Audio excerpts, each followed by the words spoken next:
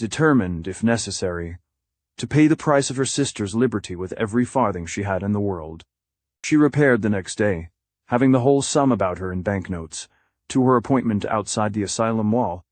The nurse was there. Miss Halcombe approached the subject cautiously by many preliminary questions.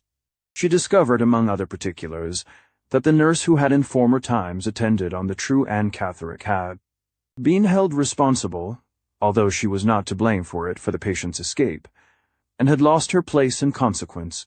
The same penalty, it was added, would attach to the person then speaking to her, if the supposed Anne Catherick was missing a second time, and, moreover, the nurse in this case had an especial interest in keeping her place. She was engaged to be married, and she and her future husband were waiting till they could save, together, between £200 and £300 to start in business. The nurse's wages were good, and she might succeed by strict economy in contributing her small share towards the sum required in 2 years' time. On this hint Miss Halcombe spoke. She declared that the supposed Anne Catherick was nearly related to her, that she had been placed in the asylum under a fatal mistake, and that the nurse would be doing a good and a Christian action in being the means of restoring them to one another. Before there was time to start a single objection, Miss Halcombe took 4 banknotes of £100 each from her pocketbook, and offered them to the woman, as a compensation for the risk she was to run, and for the loss of her place. The nurse hesitated, through sheer incredulity and surprise. Miss Halcombe pressed the point on her firmly. "You will be doing a good action," she repeated. "You will be helping the most injured and unhappy woman alive. There is your marriage portion for a reward. Bring her safely to me here, and I will put these 4 banknotes into your hand before I claim her. Will you give me a letter saying those words, which I can show to my sweetheart when he asks how I got the money?" inquired the woman. "I will bring the letter with me, ready written and signed," answered Miss Halcombe. "Then you'll risk it," said the nurse. "When?" "Tomorrow." It was hastily agreed between them that Miss Halcombe should return early the next morning, and wait out of sight among the Treaselways, however, keeping near the quiet spot of ground under the north wall. The nurse could fix no time for her appearance, caution requiring that she should wait and be guided by circumstances. On that understanding they separated. Miss Halcombe was at her place, with the promised letter and the promised banknotes, before 10 the next morning. She waited more than an hour and a half. At the end of that time the nurse came quickly round the corner of the wall, holding Lady Glyde by the arm. The moment they met, Miss Halcombe put the banknotes and the letter into her hand, and the sisters were united again. The nurse had dressed Lady Glyde, with excellent forethought, in a bonnet, veil, and shawl of her own. Miss Halcombe only detained her to suggest a means of turning the pursuit in a false direction. When the escape was discovered at the asylum, she was to go back to the house, to mention in the hearing of the other nurses that Anne Catherick had been inquiring latterly about the distance from London to Hampshire, to wait till the last moment, before discovery was inevitable, and then to give the alarm that Anne was missing. The supposed inquiries about Hampshire, when communicated to the owner of the asylum, would lead him to imagine that his patient had returned to Blackwater Park, under the influence of the delusion which made her persist in asserting herself to be Lady Glyde, and the first pursuit would, in all probability, be turned in that direction. The nurse consented to follow these suggestions, the more readily as they offered her the means of securing herself against any worse consequences than the loss of her place, by remaining in the asylum, and so maintaining the appearance of innocence, at least. She at once returned to the house, and Miss Halcombe lost no time in taking her sister back with her to London. They caught the afternoon train to Carlisle the same afternoon, and arrived at Limmeridge without accident or difficulty of any kind that night.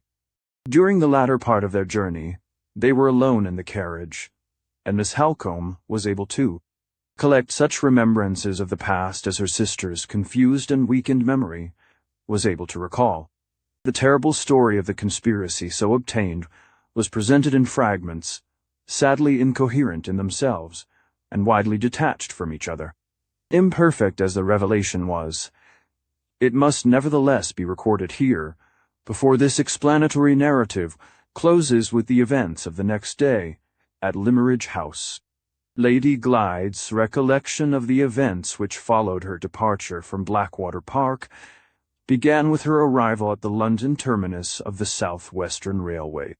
She had omitted to make a memorandum beforehand of the day on which she took the journey.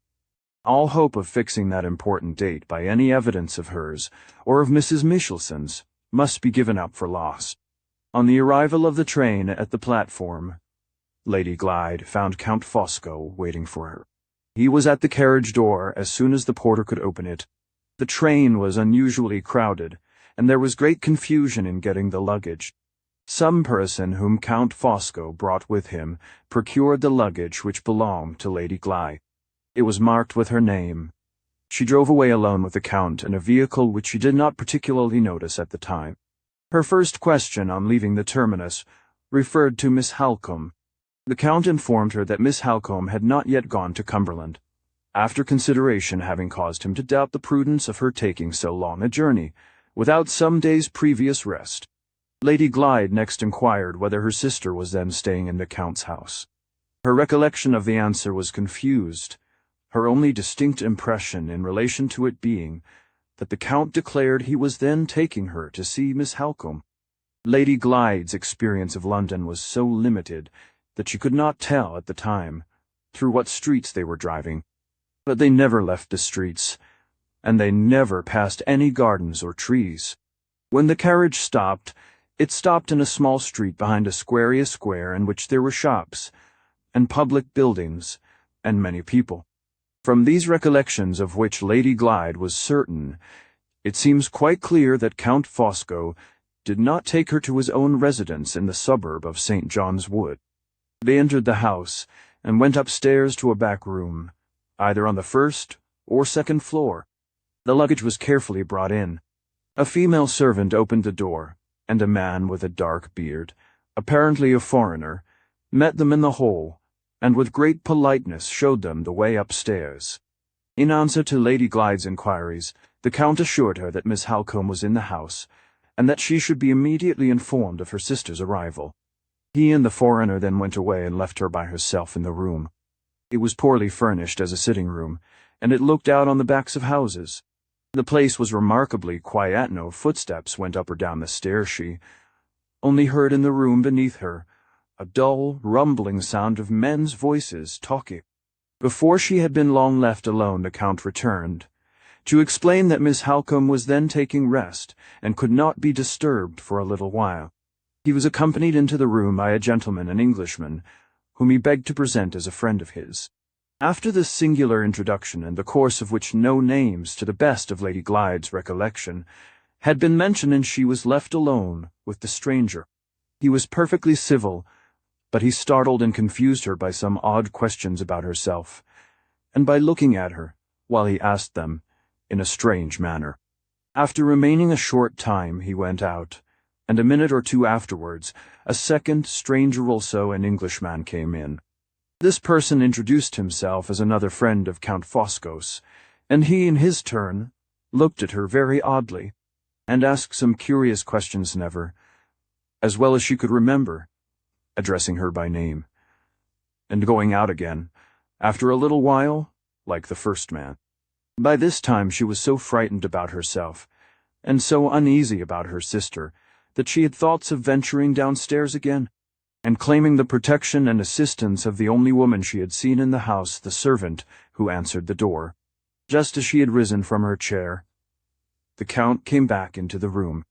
The moment he appeared, she asked anxiously how long the meeting between her sister and herself was to be still delayed. At first he returned an evasive answer, but on being pressed he acknowledged, with great apparent reluctance, that Miss Halcombe was by no means so well as he had hitherto represented her to be.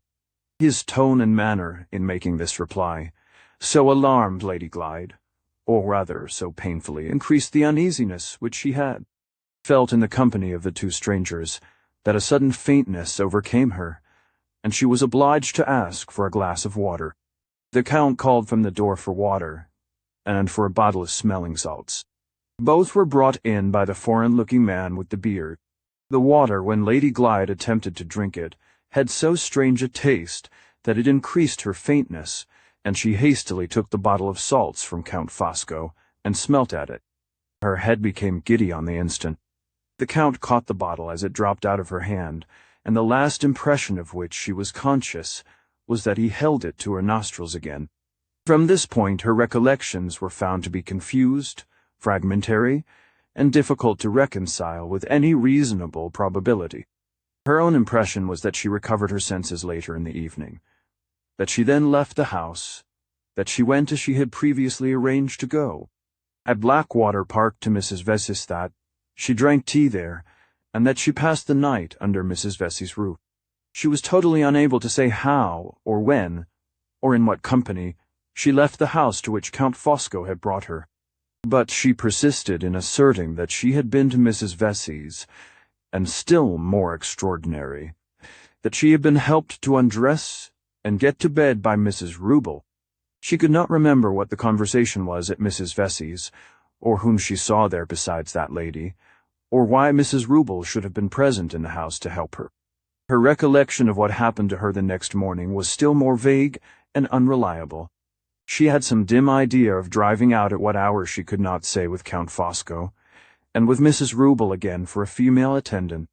But when and why she left Mrs. Vesey, she could not tell. Neither did she know what direction the carriage drove in, or where it set her down, or whether the Count and Mrs. Ruble did or did not remain with her all the time she was out. At this point in her sad story, there was a total blank. She had no impressions of the faintest kind to communicate, no idea whether one day, or more than one day, had passed until she came to herself suddenly in a strange place, surrounded by women who were all unknown to her. This was the asylum. Here she first heard herself called by Anne Catherick's name, and here, as a last remarkable circumstance, in the story of the conspiracy, her own eyes informed her that she had Anne Catherick's clothes on. The nurse, on the first night in the asylum, had shown her the marks on each article of her underclothing as it was taken off, and had said, not at all irritably or unkindly, "Look at your own name on your own clothes, and don't worry us all any more about being Lady Glyde. She's dead and buried, and you're alive and hearty. Do look at your clothes now. There it is, in good marking ink, and there you will find it on all your old things, which we have kept in the house Anne Catherick, as plain as print." And there it was, when Miss Halcombe examined the linen her sister wore, on the night of their arrival at Limmeridge House. These were the only recollections, all of them uncertain, and some of them contradictory, which could be extracted from Lady Glyde by a careful questioning on the journey to Cumberland. Miss Halcombe abstained from pressing her with any inquiries relating to events in the asylum, her mind being but too evidently unfit to bear the trial of reverting to them. It was known, by the voluntary admission of the owner of the madhouse, that she was received there on the 27th of July. From that date until the 15th of October, the day of her rescue, she had been under restraint. Her identity with Anne Catherick systematically asserted, and her sanity, from first to last, practically denied.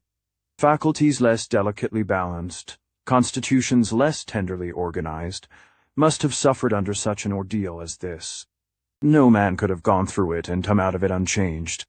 Arriving at Limmeridge late on the evening of the 15th, Miss Halcombe wisely resolved not to attempt the assertion of Lady Glyde's identity until the next day. The first thing in the morning she went to Mr. Fairley's room, and using all possible cautions and preparations beforehand, at last told him in so many words what had happened. As soon as his first astonishment and alarm had subsided, he angrily declared that Miss Halcombe had allowed herself to be duped by Anne Catherick. He referred her to Count Fosco's letter, and to what she had herself told him of the personal resemblance between Anne and his deceased niece.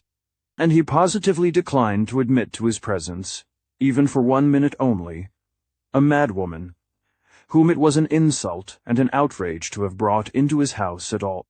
Miss Halcombe left the room, waited till the first heat of her indignation had passed away, decided on reflection that Mr. Fairley should see his niece, in the interests of common humanity before he closed his doors on her as a stranger, and thereupon, without a word of previous warning, took Lady Glyde with her to his room.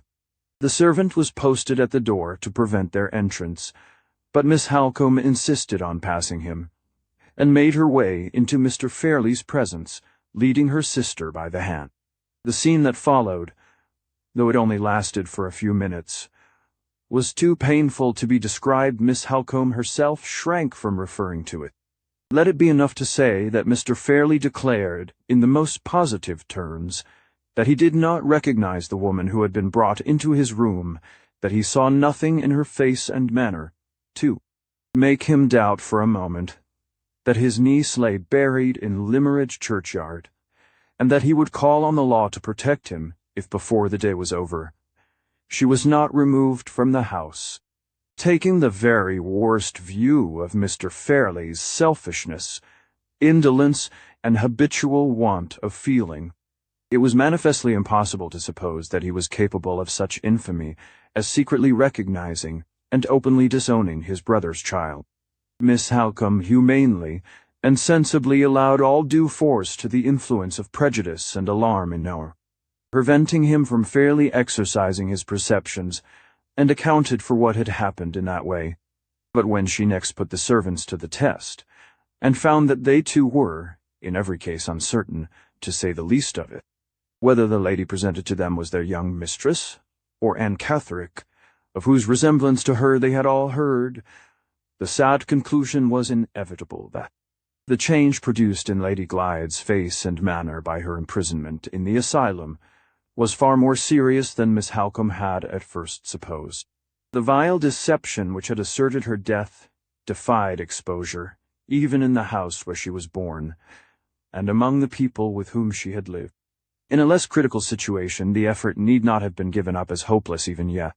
For example, the maid, Fanny, who happened to be then absent from Limmeridge, was expected back in 2 days, and there would be a chance of gaining her recognition to start with, seeing that she had been in much more constant communication with her mistress, and had been much more heartily attached to her than the other servants.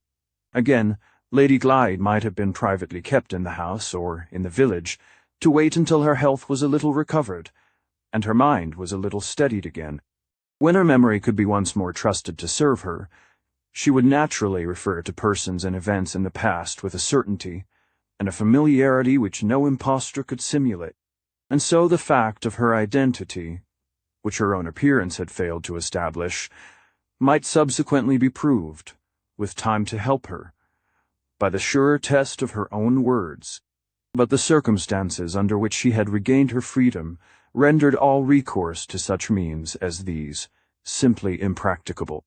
The pursuit from the asylum, diverted to Hampshire for the time only, would infallibly next take the direction of Cumberland. The persons appointed to seek the fugitive might arrive at Limmeridge House at a few hours' notice, and in Mr. Fairlie's present temper of mind, they might count on the immediate exertion of his local influence and authority to assist them.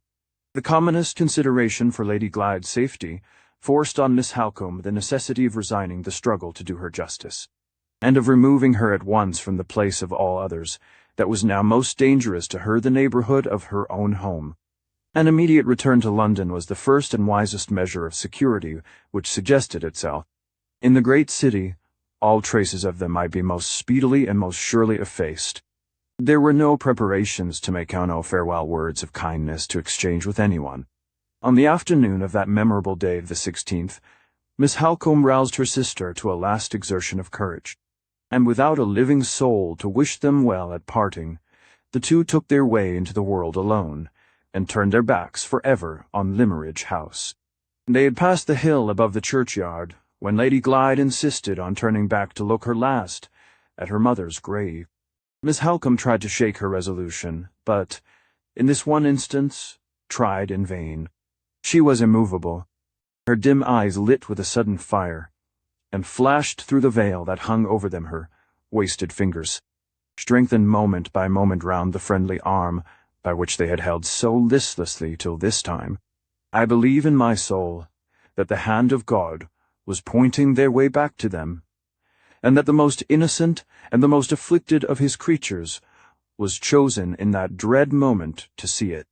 They retraced their steps to the burial ground, and by that act sealed the future of our 3 lives.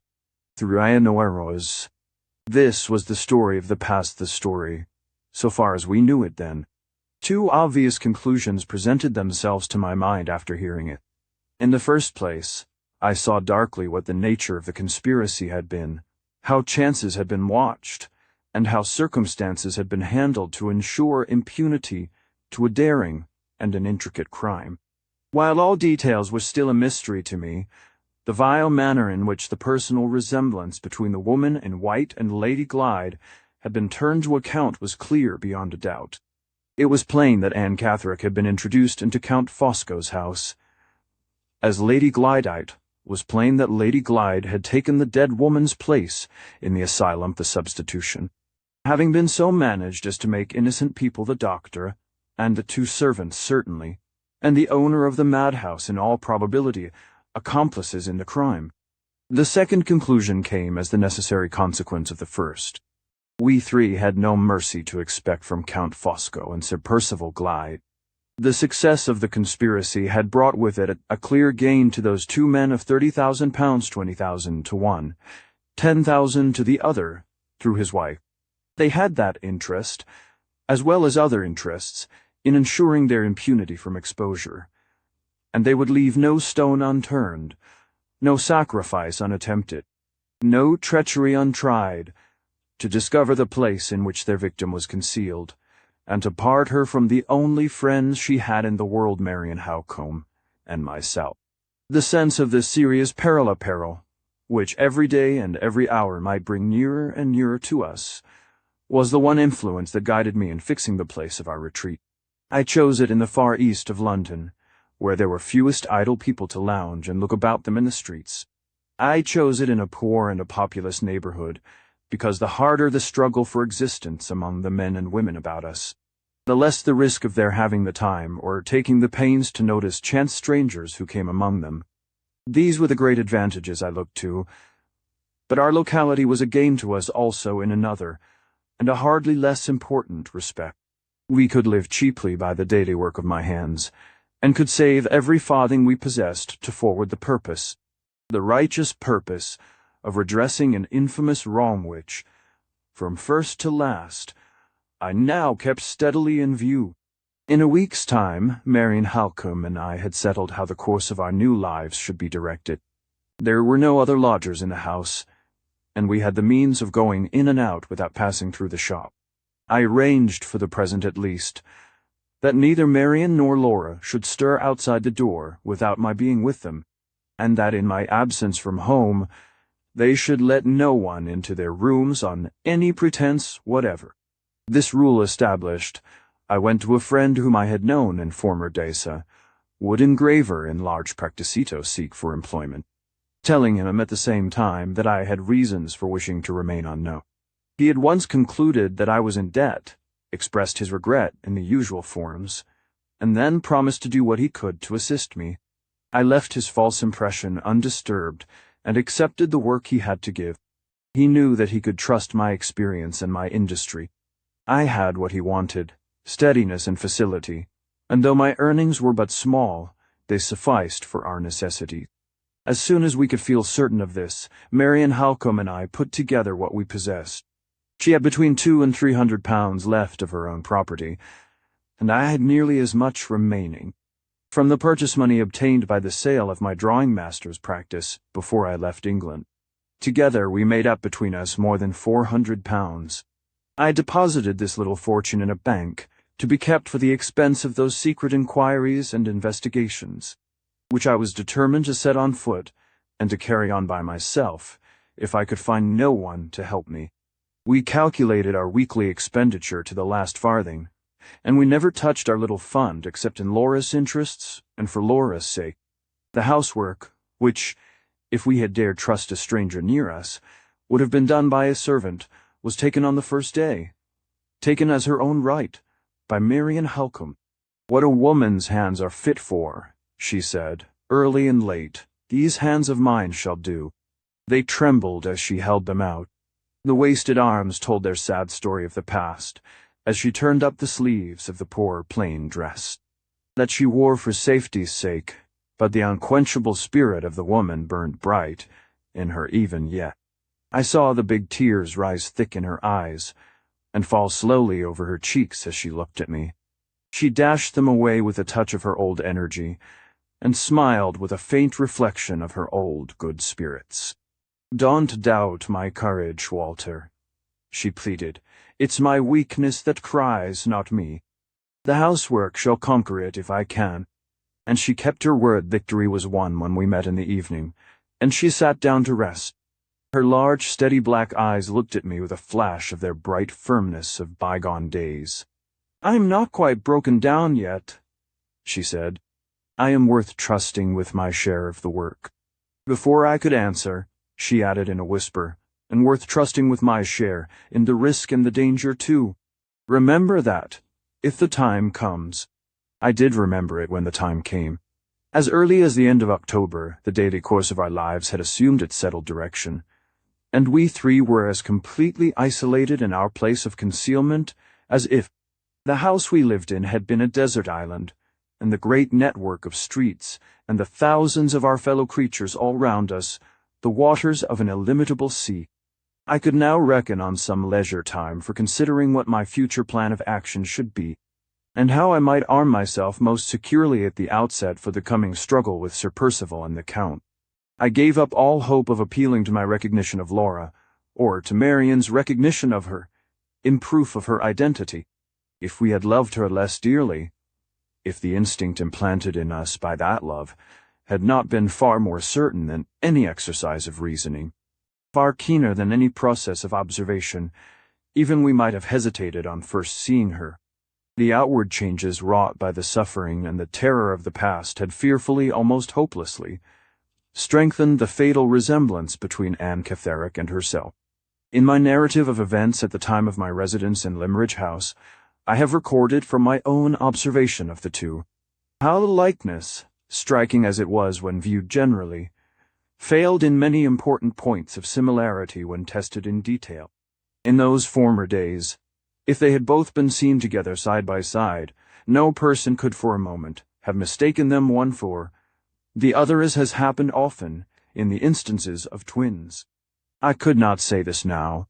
The sorrow and suffering which I had once blamed myself for associating, even by a passing thought, with the future of Laura Fairley, had set their profaning marks on the youth and beauty of her face, and the fatal resemblance which I had once seen and shuddered at seeing, in idea only, was now a real and living resemblance which asserted itself before my own eyes. Strangers, acquaintances, friends even, who could not look at her as we looked, if she had been shown to them in the first days of her rescue from the asylum, might have doubted if she were the Laura Fairley they had once seen, and doubted without blame. The one remaining chance which I had at first thought might be trusted to serve us, the chance of appealing to her recollection of persons and events with which no impostor could be familiar, was proved, by the sad test of our later experience, to be hopeless. Every little caution that Mary and I practiced towards her, every little remedy we tried to strengthen and steady slowly the weakened, shaken faculties, was a fresh protest in itself against the risk of turning her mind back on the troubled and the terrible past. The only events of former days which we ventured on encouraging her to recall were the little, trivial domestic events of that happy time at Limmeridge, when I first went there and taught her to draw. The day when I roused those remembrances by showing her the sketch of the summer house, which she had given me on the morning of our farewell, and which had never been separated from me since, was the birthday of our first hope. Tenderly and gradually, the memory of the old walks and drives dawned upon her, and the poor, weary, pining eyes looked at Marian, and at me with a new interest, with a faltering thoughtfulness in them, which from that moment we cherished and kept alive. I bought her a little box of colors, and a sketchbook like the old sketchbook, which I had seen in her hands on the morning that we first met. Once again, oh me, once again, at spare hours saved from my work, in the dull London light, in the poor London room, I sat by her side to guide the faltering touch, to help the feeble hand. Day by day I raised a new interest till its place in the blank of her existence was at last assured till she could think of her drawing and talk of it, and patiently practice it by herself, with some faint reflection of the innocent pleasure in my encouragement, the growing enjoyment in her own progress, which belonged to the lost life and the lost happiness of past days. We helped her mind slowly by this simple means. We took her out between us to walk on fine days, in a quiet old city square near at hand, where there was nothing to confuse or alarm her. Way spared a few pounds from the fund at the banker's to get her wine, and the delicate strengthening food that she required. We amused her in their evenings with children's games at cards, with scrapbooks full of prints which I borrowed from the engraver who employed me, be these, and other trifling attentions like them.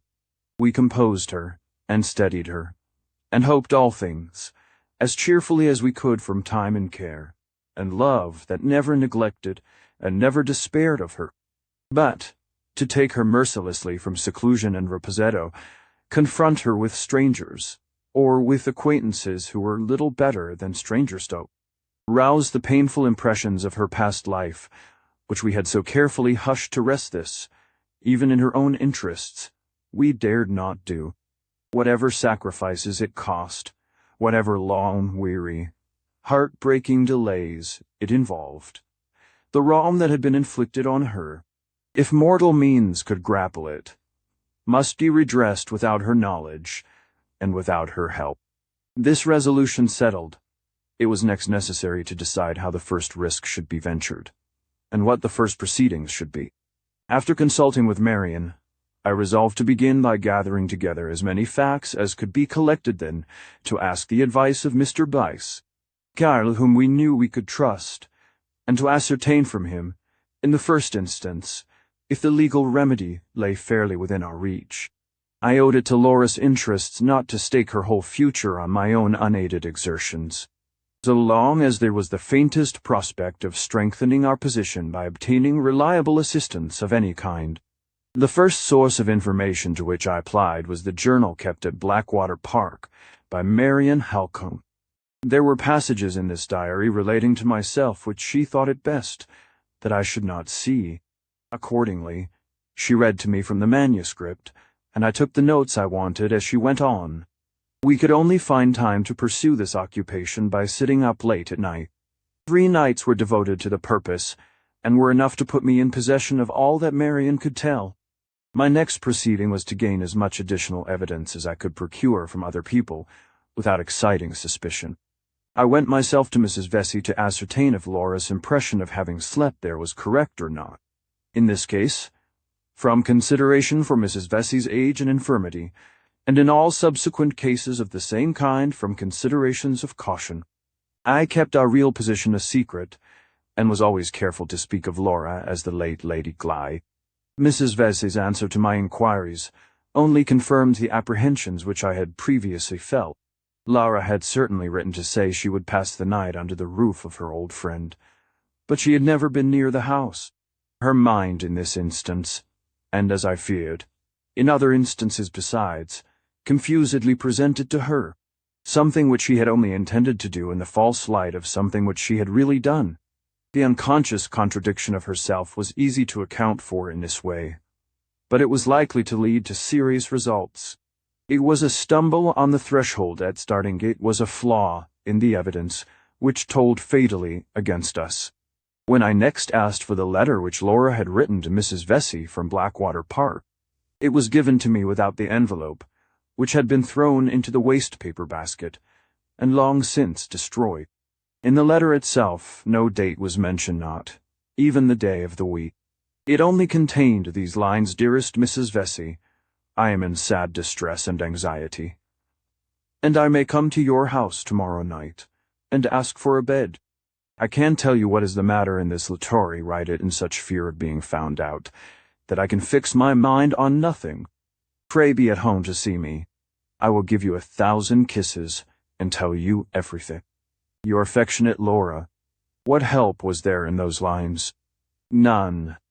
On returning from Mrs. Vesey's, I instructed Marian to write observing the same caution which I practiced myself to Mrs. Michelson. She was to express, if she pleased, some general suspicion of Count Fosco's conduct, and she was to ask the housekeeper to supply us with a plain statement of events, in the interests of truth. While we were waiting for the answer, which reached us in a week's time, I went to the doctor in St. John's Wood, introducing myself as sent by Miss Halcombe to collect, if possible, more particulars of her sister's last illness than Mr. Kyle had found the time to procure. By Mr. Goodrick's assistance, I obtained a copy of the certificate of death, and an interview with the woman Jane Gould, who had been employed to prepare the body for the grave. Through this person I also discovered a means of communicating with the servant, Hester Pinhorn. She had recently left her place in consequence of a disagreement with her mistress, and she was lodging with some people in the neighborhood whom Mrs. Gould knew. In the manner here indicated I obtained the narratives of the housekeeper, of the doctor, of Jane Gould, and of Hester Pinhorn, exactly as they are presented in these pages. Furnished with such additional evidence as these documents afforded, I considered myself to be sufficiently prepared for a consultation with Mr. Kyrle, and Marian wrote accordingly to mention my name to him, and to specify the day and hour at which I requested to see him on private business. There was time enough in the morning for me to take Laura out for her walk as usual, and to see her quietly settled at her drawing afterwards. She looked up at me with a new anxiety in her face as I rose to leave the room, and her fingers began to toy doubtfully, in the old way, with the brushes and pencils on the table. "You are not tired of me yet," she said. "You are not going away because you are tired of me. I will try to do, but Terry will try to get well. Are you as fond of me, Walter, as you used to be? Now I am so pale and thin, and so slow in learning to draw." She spoke as a child might have spoken. She showed me her thoughts as a child might have shown them. I waited a few minutes longer, waited to tell her that she was dearer to me now than she had ever been in the past times. "Try to get well again," I said, encouraging the new hope in the future which I saw dawning in her mind. "Try to get well again, for Marian's sake and for mine." "Yes," she said to herself, returning to her drawing. "I must try, because they are both so fond of me." She suddenly looked up again. "Don't be gone long. I can't get on with my drawing, Walter, when you are not here to help me. I shall soon be back, my darling, soon be back to see how you are getting on." My voice faltered a little in spite of me. I forced myself from the room. It was no time, then, for parting with the self-control which might yet serve me in my need before the day was out. As I opened the door, I beckoned to Marian to follow me to the stairs. It was necessary to prepare her for a result which I felt might sooner or later follow my showing myself openly in the streets. "I shall in all probability be back in a few hours," I said, "and you will take care, as usual, to let no one inside the doors in my absence. But if anything happens—" "What can happen?" she interposed quickly.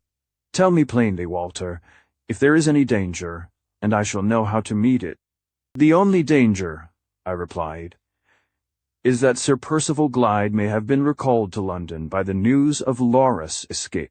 You are aware that he had me watched before I left England, and that he probably knows me by sight, although I don't know him." She laid her hand on my shoulder and looked at me in anxious silence. I saw she understood the serious risk that threatened us. "It is not likely," I said, "that I shall be seen in London again so soon, either by Sir Percival himself or by the persons in his employ. But it is barely possible that an accident may happen. In that case you will not be alarmed if I fail to return tonight, and you will satisfy any inquiry of Laura's with the best excuse that you can make for me. If I find the least reason to suspect that I am watched, I will take good care that no spy follows me back to this house. Don't doubt my return, Marian, however it may be delayed, and fear nothing." "Nothing," she answered firmly.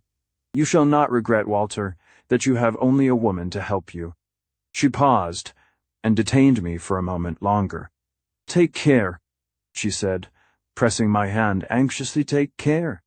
I left her, and set forth to pave the way for discovery the dark and doubtful way, which began at the lawyer's door.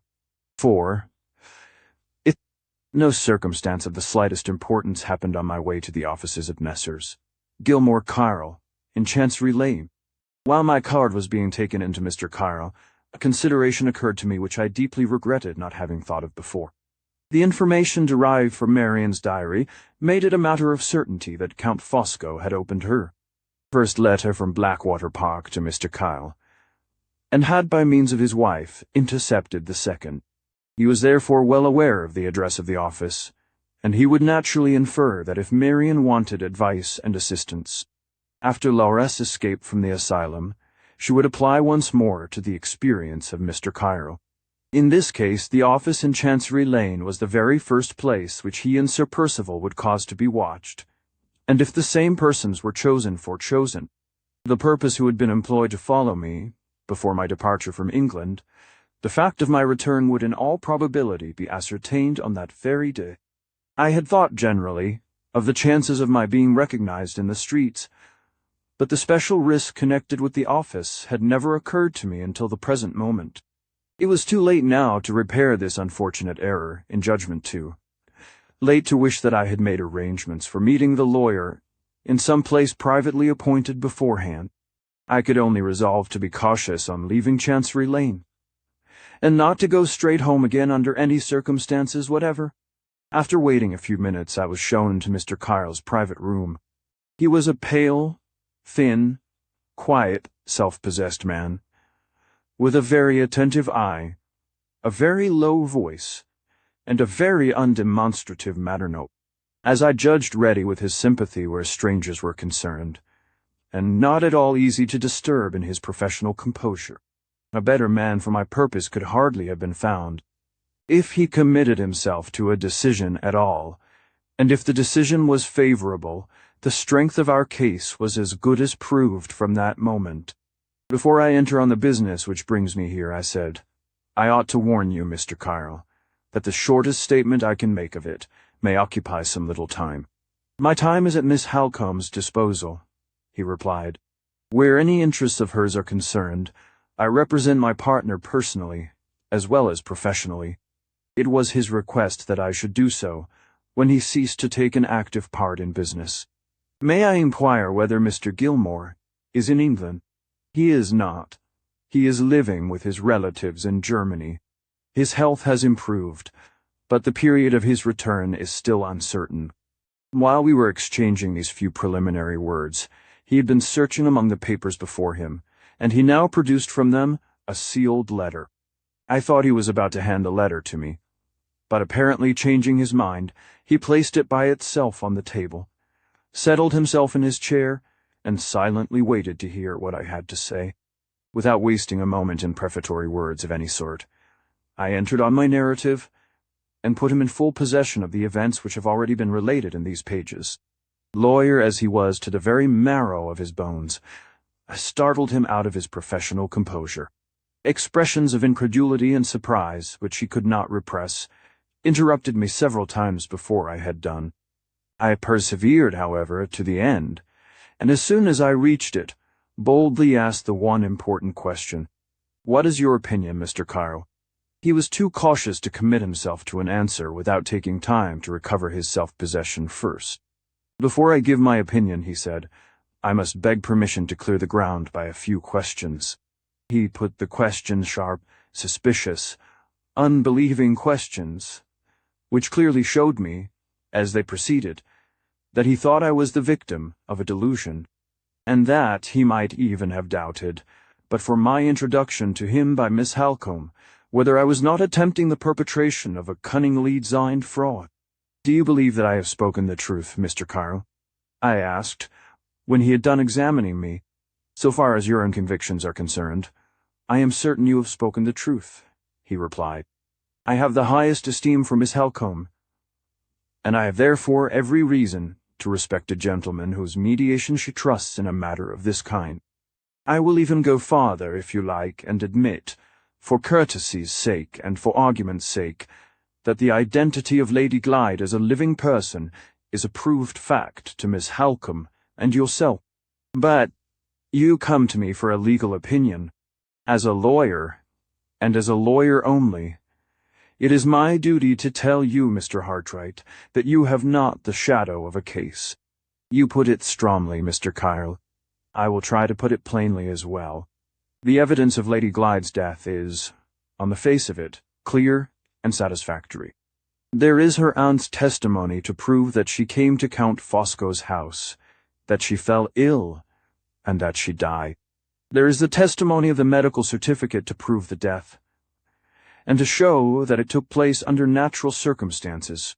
There is the fact of the funeral at Limmeridge, and there is the assertion of the inscription on the tomb. That is the case you want to overthrow. What evidence have you to support the declaration on your side that the person who died and was buried was not Lady Glyde?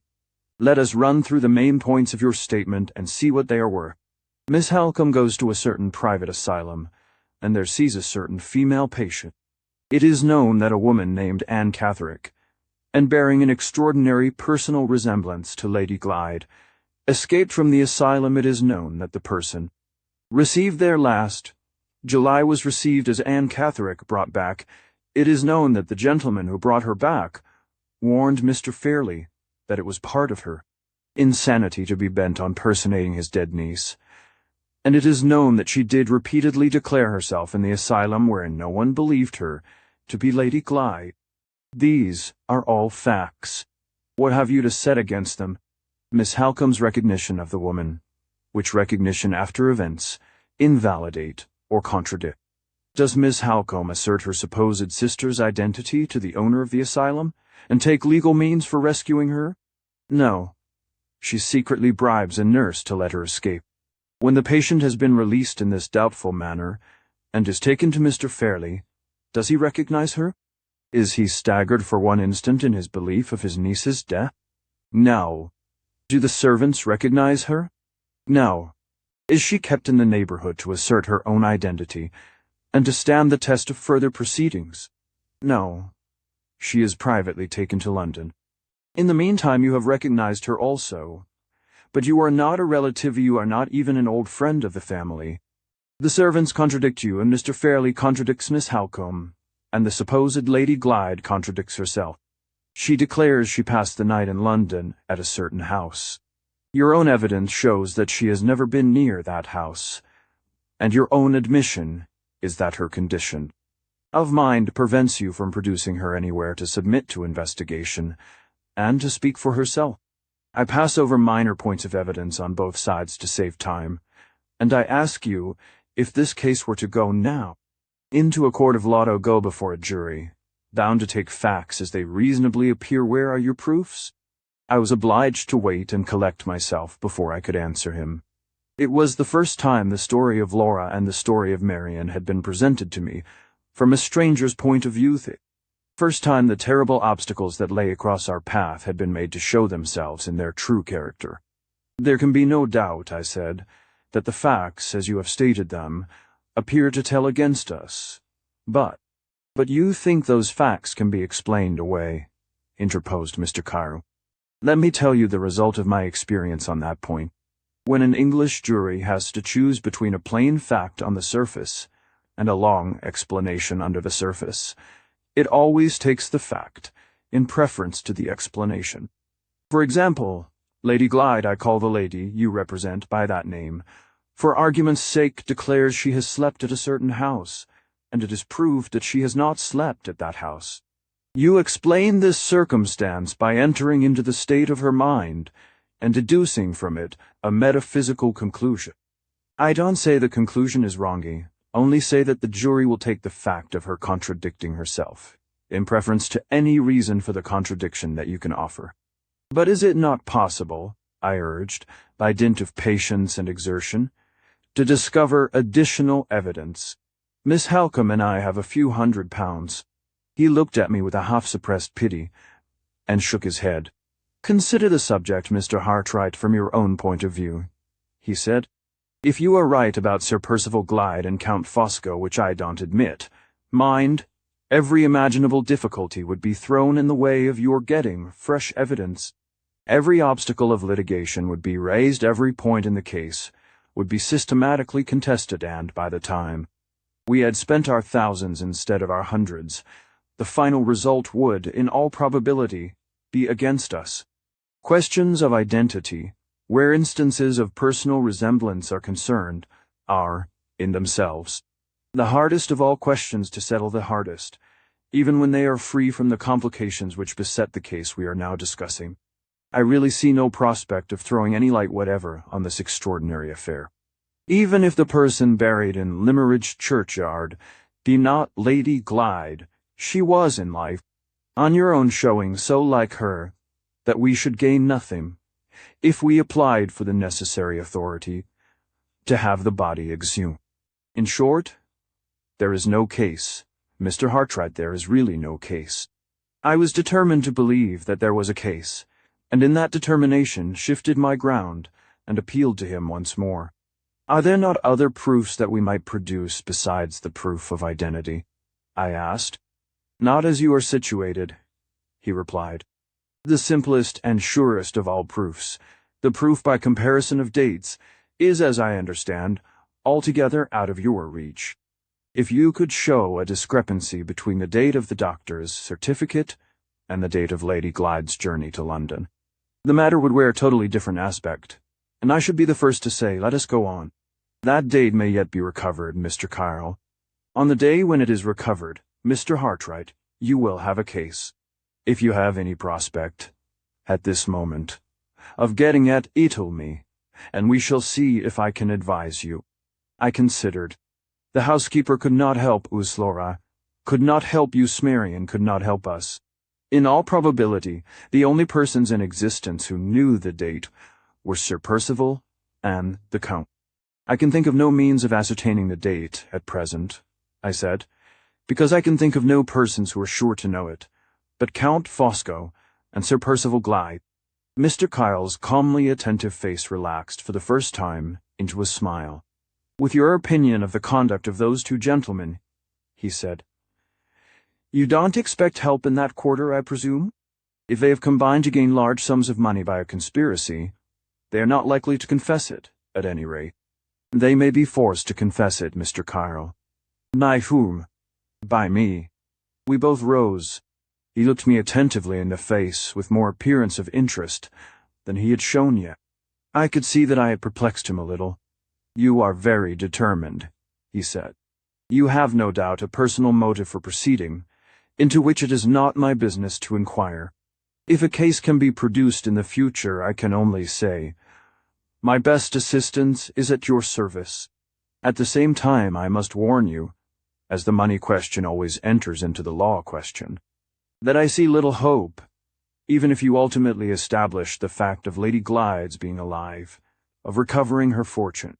The foreigner would probably leave the country before proceedings were commenced, and Sir Percival's embarrassments are numerous enough and pressing enough to transfer almost any sum of money he may possess from himself to his creditors. You are, of course, aware. I stopped him at that point. Let me beg that we may not discuss Lady Glyde's affairs, I said. I have never known anything about them in former times, and I know nothing of them now except that her fortune is lost. You are right in assuming that I have personal motives for stirring in this matter. I wish those motives to be always as disinterested as they are at the present moment. He tried to interpose and explain. I was a little heated, I suppose, by feeling that he had doubted me, and I went on bluntly, without waiting to hear him. There shall be no money motive, I said, no idea of personal advantage in the service I mean to render to Lady Glyde. She has been cast out as a stranger from the house in which she was born, a lie, which records her death has been written on her mother's tomb, and there are two men, alive and unpunished, who are responsible for it. That house shall open again to receive her in the presence of every soul who followed the false funeral. To the grave that lie shall be publicly erased from the tombstone, by the authority of the head of the family, and those two men shall answer for their crime to me, though the justice that sits in tribunals is powerless to pursue them. I have given my life to that purpose, and alone as I stand, if God spares me, I will accomplish it. He drew back towards his table, and said nothing. His face showed plainly that he thought my delusion had got the better of my reason, and that he considered it totally useless to give me any more advice. "We each keep our opinion, Mr. Kyle," I said, "and we must wait till the events of the future decide between us.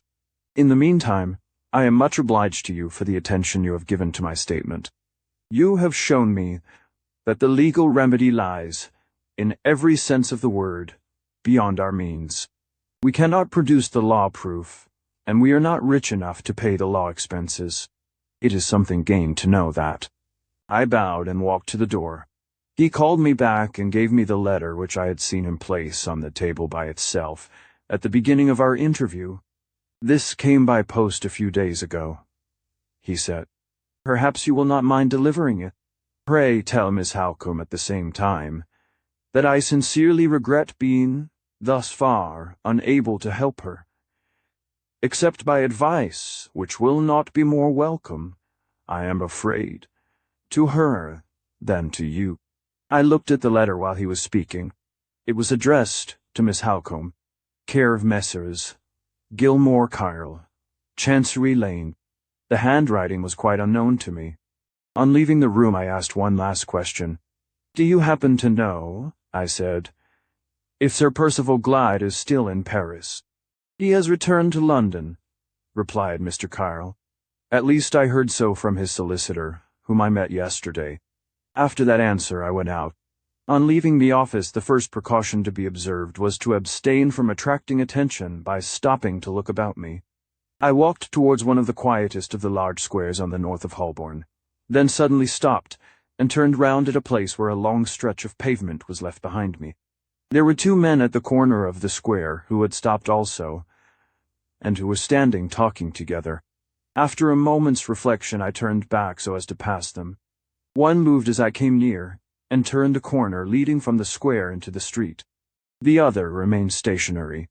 I looked at him as I passed, and instantly recognized one of the men who had watched me before I left England. If I had been free to follow my own instincts, I should probably have begun by speaking to the man, and have ended by knocking him down. But I was bound to consider consequences. If I once placed myself publicly in the wrong, I put the weapons at once into Sir Percival's hands.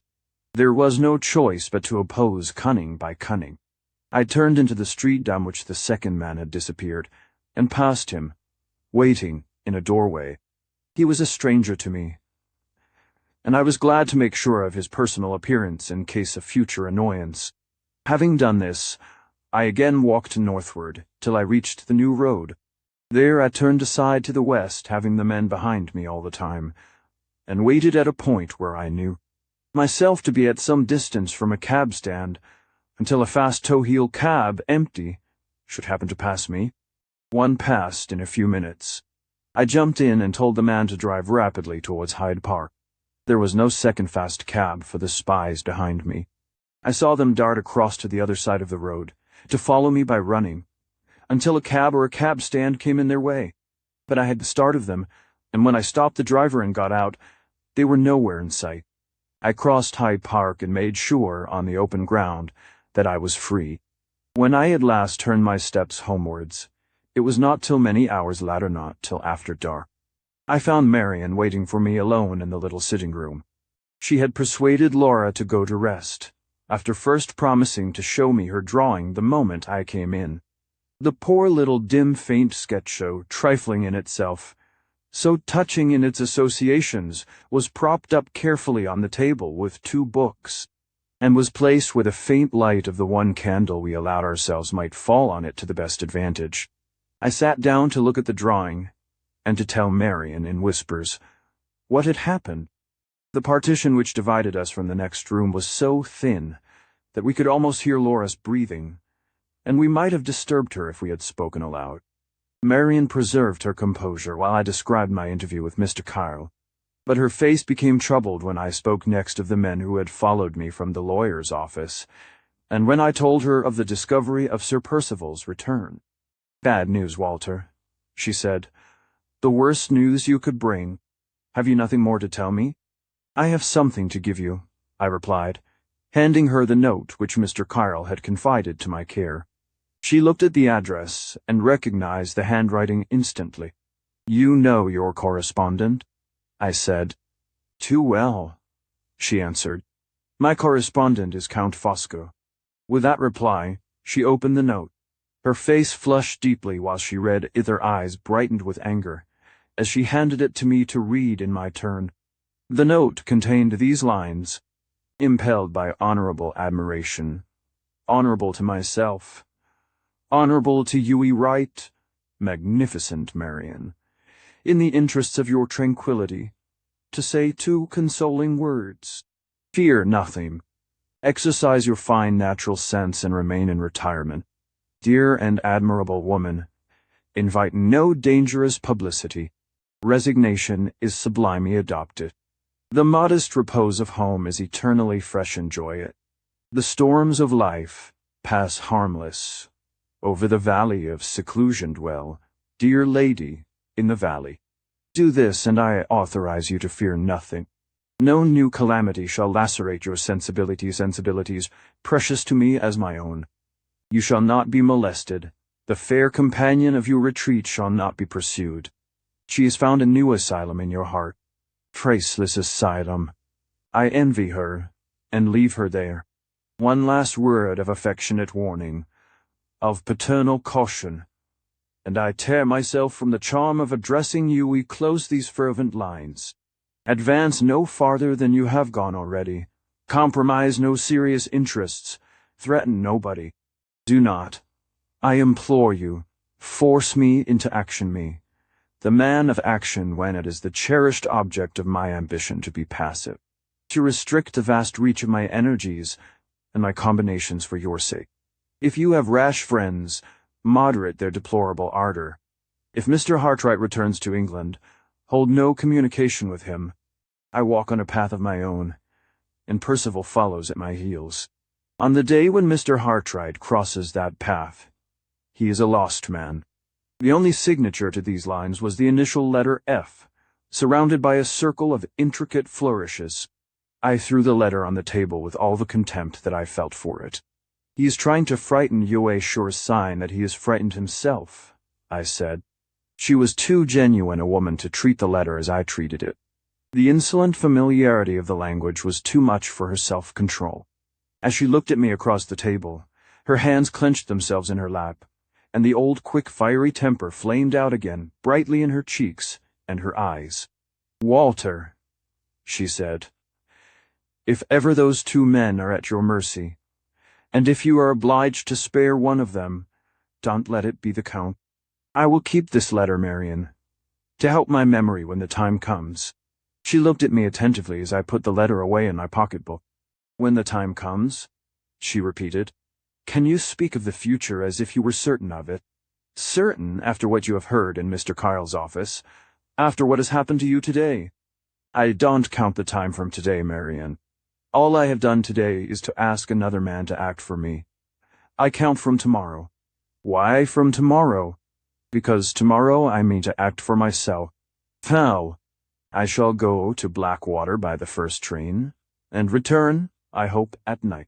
To Blackwater? Yes. Yes. I have had time to think since I left Mr. Kyle. His opinion on one point confirms my own. We must persist to the last in hunting down the date of Laura's journey. The one weak point in the conspiracy, and probably the one chance of proving that she is a living woman, center in the discovery of that date. You mean, said Marian, the discovery that Laura did not leave Blackwater Park till after the date of her death on the doctor's certificate? Certainly. What makes you think it might have been after? Laura can tell us nothing of the time she was in London. But the owner of the asylum told you that she was received there on the 27th of July. I doubt Count Fosco's ability to keep her in London, and to keep her insensible to all that was passing around her, more than one night. In that case, she must have started on the 26th, and must have come to London one day after the date of her own death on the doctor's certificate. If we can prove that date, we prove our case against Sir Percival and the Count. Yes, you see. But how is the proof to be obtained? Mrs. Mickelson's narrative has suggested to me 2 ways of trying to obtain it. One of them is to question the doctor, Mr. Dawson, who must know when he resumed his attendance at Blackwater Park, after Laura left the house. The other is to make inquiries at the inn to which Sir Percival drove away by himself at night. We know that his departure followed Laura's after the lapse of a few hours, and we may get at the date in that way. The attempt is at least worth making, and tomorrow I am determined it shall be made. And suppose it fails, I look at the worst now, Walter. But I will look at the best if disappointments come to try. Suppose no one can help you at Blackwater. There are two men who can help me, and shall help me in London, Sir Percival and the Count. Innocent people may well forget the date, but they are guilty, and they know it. If I fail everywhere else, I mean to force a confession out of one or both of them on my own terms. All the woman flushed up in Marian's face as I spoke. Begin with the Count, she whispered eagerly. For my sake, begin with the Count. We must begin, for Laura's sake. Where there is the best chance of success, I replied. The color faded from her face again, and she shook her head sadly. Yes, she said, you are right, it was mean and miserable of me to say that. I try to be patient, Walter, and succeed better now than I did in happier times. But I have a little of my old temper still left, and it will get the better of me when I think of the Count. His turn will come, I said. But, remember, there is no weak place in his life, that we know of yet. I waited a little to let her recover her self-possession, and then spoke the decisive words. Marian, there is a weak place we both know of in Sir Percival's life. You mean the secret? Yes, the secret. It is our only sure hold on him. I can force him from his position of security. I can drag him and his villainy into the face of day by no other means. Whatever the Count may have done, Sir Percival has consented to the conspiracy against Laura from another motive, besides the motive of gain. You heard him tell the Count that he believed his wife knew enough to ruin him. You heard him say that he was a lost man. If the secret of Anne Catherick was known— Yes, I did. Well, Marian, when our other resources have failed us, I mean to know the secret. My old superstition clings to me, even yet. I say again, the woman in white is a living influence in our three lives. The end is appointed. End is drawing us on, and Anne Catherick, dead in her grave, points the way to it still. 5. The story of my first inquiries in Hampshire is soon told. My early departure from London enabled me to reach Mr. Dawson's house in the forenoon. Our interview, so far as the object of my visit was concerned, led to no satisfactory result.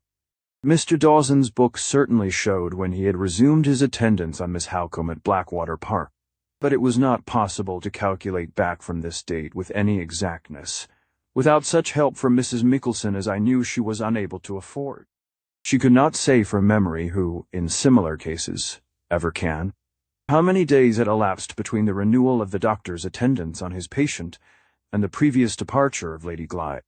She was almost certain of having mentioned the circumstance of the departure to Miss Halcombe on the day after it happened, but then she was no more able to fix the date of the day on which this disclosure took place than to fix the date of the day before, when Lady Glyde had left for London. Neither could she calculate, with any nearer approach to exactness, the time that had passed from the departure of her mistress to the period when the undated letter from Madame Fosco arrived. Lastly, as if to complete the series of difficulties, the doctor himself, having been ill at the time, had omitted to make his usual entry of the day of the week and month when the gardener from Blackwater Park had called on him to deliver Mrs. Michelson's message. Hopeless of obtaining assistance from Mr. Dawson, I resolved to try next if I could establish the date of Sir Percival's arrival at Knowlesbury. It seemed like a fatality. When I reached Knowlesbury, the inn was shut up, and bills were posted on the walls. The speculation had been a bad one, as I was informed, ever since the time of the railway. The new hotel at the station had gradually absorbed the business, and the old inn, which we knew to be the inn at which Sir Percival had put up, had been closed about 2 months since. The proprietor had left the town with all his goods and chattels, and where he had gone I could not positively ascertain from anyone. The 4 people of whom I inquired gave me 4 different accounts of his plans and projects when he left Knowlesbury. There was still some hours to spare before the last train left for London, and I drove back again in a fly from Knowlesbury station to Blackwater Park, with the purpose of questioning the gardener and the person who kept the lodge. If they, too, proved unable to assist me, my resources for the present were at an end, and I might return to town. I dismissed the fly a mile distant from the park, and getting my directions from the driver, proceeded by myself to the house. As I turned into the lane from the high road, I saw a man, with a carpet-bag, walking before me rapidly on the way to the lodge. He was a little man, dressed in shabby black, and wearing a remarkably large hat. I set him down as well as it was possible to judge for a lawyer's clerk, and stopped at once to widen the distance between us. He had not heard me, and he walked on out of sight without looking back. When I passed through the gates myself, a little while afterwards, he was not visible. He had evidently gone on to the house. There were 2 women in the lodge. One of them was old. The other I knew at once, by Marian's description of her, to be Margaret Porcher. I asked first if Sir Percival was at the park, and receiving a reply in the negative, inquired next when he had left it. Neither of the women could tell me more than that he had gone away in the summer. I could extract nothing from Margaret Porcher but vacant smiles and shakings of the head. The old woman was a little more intelligent, and I managed to lead her into speaking of the manner of Sir Percival's departure, and of the alarm that it caused her. She remembered her master calling her out of bed, and remembered his frightening her by swearing, but the date at which the occurrence happened was, as she honestly acknowledged, quite beyond her. On leaving the lodge I saw the gardener at work not far off. When I first addressed him, he looked at me rather distrustfully, but on my using Mrs. Michelson's name, with a civil reference to himself, he entered into conversation readily enough. There is no need to describe what passed between us. It ended, as all my other attempts to discover the date had ended. The gardener knew that his master had driven away, at night, sometime in July, the last fortnight or the last 10 days in the month hand, knew no more. While we were speaking together, I saw the man in black, with the large hat, come out from the house, and stand at some little distance observing us. Certain suspicions of his errand at Blackwater Park had already crossed my mind. They were now increased by the gardener's inability or unwillingness to tell me who the man was, and I determined to clear the way before me, if possible, by speaking to him. The plainest question I could put as a stranger would be to inquire if the house was allowed to be shown to visitors. I walked up to the man at once and accosted him in those words. His look and manner unmistakably betrayed that he knew who I was, and that he wanted to irritate me into quarreling with him. His reply was insolent enough to have answered the purpose, if I had been less determined to control myself. As it was, I met him with the most resolute politeness, apologized for my involuntary intrusion, which he called a trespass, and left the grounds. It was exactly as I suspected. The recognition of me when I left Mr. Kyle's office had been evidently communicated to Sir Percival Glyde, and the man in black had been sent to the park in anticipation of my making inquiries at the house or in the neighborhood. If I had given him the least chance of lodging any sort of legal complaint against me, the interference of the local magistrate would no doubt have been turned to account as a clog on my proceedings, and a means of separating me from Marian and Laura for some days at least. I was prepared to be watched on the way from Blackwater Park to the station, exactly as I had been watched in London the day before. But I could not discover at the time whether I was really followed on this occasion or not. The man in black might have had means of tracking me at his disposal of which I was not aware, but I certainly saw nothing of it. In his own person, either on the way to the station or afterwards on my arrival at the London terminus in the evening, I reached home on foot, taking the precaution, before I approached our own door, of walking round by the loneliest street in the neighborhood, and there stopping and looking back more than once over the open space behind me. I had first learned to use this stratagem against suspected treachery in the wilds of Central America, and Now I was practicing it again, with the same purpose and with even greater caution, in the heart of civilized London. Nothing had happened to alarm Marian during my absence. She asked eagerly what success I had met with. When I told her, she could not conceal her surprise at the indifference with which I spoke of the failure of my investigations thus far. The truth was that the ill success of my inquiries had in no sense daunted me. I had pursued them as a matter of duty, and I had expected nothing from them. In the state of my mind at that time, it was almost a relief to me to know that the struggle was now narrowed to a trial of strength between myself and Sir Percival Glyde.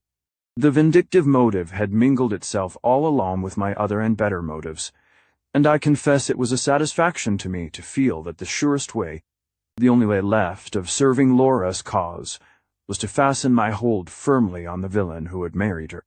While I acknowledge that I was not strong enough to keep my motives above the reach of this instinct of revenge, I can honestly say something in my own favor on the other side.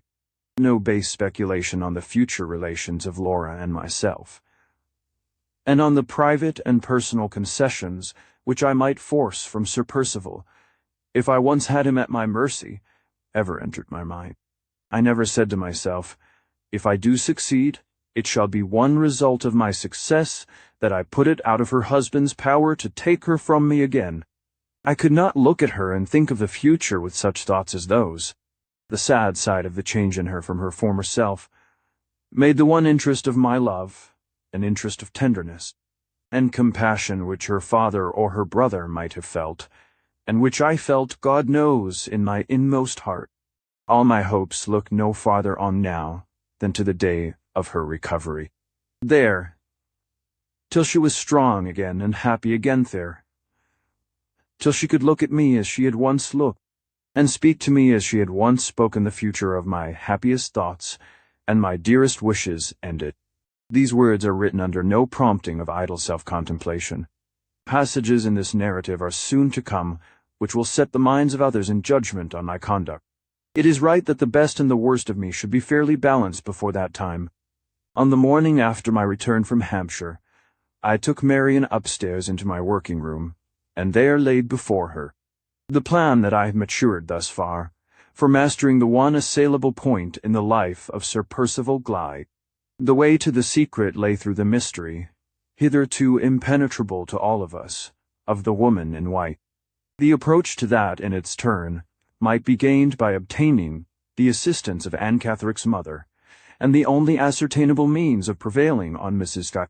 Catherick to act or to speak in the matter depended on the chance of my discovering local particulars and family particulars, first of all from Mrs. Clements. After thinking the subject over carefully, I felt certain that I could only begin the new inquiries by placing myself in communication with the faithful friend and protectress of Anne Catherick. The first difficulty, then, was to find Mrs. Clements. I was indebted to Marian's quick perception for meeting this necessity at once, by the best and simplest means. She proposed to write to the farm near Limeridge, Todd's Corner, to inquire whether Mrs. Clements had communicated with Mrs. Todd during the past few months. How Mrs. Clements had been separated from Anne, it was impossible for us to say. But that separation once effected, it would certainly occur to Mrs. Clements to inquire after the missing woman in the neighborhood of all others, to which she was known to be most attached, the neighborhood of Limeridge. I saw directly that Marian's proposal offered us a prospect of success, and she wrote to Mrs. Todd accordingly by that day's post. While we were waiting for the reply, I made myself master of all the information Marian could afford on the subject of Sir Percival's family, and of his early life. She could only speak on these topics from hearsay, but she was reasonably certain of the truth of what little she had to tell. Sir Percival was an only child. His father, Sir Felix Glyde, had suffered from his birth under a painful and incurable deformity, and had shunned all society from his earliest years. His sole happiness was in the enjoyment of music, and he had married a lady with tastes similar to his own, who was said to be a most accomplished musician. He inherited the Blackwater property while still a young man. Neither he nor his wife, after taking possession, made advances of any sort towards the society of the neighborhood, and no one endeavored to tempt them into abandoning their reserve, with the one disastrous exception of the rector of the parish. The rector was the worst of all innocent mischief-makers, an overzealous man. He had heard that Sir Felix had left college with the character of being little better than a revolutionist in politics and an infidel in religion, and he arrived conscientiously at the conclusion that it was his bounden duty to summon the lord of the manor to hear sound views enunciated in a parish church. Sir Felix fiercely resented the clergyman's well-meant but ill-directed interference, insulting him so grossly and so publicly that the families in the neighborhood sent letters of indignant remonstrance to the park, and even the tenants of the Blackwater property expressed their opinion as strongly as they dared. The baronet, who had no country tastes of any kind, and no attachment to the estate or to anyone living on it, declared that society at Blackwater should never have a second chance of annoying him, and left the place from that moment. After a short residence in London, he and his wife departed for the Continent, and never returned to England again. They lived part of the time in France and part in Germania ways, keeping themselves in the strict retirement which the morbid sense of his own personal deformity had made a necessity to Sir Felix. Their son, Percival, had been born abroad, and had been educated there by private tutors. His mother was the first of his parents whom he lost. His father had died a few years after her, either in 1825 or 1826. Sir Percival had been in England as a young man once or twice before that period, but his acquaintance with the late Mr. Fairley did not begin till after the time of his father's death. They soon became very intimate, although Sir Percival was seldom or never at Limeridge House in those days. Mr. Frederick Fairley might have met him once or twice in Mr. Philip Fairley's company, but he could have known little of him at that or at any other time. Sir Percival's only intimate friend in the Fairley family had been Laura's father. These were all the particulars that I could gain from Marian. They suggested nothing which was useful to my present purpose, but I noted them down carefully, in the event of their proving to be of importance at any future period. Mrs. Todd's reply addressed by her own wish to a post office at some distance from us had arrived at its destination when I went to apply for it. The chances, which had been all against us hitherto, turned from this moment in our favor. Mrs. Todd's letter contained the first item of information of which we were in search. Mrs. Clements, it appeared, had, as we had conjectured, written to Todd's Corner, asking pardon in the first place for the abrupt manner in which she and Anne had left their friends at the farmhouse on the morning after I had met the woman in white in Limeridge churchyard, and then informing Mrs. Todd of Anne's disappearance, and entreating that she would cause inquiries to be made in the neighborhood, on the chance that the lost woman might have strayed back to Limeridge. In making this request, Mrs. Clements had been careful to add to it the address at which she might always be heard of, and that address Mrs. Todd now transmitted to Marian. It was in London, and within half an hour's walk of our own lodging. In the words of the proverb, I was resolved not to let the grass grow under my feet. The next morning I set forth to seek an interview with Mrs. Clements. This was my first step forward in the investigation. The story of the desperate attempt to which I now stood committed begins here. 6. The address communicated by Mrs. Todd took me to a lodging-house situated in a respectable street near the Gray's Inn Road. When I knocked, the door was opened by Mrs. Clements herself. She did not appear to remember me, and asked what my business was. I recalled to her our meeting in Limeridge churchyard at the close of my interview there with the woman in white, taking special care to remind her that I was the person who assisted Anne Catherick, as Anne had herself declared to escape the pursuit from the asylum. This was my only claim to the confidence of Mrs. Clements. She remembered the circumstance the moment I spoke of it, and asked me into the parlor, in the greatest anxiety to know if I had brought her any news of Anne. It was impossible for me to tell her the whole truth without, at the same time, entering into particulars on the subject of the conspiracy, which it would have been dangerous to confide to a stranger. I could only abstain most carefully from raising any false hopes, and then explained that the object of my visit was to discover the persons who were really responsible for Anna's disappearance. I even added, so as to exonerate myself from any after-reproach of my own conscience, that I entertained not the least hope of being able to trace her, that I believed we should never see her alive again, and that my main interest in the affair was to bring to punishment 2 men whom I suspected to be concerned in luring her away, and at whose hands I and some dear friends of mine had suffered a grievous wrong. With this explanation, I left it to Mrs. Clemens to say whether our interest in the matter, whatever difference there might be in the motives which actuated us, was not the same, and whether she felt any reluctance to forward my object by giving me such information on the subject of my inquiries as she happened to possess. The poor woman was at first too much confused and agitated to understand thoroughly what I said to her. She could only reply that I was welcome to anything she could tell me in return for the kindness I had shown to Anne. But as she was not very quick and ready, at the best of times in talking to strangers, she would beg me to put her in the right way and to say where I wished her to begin.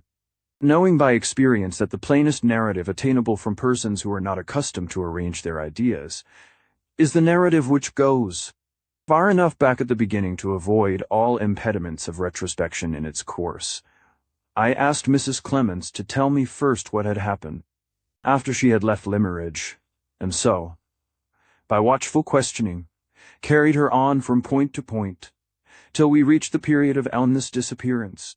The substance of the information which I thus obtained was as follows. On leaving the farm at Todd's Corner, Mrs. Clemens and Anne had travelled that day as far as Derby, and had remained there a week on Anna's account. They had then gone on to London, and had lived in the lodging occupied by Mrs. Clemens at that time for a month or more, when circumstances connected with the house and the landlord had obliged them to change their quarters. Anna's terror of being discovered in London, or its neighbourhood, whenever they ventured to walk out, had gradually communicated itself to Mrs. Clemens, and she had determined on removing to one of the most out-of-the-way places in England, the town of Grimsby, in Lincolnshire, where her deceased husband had passed all his early life. His relatives were respectable people settled in the town. They had always treated Mrs. Clemens with great kindness, and she thought it impossible to do better than go there and take the advice of her husband's friends. Anne would not hear of returning to her mother at Welmingham, because she had been removed to the asylum from that place, and because Sir Percival would be certain to go back there and find her again. There was serious weight in this objection, and Mrs. Clemens felt that it was not to be easily removed. At Grimsby, the first serious symptoms of illness had shown themselves in Anne.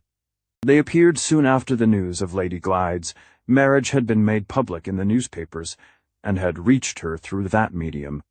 The medical man who was sent for to attend the sick woman discovered at once that she was suffering from a serious affection of the heart. The illness lasted long, left her very weak, and returned at intervals, though with mitigated severity, again and again. They remained at Grimsby, in consequence, during the first half of the new year, and there they might probably have stayed much longer, but for the sudden resolution which Anne took at this time to venture back to Hampshire, for the purpose of obtaining a private interview with Lady Glyde. Mrs. Clemens did all in her power to oppose the execution of this hazardous and unaccountable project. No explanation of her motives was offered by Anne, except that she believed the day of her death was not far off, and that she had something on her mind which must be communicated to Lady Glyde, at any risk, in secret. Her resolution to accomplish this purpose was so firmly settled that she declared her intention of going to Hampshire by herself if Mrs. Clemens felt any unwillingness to go with her. The doctor, on being consulted, was of opinion that serious opposition to her wishes would, in all probability, produce another, and perhaps a fatal fit of illness. And Mrs. Clemens, under this advice, yielded to necessity, and once more, with sad forebodings of trouble and danger to come, allowed Anne Cathert to have her own way. On the journey from London to Hampshire, Mrs. Clemens discovered that one of their fellow passengers was well acquainted with the neighbourhood of Blackwater, and could give her all the information she needed on the subject of localities. In this way she found out that the only place they could go to, which was not dangerously near to Sir Percival's residence, was a large village called Sandon. The distance here from Blackwater Park was between 3 and 4 millisand that distance, and back again. Anne had walked on each occasion, when she had appeared in the neighborhood of the lake. For the few days during which they were at Sandon without being discovered, they had lived a little away from the village, in the cottage of a decent widow woman who had a bedroom to let, and whose discreet silence Mrs. Clements had done her best to secure, for the first week at least.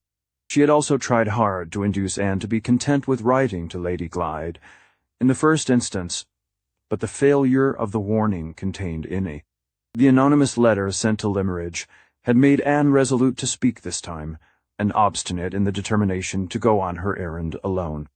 Mrs. Clements, nevertheless, followed her privately on each occasion when she went to the lake, without, however, venturing near enough to the boathouse to be witness of what took place there.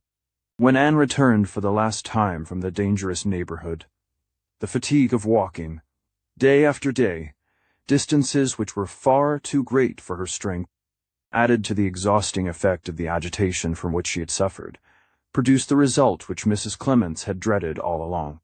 The old pain over the heart and the other symptoms of the illness at Grimsby returned, and Anne was confined to her bed in the cottage. In this emergency the first necessity, as Mrs. Clements knew by experience, was to endeavor to quiet Anne's anxiety of mind, and for this purpose the good woman went herself the next day to the lake, to try if she could find Lady Glyde, who would be sure, as Anne said, to take her daily walk to the boathouse, and prevail on her to come back privately to the cottage near Sandon. On reaching the outskirts of the plantation, Mrs. Clements encountered, not Lady Glyde, but a tall, stout, elderly gentleman, with a book in his hand. In other words, Count Fosco. The Count, after looking at her very attentively for a moment, asked if she expected to see anyone in that place, and added, before she could reply, that he was waiting there without a message from Lady Glyde, but that he was not quite certain whether the person then before him answered the description of the person with whom he was desired to communicate. Upon this Mrs. Clements at once confided her errand to him, and entreated that he would help to allay Anne's anxiety by trusting his message to her. The Count most readily and kindly complied with her request. The message, he said, was a very important one. Lady Glyde entreated Anne and her good friend to return immediately to London, as she felt certain that Sir Percival would discover them if they remained any longer in the neighborhood of Blackwater. She was herself going to London in a short time, and if Mrs. Clements and Anne would go there first, and would let her know what their address was, they should hear from her and see her in a fortnight or less. The Count added that he had already attempted to give a friendly warning to Anne herself, but that she had been too much startled by seeing that he was a stranger to let him approach and speak to her. To this Mrs. Clements replied, in the greatest alarm and distress, that she asked nothing better than to take Anne safely to London, but that there was no present hope of removing her from the dangerous neighborhood, as she lay ill in her bed at that moment. The Count inquired if Mrs. Clements had sent for medical advice, and hearing that she had hitherto hesitated to do so, from the fear of making their position publicly known in the village, informed her that he was himself a medical man, and that he would go back with her if she pleased, and see what could be done for Anne. Mrs. Clements, feeling a natural confidence in the Count, as a person trusted with a secret message from Lady Glyde, gratefully accepted the offer, and they went back together to the cottage. Anne was asleep when they got there. The Count started at the sight of her, evidently from astonishment at her resemblance to Lady Glyde. Poor Mrs. Clements supposed that he was only shocked to see how ill she was. He would not allow her to be awakened, was contented with putting questions to Mrs. Clements about her symptoms, with looking at her, and with lightly touching her pulse. Sandon was a large enough place to have a grocer's and druggist's shop in it, and thither the Count went to write his prescription and to get the medicine made up.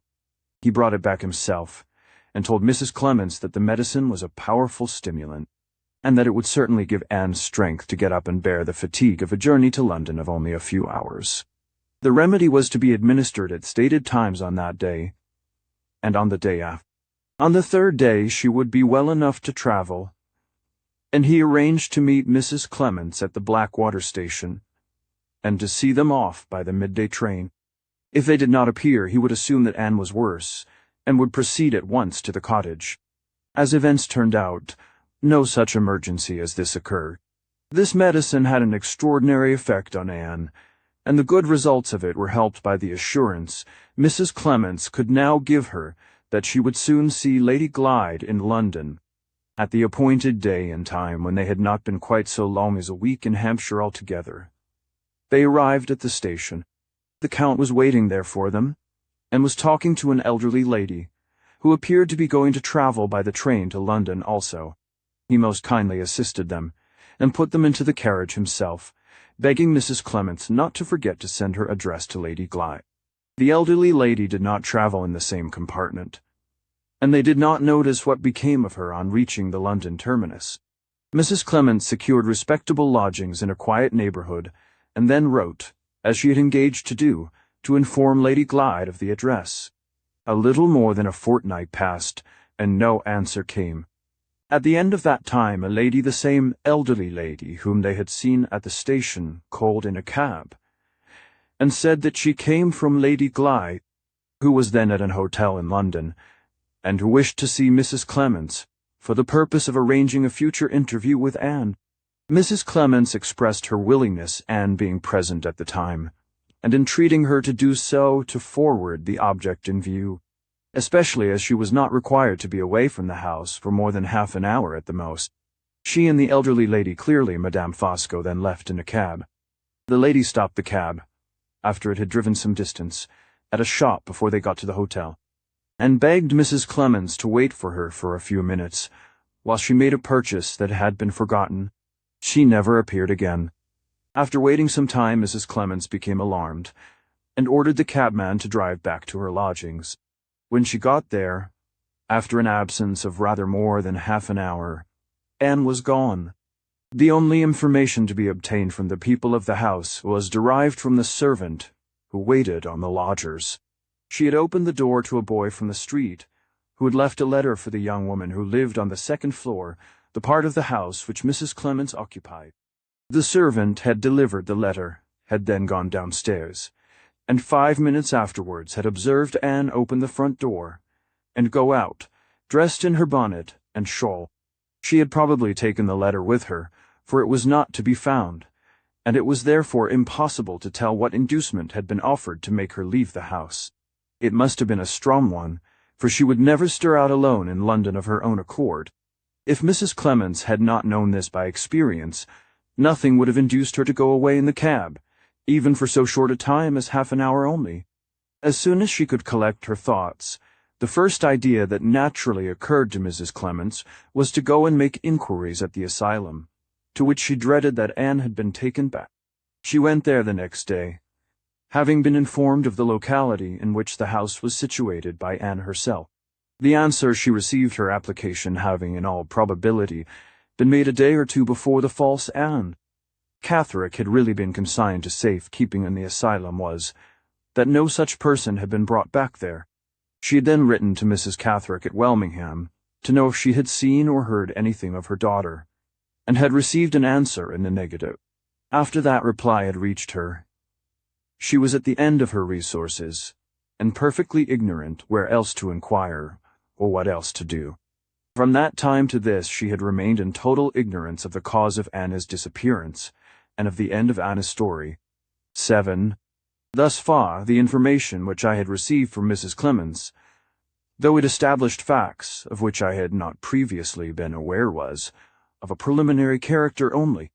It was clear that the series of deceptions which had removed Anne Catherick to London, and separated her from Mrs. Clements, had been accomplished solely by Count Fosco and the Countess, and the question whether any part of the conduct of husband or wife had been of a kind to place either of them within reach of the law might be well worthy of future consideration. But the purpose I had now in view led me in another direction than this. The immediate object of my visit to Mrs. Clements was to make some approach, at least to the discovery of Sir Percival's secret, and she had said nothing as yet which advanced me on my way to that important end. I felt the necessity of trying to awaken her recollections of other times, persons, and events than those on which her memory had hitherto been employed, and when I next spoke, I spoke with that object indirectly in view. "I wish I could be of any help to you in this sad calamity," I said. "All I can do is to feel heartily for your distress.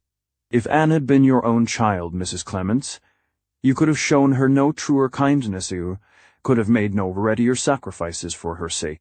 "There's no great merit in that, sir," said Mrs. Clements simply. "The poor thing was as good as my own child to me. I nursed her from a baby, sir. Bringing her up by hand, and a hard job it was to rear her. It wouldn't go to my heart so to lose her, if I hadn't made her first short clothes and taught her to walk. I always said she was sent to console me for never having chick or child of my own. And now she's lost, the old times keep coming back to my mind. And even at my age I can't help crying about Harry, can't indeed.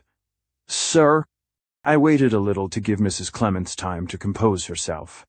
Was the light that I had been looking for so long glimmering on me far off, as yet in the good woman's recollections of Anne's early life? "Did you know Mrs. Catherick before Anne was born?" I asked. "Not very long, sir, not above 4 months.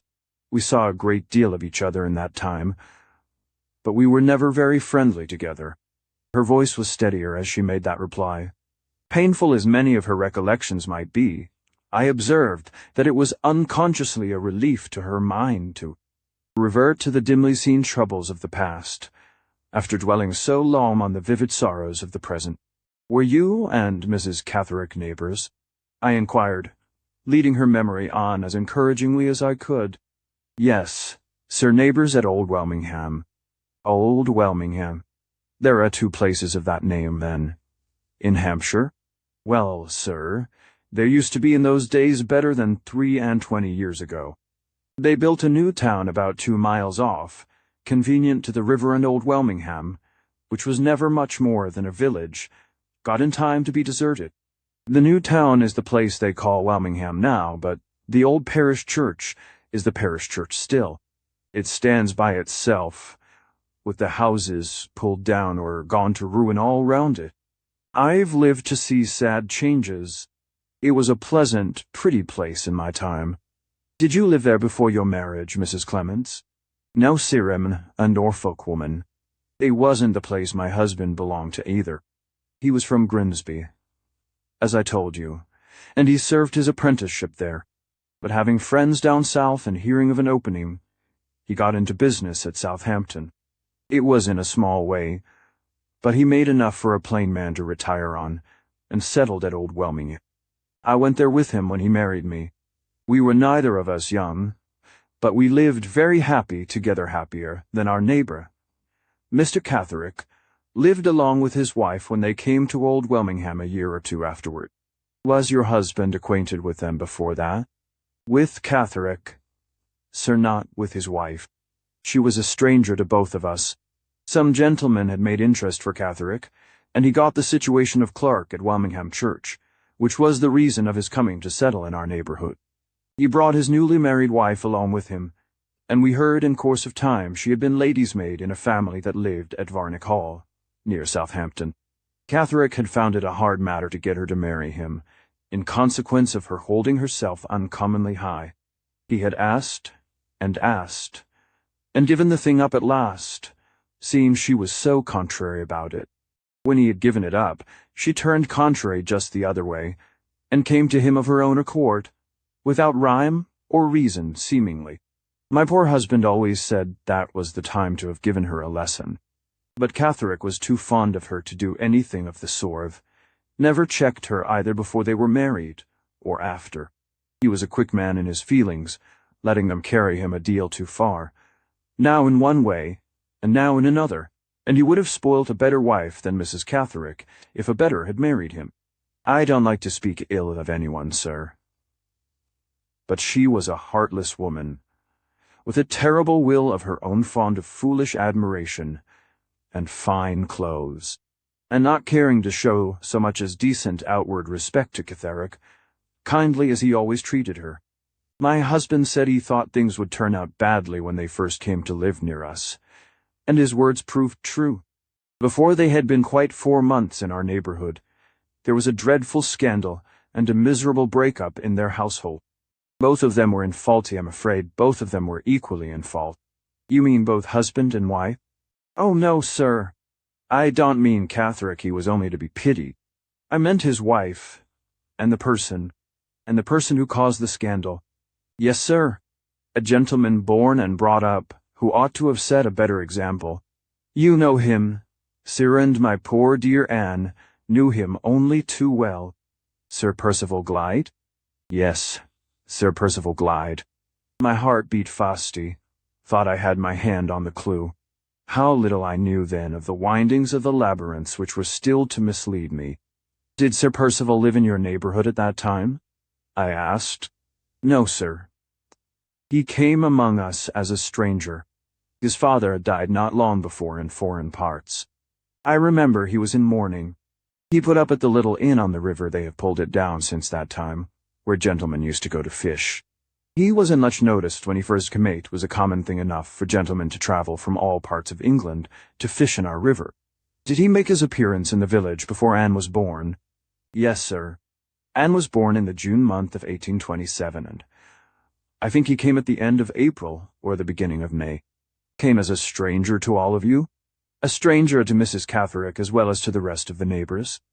So we thought at first, sir. But when the scandal broke out, nobody believed they were strangers. I remember how it happened as well as if it was yesterday. Catherick came into our garden one night, and woke us by throwing up a handful of gravel from the walk at our window. I heard him beg my husband, for the Lord's sake, to come down and speak to him. They were a long time together talking in the porch. When my husband came back upstairs, he was all of a tremble. He sat down on the side of the bed, and he says to me, Lizzie, I always told you that woman was a bad Oni, always said she would end ill, and am afraid in my own mind that the end has come already. Catherick has found a lot of lace handkerchiefs, and 2 fine rings, and a new gold watch and chain, hid away in his wife's drawer, things that nobody but a born lady ought ever to have, and his wife won't say how she came by them. Does he think she stole them? Says I. No, says he. Stealing would be bad enough. But it's worse than that. She's had no chance of stealing such things as those. And she's not a woman to take them if she had. They're gifts. Lizzie there's her own initials engraved inside the watch, and Catherick has seen her talking privately, and carrying on as no married woman should, with that gentleman in mourning, Sir Percival Glyde. Don't you say anything about I'd have quieted Catherick for tonight. I've told him to keep his tongue to himself, and his eyes and his ears open, and to wait a day or 2, till he can be quite certain. I believe you are both of you wrong, says I. It's not in nature, comfortable and respectable as she is here, that Mrs. Catherick should take up with a chance stranger like Sir Percival Glyde. Aye, but is he a stranger to her? Says my husband. You forget how Catherick's wife came to marry him. She went to him of her own accord, after saying no over and over again when he asked her. There have been wicked women before her time, Lizzie, who have used honest men who loved them as a means of saving their characters. And I'm sorely afraid this Mrs. Catherick is as wicked as the worst of them. We shall see, says my husband. We shall soon see. And only 2 days afterwards we did see. Mrs. Clements waited for a moment before she went on. Even in that moment, I began to doubt whether the clue that I thought I had found was really leading me to the central mystery of the labyrinth, after all. Was this common, too common, story of a man's treachery and a woman's frailty the key to a secret which had been the lifelong terror of Sir Percival Glyde? Well, sir, Catherick took my husband's advice and waited, Mrs. Clements continued. And as I told you, he hadn't long to wait. On the 2nd day he found his wife and Sir Percival whispering together quite familiar, close under the vestry of the church. I suppose they thought the neighborhood of the vestry was the last place in the world where anybody would think of looking after them. But, however that may be, there they were. Sir Percival, being seemingly surprised and confounded, defended himself in such a guilty way that poor Catherine, whose quick temper I have told you of already, fell into a kind of frenzy at his own disgrace, and struck Sir Percival. He was no match, and I am sorry to say it, for the man who had wronged him, and he was beaten in the cruelest manner. Before the neighbours, who had come to the place on hearing the disturbance, could run in to part them. All this happened towards evening, and before nightfall, when my husband went to Catheric's house, he was gone. Nobody knew where. No living soul in the village ever saw him again. He knew too well by that time what his wife's vile reason had been for marrying him, and he felt his misery and disgrace, especially after what had happened to him with Sir Percival, too keenly.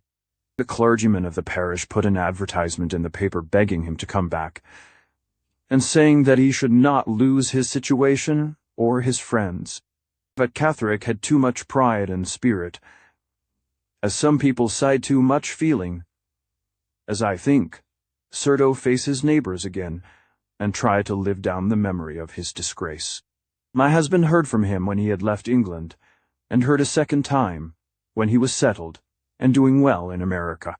He is alive there now, as far as I know, but none of us in the old country, his wicked wife least of all, are ever likely to set eyes on him again. What became of Sir Percival? I inquired. Did he stay in the neighbourhood? Not he, sir. The place was too hot to hold him. He was heard at high words with Mrs. Catherick the same night when the scandal broke out, and the next morning he took himself off. And Mrs. Catherick? Surely she never remained in the village among the people who knew of her disgrace. She did, sir. She was hard enough and heartless enough to set the opinions of all her neighbours at flat defiance. She declared to everybody, from the clergyman downwards, that she was the victim of a dreadful mistake, and that all the scandalmongers in the place should not drive her out of it, as if she was a guilty woman.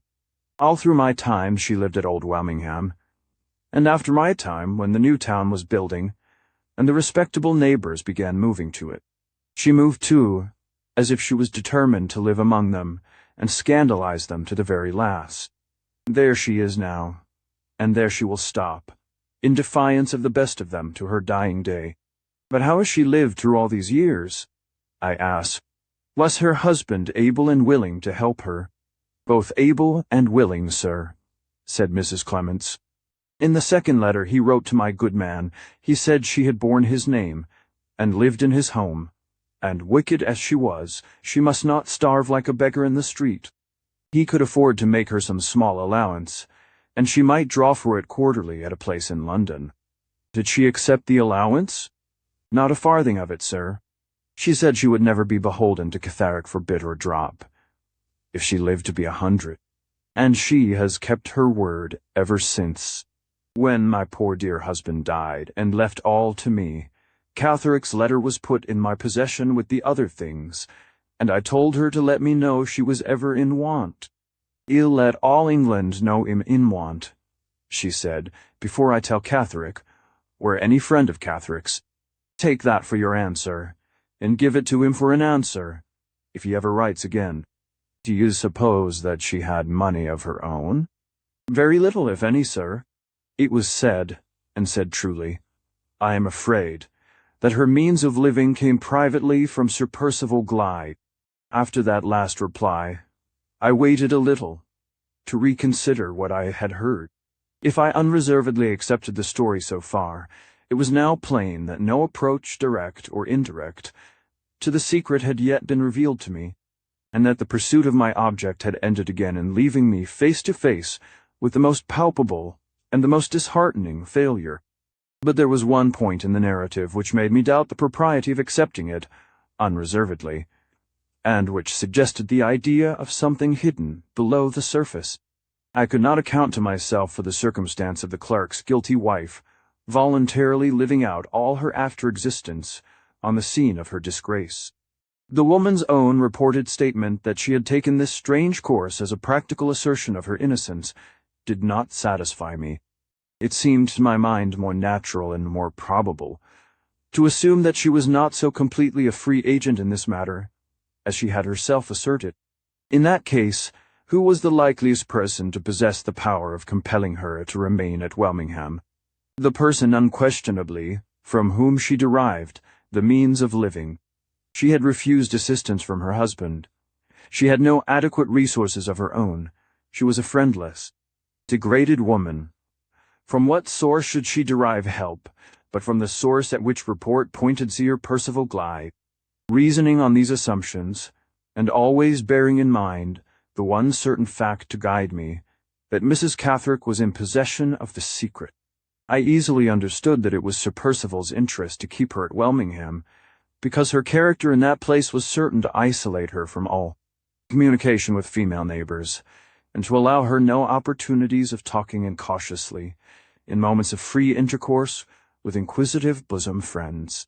But what was the mystery to be concealed? Not Sir Percival's infamous connection with Mrs. Catherick's disgrace, for the neighbors were the very people who knew of it, not the suspicion that he was Anna's father, for Welmingham was the place in which that suspicion must inevitably exist. If I accepted the guilty appearances described to me as unreservedly as others had accepted them, if I drew from them the same superficial conclusion which Mr. Catherick and all his neighbors had drawn, where was the suggestion, in all that I had heard, of a dangerous secret between Sir Percival and Mrs. Catherick, which had been kept hidden from that time to this?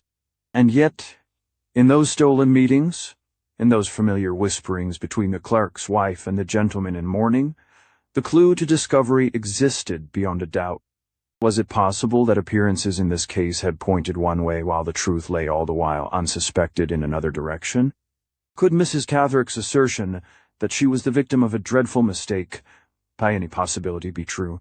Or, assuming it to be false, could the conclusion which associated Sir Percival with her guilt have been founded in some inconceivable error? Had Sir Percival, by any chance, courted the suspicion that was wrong for the sake of diverting from himself some other suspicion that was right? Here, if I could find it, there was the approach to the secret, hidden deep under the surface of the apparently unpromising story which I had just heard. My next questions were now directed to the one object of ascertaining whether Mr. Catherick had or had not arrived truly at the conviction of his wife's misconduct. The answers I received from Mrs. Clements left me in no doubt whatever on that point. Mrs. Catherick had, on the clearest evidence, compromised her reputation, while a single woman, with some person unknown, and had married to save her character. It had been positively ascertained, by calculations of time and place, into which I need not enter particularly, that the daughter who bore her husband's name was not her husband's child. The next object of inquiry, whether it was equally certain that Sir Percival must have been the father of Anne, was beset by far greater difficulties. I was in no position to try the probabilities on one side or on the other, in this instance by any better test than the test of personal resemblance. "I suppose you often saw Sir Percival when he was in your village?" I said. "Yes, sir, very often," replied Mrs. Clements. "Did you ever observe that Anne was like him?" "She was not at all like him, sir." "Was she like her mother, then?" "Not like her mother either, sir. Mrs. Catherick was dark and full in the face. Not like her mother, and not like her supposed father." I knew that the test by personal resemblance was not to be implicitly trusted, but, on the other hand, it was not to be altogether rejected on that account. Was it possible to strengthen the evidence by discovering any conclusive facts in relation to the lives of Mrs. Catherick and Sir Percival, before they either of them appeared at Old Welmingham? When I asked my next questions, I put them with this view. "When Sir Percival first arrived in your neighborhood," I said, "did you hear where he had come from last?" "No, sir. Some said from Blackwater Park, and some said from Scotland, but nobody knew. Was Mrs. Catherick living in service at Varnich Hall immediately before her marriage?" "Yes, sir." "And had she been long in her place?" 3 or 4 years, sir. I am not quite certain which." "Did you ever hear the name of the gentleman to whom Varnich Hall belonged at that time?" "Yes, sir. His name was Major Donthorne." "Did Mr. Catherick, or did anyone else you knew, ever hear that Sir Percival was a friend of Major Donthorne's, or ever see Sir Percival in the neighborhood of Varnich Hall?" "Catherick never did, sir. that I can remember, nor anyone else either, that I know of. I noted down Major Donthorne's name and address, on the chance that he might still be alive, and that it might be useful at some future time to apply to him. Meanwhile, the impression on my mind was now decidedly adverse to the opinion that Sir Percival was Anne's father, and decidedly favourable to the conclusion that the secret of his stolen interviews with Mrs. Catterick was entirely unconnected with the disgrace which the woman had inflicted on her husband's good name. I could think of no further inquiries which I might make to strengthen this impression, could only encourage Mrs. Clements to speak next of Anne's early days, and watch for any chance suggestion which might in this way offer itself to me. "I have not heard yet," I said, "how the poor child, born in all this sin and misery, came to be trusted, Mrs. Clements, to your care." "There was nobody else, sir, to take the little helpless creature in hand," replied Mrs. Clements. "The wicked mother seemed to hate Ida as if the poor baby was in fault. From the day it was born, my heart was heavy for the child, and I made the offer to bring it up as tenderly as if it was my own." "Did Anne remain entirely under your care from that time?" "Not quite entirely, sir. Mrs. Catterick had her whims and fancies about it at times, and used now and then to lay claim to the child, as if she wanted to spite me for bringing it up. But these fits of hers never lasted for long. Poor little Anne was always returned to me, and was always glad to get back, though she led but a gloomy life in my house, having no playmates, like other children, to brighten her up. Our longest separation was when her mother took her to Limmeridge. Just at that time I lost my husband, and I felt it was as well in that miserable affliction that Anne should not be in the house. She was between 10 and 11 years old then, slow at her lessons, poor soul, and not so cheerful as other children, but as pretty a little girl to look at as you would wish to see. I waited at home till her mother brought her back, and then I made the offer to take her with me to London, the truth being, sir, that I could not find it in my heart to stop at Old Welmingham after my husband's death. The place was so changed and so dismal to me. And did Mrs. Catterick consent to your proposal?" "No, sir. She came back from the north harder and bitterer than ever. Folks did say that she had been obliged to ask Sir Percival's leave to go, to begin with, and that she only went to nurse her dying sister at Limmeridge, because the poor woman was reported to have saved money, the truth being that she hardly left enough to bury her. These things may have soured Mrs. Catterick likely enough. But however that may be, she wouldn't hear of my taking the child away. She seemed to like distressing us both by parting us. All I could do was to give Anne my direction, and to tell her privately, if she was ever in trouble, to come to me. But years passed before she was free to come. I never saw her again, poor soul, till the night she escaped from the madhouse. You know, Mrs. Clements, why Sir Percival Glyde shut her up. I only know what Anne herself told me, sir. The poor thing used to ramble and wander about it sadly. She said her mother had got some secret of Sir Percival's to keep, and had let it out to her long after I left Hampshire, and when Sir Percival found she knew it, he shut her up. But she never could say what it was when I asked her. All she could tell me was that her mother might be the ruin and destruction of Sir Percival if she chose. Mrs. Catterick may have let out just as much as that, and no more. I'm next as certain I should have heard the whole truth from Anne, if she had really known it as she pretended to do, and as she very likely fancied she did, poor soul. This idea had more than once occurred to my own mind. I had already told Marian that I doubted whether Laura was really on the point of making any important discovery when she and Anne Catterick were disturbed by Count Fosco at the boathouse. It was perfectly in character with Anna's mental affliction that she should assume an absolute knowledge of the secret on no better grounds than vague suspicion, derived from hints which her mother had incautiously let drop in her presence. Sir Percival's guilty distrust would, in that case, infallibly inspire him with the false idea that Anne knew all from her mother, just as it had afterwards fixed in his mind the equally false suspicion that his wife knew all from Anne. The time was passing, the morning was wearing away. It was doubtful, if I stayed longer, whether I should hear anything more from Mrs. Clements that would be at all useful to my purpose. I had already discovered those local and family particulars, in relation to Mrs. Catherick, of which I had been in search, and I had arrived at certain conclusions, entirely new to me, which might immensely assist in directing the course of my future proceedings. I rose to take my leave, and to thank Mrs. Clements for the friendly readiness she had shown in affording me information. "I am afraid you must have thought me very inquisitive," I said. "I have troubled you with more questions than many people would have cared to answer." "You are heartily welcome, sir, to anything I can tell you," answered Mrs. Clements. She stopped and looked at me wistfully. "But I do wish," said the poor woman, "you could have told me a little more about Anne, sir. I thought I saw something in your face when you came in which looked as if you could. You can't think how hard it is not even to know whether she is living or dead. I could bear it better if I was only certain. You said you never expected we should see her alive again. Do you know, sir, you know for truth that it has pleased God to take her?" I was not proof against this appeal. It would have been unspeakably mean and cruel of me if I had resisted it. "I am afraid there is no doubt of the truth," I answered gently. "I have the certainty in my own mind that her troubles in this world are over." The poor woman dropped into her chair and hid her face from me. "Oh, sir," she said, "how do you know it? Who can have told you?" "No one has told me, Mrs. Clements. But I have reasons for feeling sure of its reasons, which I promise you shall know as soon as I can safely explain them.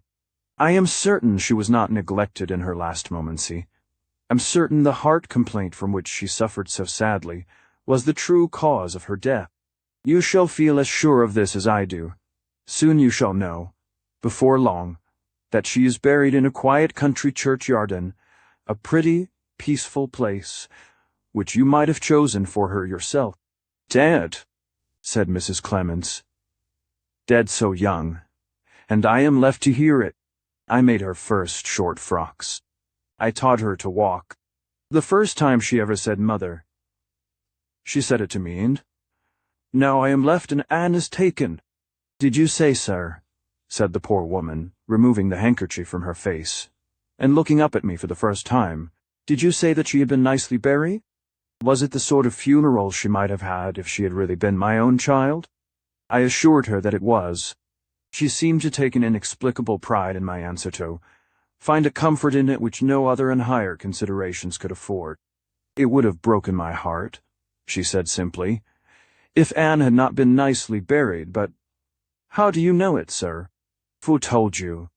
I once more entreated her to wait until I could speak to her unreservedly. "You are sure to see me again," I said, "for I have a favor to ask when you are a little more composed, perhaps, in a day or two." "Don't keep it waiting, sir, on my account," said Mrs. Clements. "Never mind my crying if I can be of use. If you have anything on your mind to say to me, sir, please to say it now." "I only wish to ask you one last question," I said. "I only want to know Mrs. Catherick's address at Welmingham." My request so startled Mrs. Clements that for the moment even the tidings of Anna's death seemed to be driven from her mind. Her tears suddenly ceased to flow, and she sat looking at me in blank amazement. "For the Lord's sake, sir," she said, "what do you want with Mrs. Catherick?" "I want this, Mrs. Clements," I replied. "I want to know the secret of those private meetings of hers with Sir Percival Gly. There is something more in what you have told me of that woman's past conduct, and of that man's past relations with her, than you or any of your neighbors ever suspected. There's a secret we none of us know between those two, and I am going to Mrs. Catherick with the resolution to find it out." "Think twice about it, sir," said Mrs. Clements, rising in her earnestness, and laying her hand on my arm. "She's an awful woman, you don't know her as I do. Think twice about it. I am sure your warning is kindly meant, Mrs. Clements, but I am determined to see the woman, whatever comes of it." Mrs. Clements looked me anxiously in the face. "I see your mind is made up, sir," she said. "I will give you the address." I wrote it down in my pocketbook and then took her hand to say farewell. "You shall hear from me soon," I said. "You shall know all that I have promised to tell you." Mrs. Clemens sighed and shook her head doubtfully. An old woman's advice is sometimes worth taking, sir, she said. Think twice before you go to Wilmingham. 8A. When I reached home again after my interview with Mrs. Clemens, I was struck by the appearance of a change in Laura. The unvarying gentleness and patience which long misfortune had tried so cruelly, and had never conquered yet, seemed now to have suddenly failed her. Insensible to all Marian's attempts to soothe and amuse her, she sat, with her neglected drawing pushed away on the table, her eyes resolutely cast down, her fingers twining and untwining themselves restlessly in her lap. Marian rose when I came in, with a silent distress in her face, waited for a moment to see if Laura would look up at my approach, whispered to me, "Try if you can rouse her," and left the room. I sat down in the vacant chair, gently unclasped the poor, worn, restless fingers, and took both her hands in mine. "What are you thinking of, Laura? Tell me, my darling tree, tell me what it is." She struggled with herself, and raised her eyes to mine. "I can't feel happy," she said. I can't help thinking. She stopped, bent forward a little, and laid her head on my shoulder, with a terrible mute helplessness that struck me to the heart. "Try to tell me," I repeated gently. "Try to tell me why you are not happy." "I am so useless, I am such a burden on both of you," she answered, with a weary, hopeless sigh. "You work and get money, Walter, and Marian helps you. Why is there nothing I can do? You will end in liking Marian better than you like me, you will, because I am so helpless. Oh, don't treat me like a child." I raised her head and smoothed away the tangled hair that fell over her face, and kissed her, me poor, faded flower, my lost, afflicted sister. "You shall help us, Laura," I said. "You shall begin, my darling, today." She looked at me with a feverish eagerness, with a breathless interest that made me tremble for the new life of hope which I had called into being by those few words. I rose and set her drawing materials in order, and placed them near her again. "You know that I work and get money by drawing," I said. "Now you have taken such pains. Now you are so much improved, you shall begin to work and get money too. Try to finish this little sketch as nicely and prettily as you can. When it is done, I will take it away with me, and the same person will buy it who buys all that I do. You shall keep your own earnings in your own purse, and Marian shall come to you to help us, as often as she comes to me.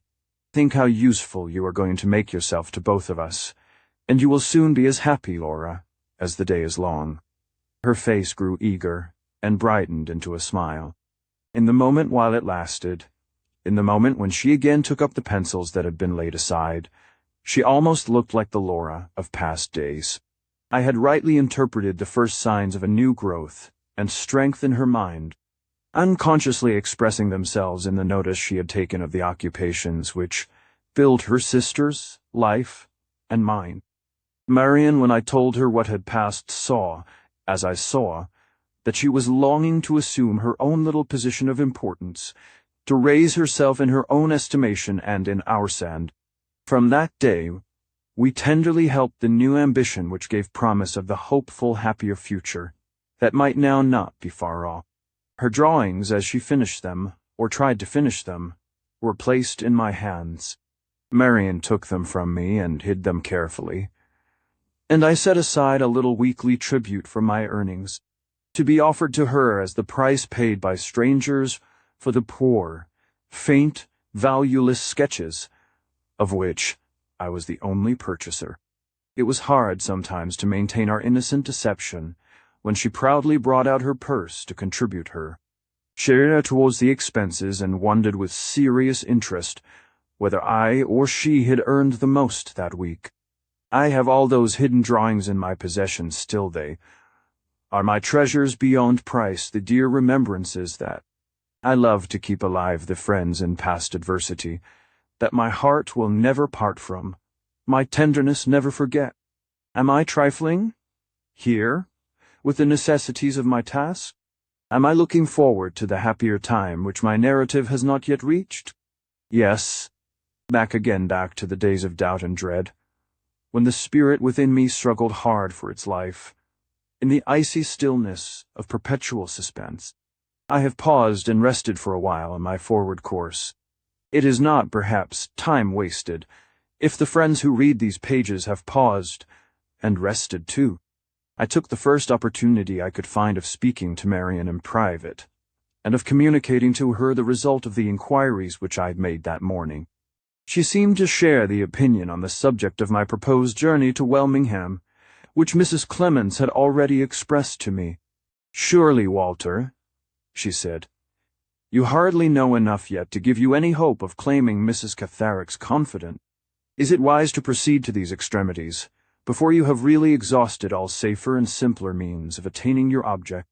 When you told me that Sir Percival and the Count were the only two people in existence who knew the exact date of Laura's journey, you forgot, and I forgot, that there was a third person who must surely know it, mean Mrs. Rubel.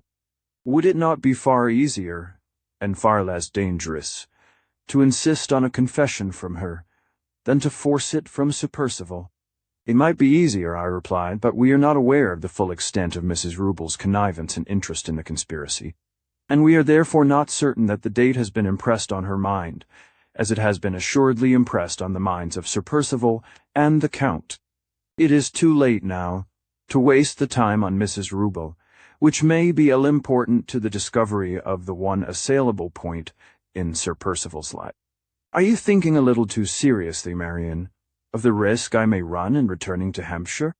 Are you beginning to doubt whether Sir Percival Glyde may not in the end be more than a match for me?" "He will not be more than your match," she replied decidedly, "because he will not be helped in resisting you by the impenetrable wickedness of the Count." "What has led you to that conclusion?" I replied, in some surprise. "My own knowledge of Sir Percival's obstinacy and impatience of the Count's control," she answered. "I believe he will insist on meeting you single-handed, just as he insisted at first on acting for himself at Blackwater Park. The time for suspecting the Count's interference will be the time when you have Sir Percival at your mercy. His own interests will then be directly threatened, and he will act, Walter, to terrible purpose in his own defense. We may deprive him of his weapons beforehand," I said. "Some of the particulars I have heard from Mrs. Clemens may yet be turned to account against him, and other means of strengthening the case may be at our disposal. There are passages in Mrs. Michelson's narrative which show that the Count found it necessary to place himself in communication with Mr. Fairley, and there may be circumstances which compromise him in that proceeding.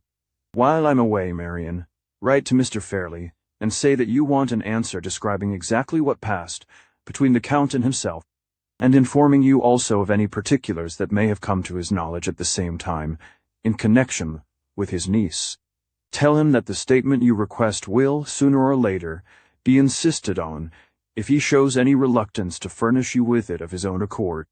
The letter shall be written, Walter. But are you really determined to go to Welmingham?" "Absolutely determined. I will devote the next 2 days to earning what we want for the week to come, and on the third day I go to Hampshire." When the third day came, I was ready for my journey. As it was possible that I might be absent for some little time, I arranged with Marian that we were to correspond every day, of course, addressing each other by assumed names, for caution's sake. As long as I heard from her regularly, I should assume that nothing was wrong. But if the morning came and brought me no letter, my return to London would take place, as a matter of course, by the first train. I contrived to reconcile Laura to my departure by telling her that I was going to the country to find new purchasers for her drawings and for mine, and I left her occupied and happy. Marian followed me downstairs to the street door. "Remember what anxious hearts you leave here," she whispered as we stood together in the passage. "Remember all the hopes that hang on your safe return. If strange things happen to you on this journey, if you and Sir Percival meet, what makes you think we shall meet?" I asked. "I don't know, I have fears and fancies that I cannot account for." "Laugh at them, Walter, if you like, but, for God's sake, keep your temper if you come in contact with that man. Never fear, Marian, I answer, for my self-control. With those words, we parted. I walked briskly to the station. There was a glow of hope in me. There was a growing conviction in my mind that my journey this time would not be taken in vain. It was a fine, clear, cold morning. My nerves were firmly strung, and I felt all the strength of my resolution stirring in me vigorously from head to foot. As I crossed the railway platform, and looked right and left among the people congregated on it, to search for any faces among them that I knew, the doubt occurred to me whether it might not have been to my advantage if I had adopted a disguise before setting out for Hampshire.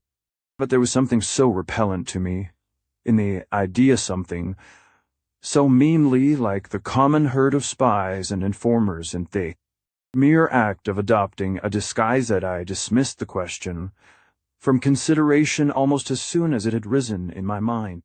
Even as a mere matter of expediency, the proceeding was doubtful, in the extreme.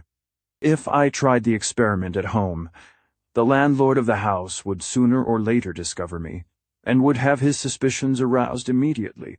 If I tried it away from home, the same persons might see me, by the commonest accident, with the disguise and without it, and I should in that way be inviting the notice and distrust which it was my most pressing interest to avoid. In my own character I had acted thus far, and in my own character I was resolved to continue to the end. The train left me at Welmingham early in the afternoon. Is there any wilderness of sand in the deserts of Arabia? Is there any prospect of desolation among the ruins of Palestine, which can rival the repelling effect on the eye, and the depressing influence on the mind, of an English country town, in the first stage of its existence, and in the transition state of its prosperity? I asked myself that question as I passed through the clean desolation, the neat ugliness, the prim torpor of the streets of Welmingham, and the tradesmen who stared after me from their lonely shops' trees that drooped helpless in their arid exile of unfinished crescents and squares the dead, house carcasses that waited in vain for the vivifying human element to animate them with the breath of life. Every creature that I saw, every object that I passed, seemed to answer with one accord: the deserts of Arabia are innocent of our civilized desolation, the ruins of Palestine are incapable of our modern gloom.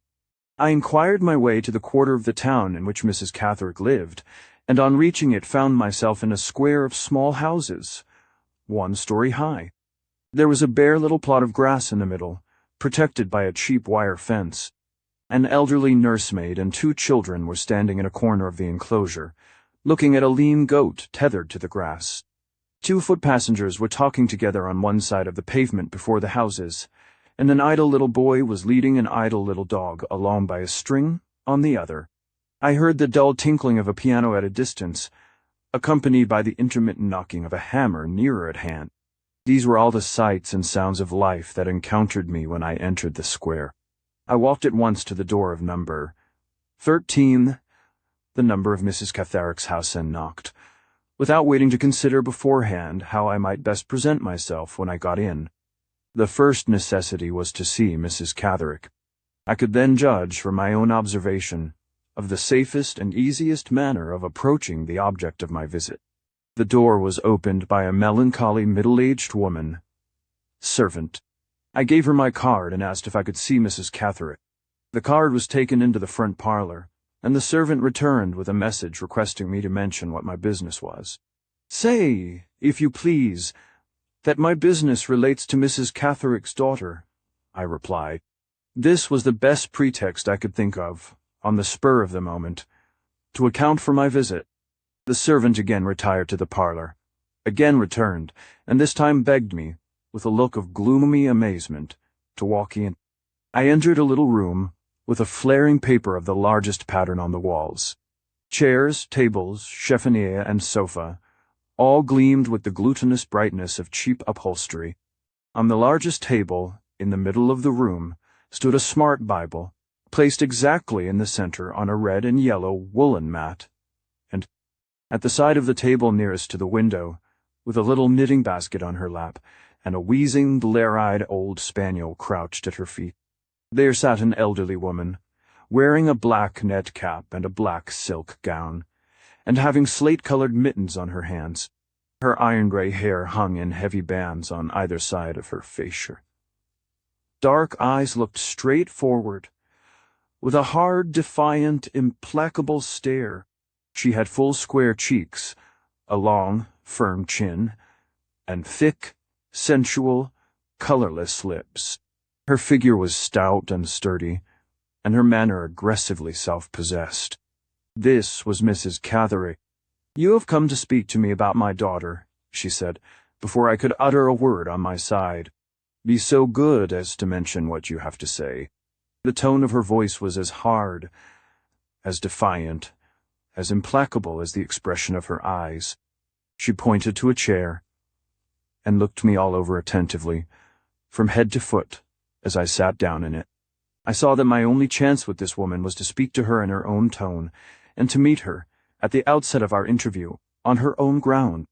"You are aware," I said, "that your daughter has been lost." "I am perfectly aware of it." "Have you felt any apprehension that the misfortune of her loss might be followed by the misfortune of her death?" "Yes." "Have you come here to tell me she is dead?" "I have." "Why?" She put that extraordinary question without the slightest change in her voice, her face, or her manner. She could not have appeared more perfectly unconcerned if I had told her of the death of the goat in the enclosure outside. "Why?" I repeated. "Do you ask why I come here to tell you of your daughter's death?" "Yes." "What interest have you in me, or in her? How do you come to know anything about my daughter?" "In this way. I met her on the night when she escaped from the asylum, and I assisted her in reaching a place of safety." "You did very wrong." "I am sorry to hear her mother say so."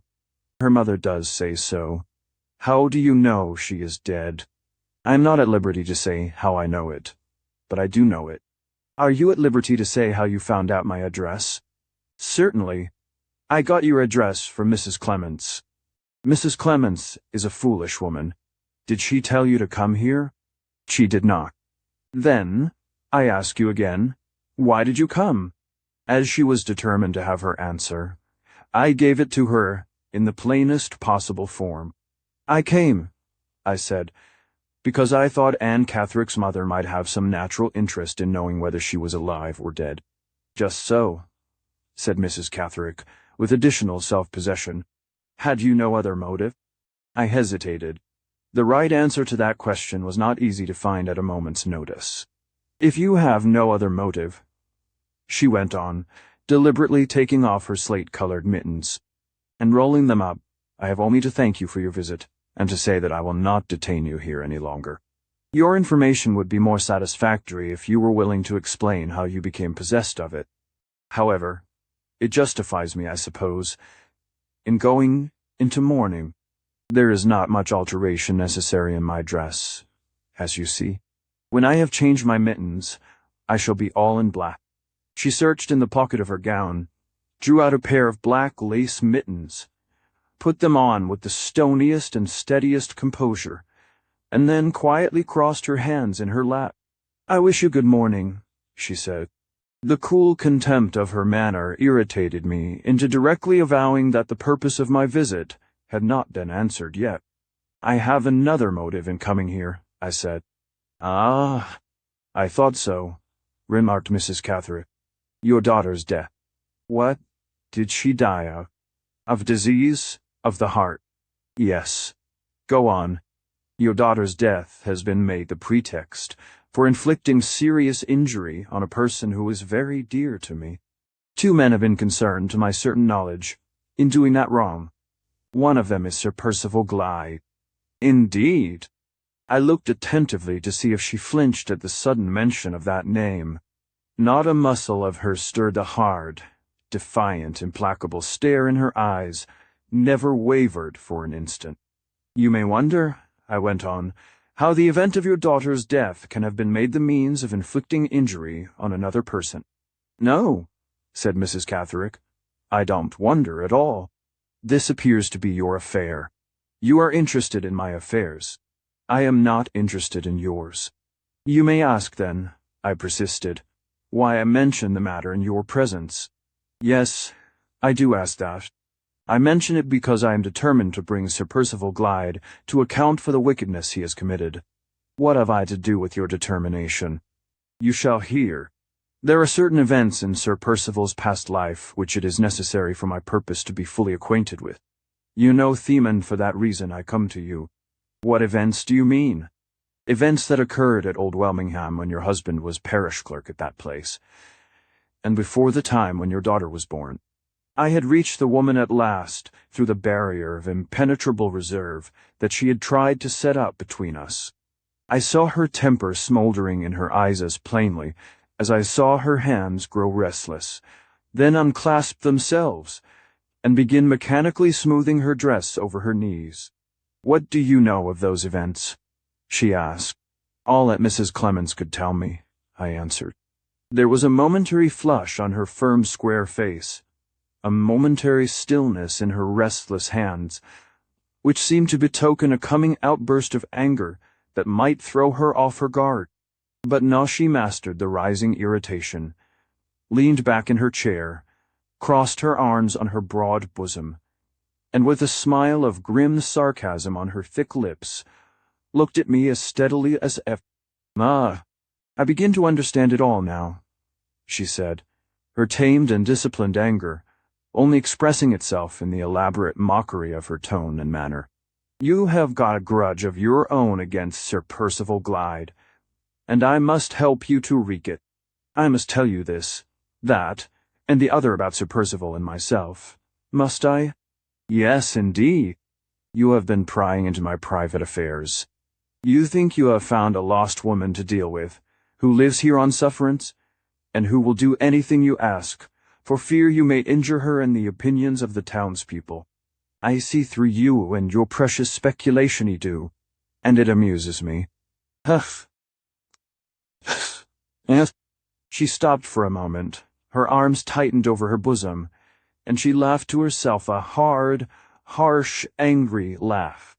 You don't know how I have lived in this place, and what I have done in this place, Mr. What's-your-name, she went on. I'll tell you, before I ring the bell and have you shown out. I came here a wronged womany, came here robbed of my character, and determined to claim it back. I've been years and years about it, and I have claimed it back. I have matched the respectable people fairly and openly on their own ground. If they say anything against me now, they must say it in secret. They can't say it. They daren't say it openly. I stand high enough in this town to be out of your reach. The clergyman bows to me. Sir, you didn't bargain for that when you came here. Go to the church and inquire about me. You will find Mrs. Catherick has her sitting like the rest of them, and pays the rent on the day it's due. Go to the town hall. There's a petition lying there, petition of the respectable inhabitants against allowing a circus to come and perform here and corrupt our moralsies. Our morals. I signed that petition this morning. Go to the bookseller's shop. The clergyman's Wednesday evening lectures on justification by faith are publishing there by subscriptionum down on the list. The doctor's wife only put a shilling in the plate at our last charity ceremony, put half a crown. Mr. Churchwarden Saward held the plate and bowed to me. 10 years ago he told Pigram the chemist I ought to be whipped out of a town at the cart's tail. Is your mother alive? Has she got a better Bible on her table than I have got on mine? Does she stand better with her tradespeople than I do with mine? Has she always lived within her income? I have always lived within mine. There is the clergyman coming along this square. Look, Mr. What's-your-name-look, if you please. She started up with the activity of a young woman, went to the window, waited till the clergyman passed, and bowed to him solemnly. The clergyman ceremoniously raised his hat and walked on.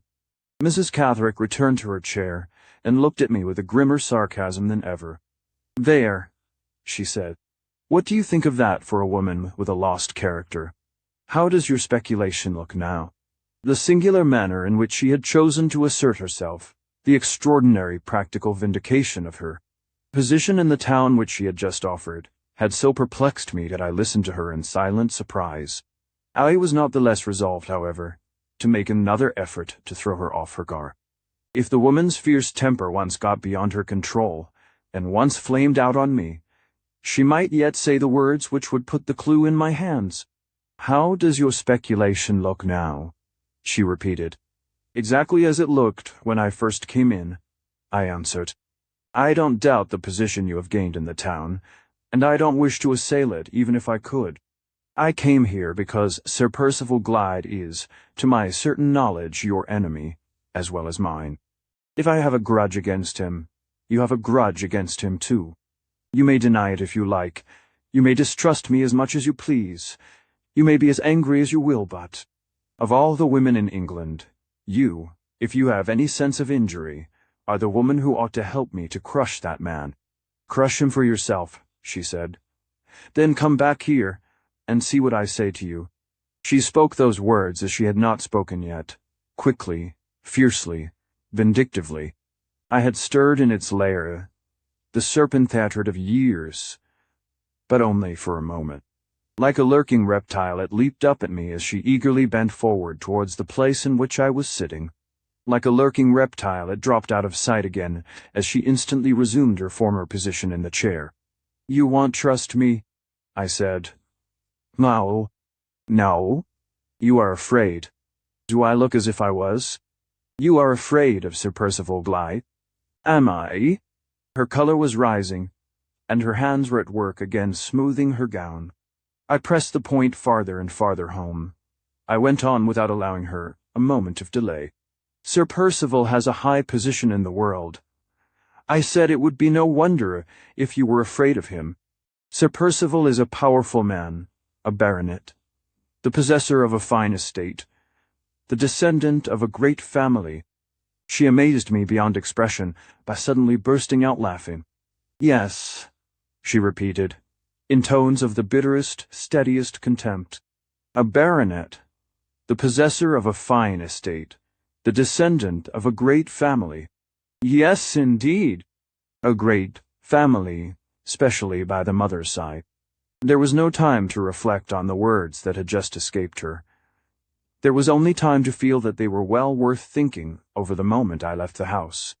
"I am not here to dispute with you about family questions," I said. "I know nothing of Sir Percival's mother." "And you know as little of Sir Percival himself," she interposed sharply. "I advise you not to be too sure of that," I rejoined. "I know some things about him, and I suspect many more." "What do you suspect?" "I'll tell you what I don't suspect. I don't suspect him of being Anne's father." She started to her feet and came close up to me with a look of fury. "How dare you talk to me about Anne's father? How dare you say who was her father or who wasn't?" She broke out, her face quivering, her voice trembling with passion. "The secret between you and Sir Percival is not that secret," I persisted.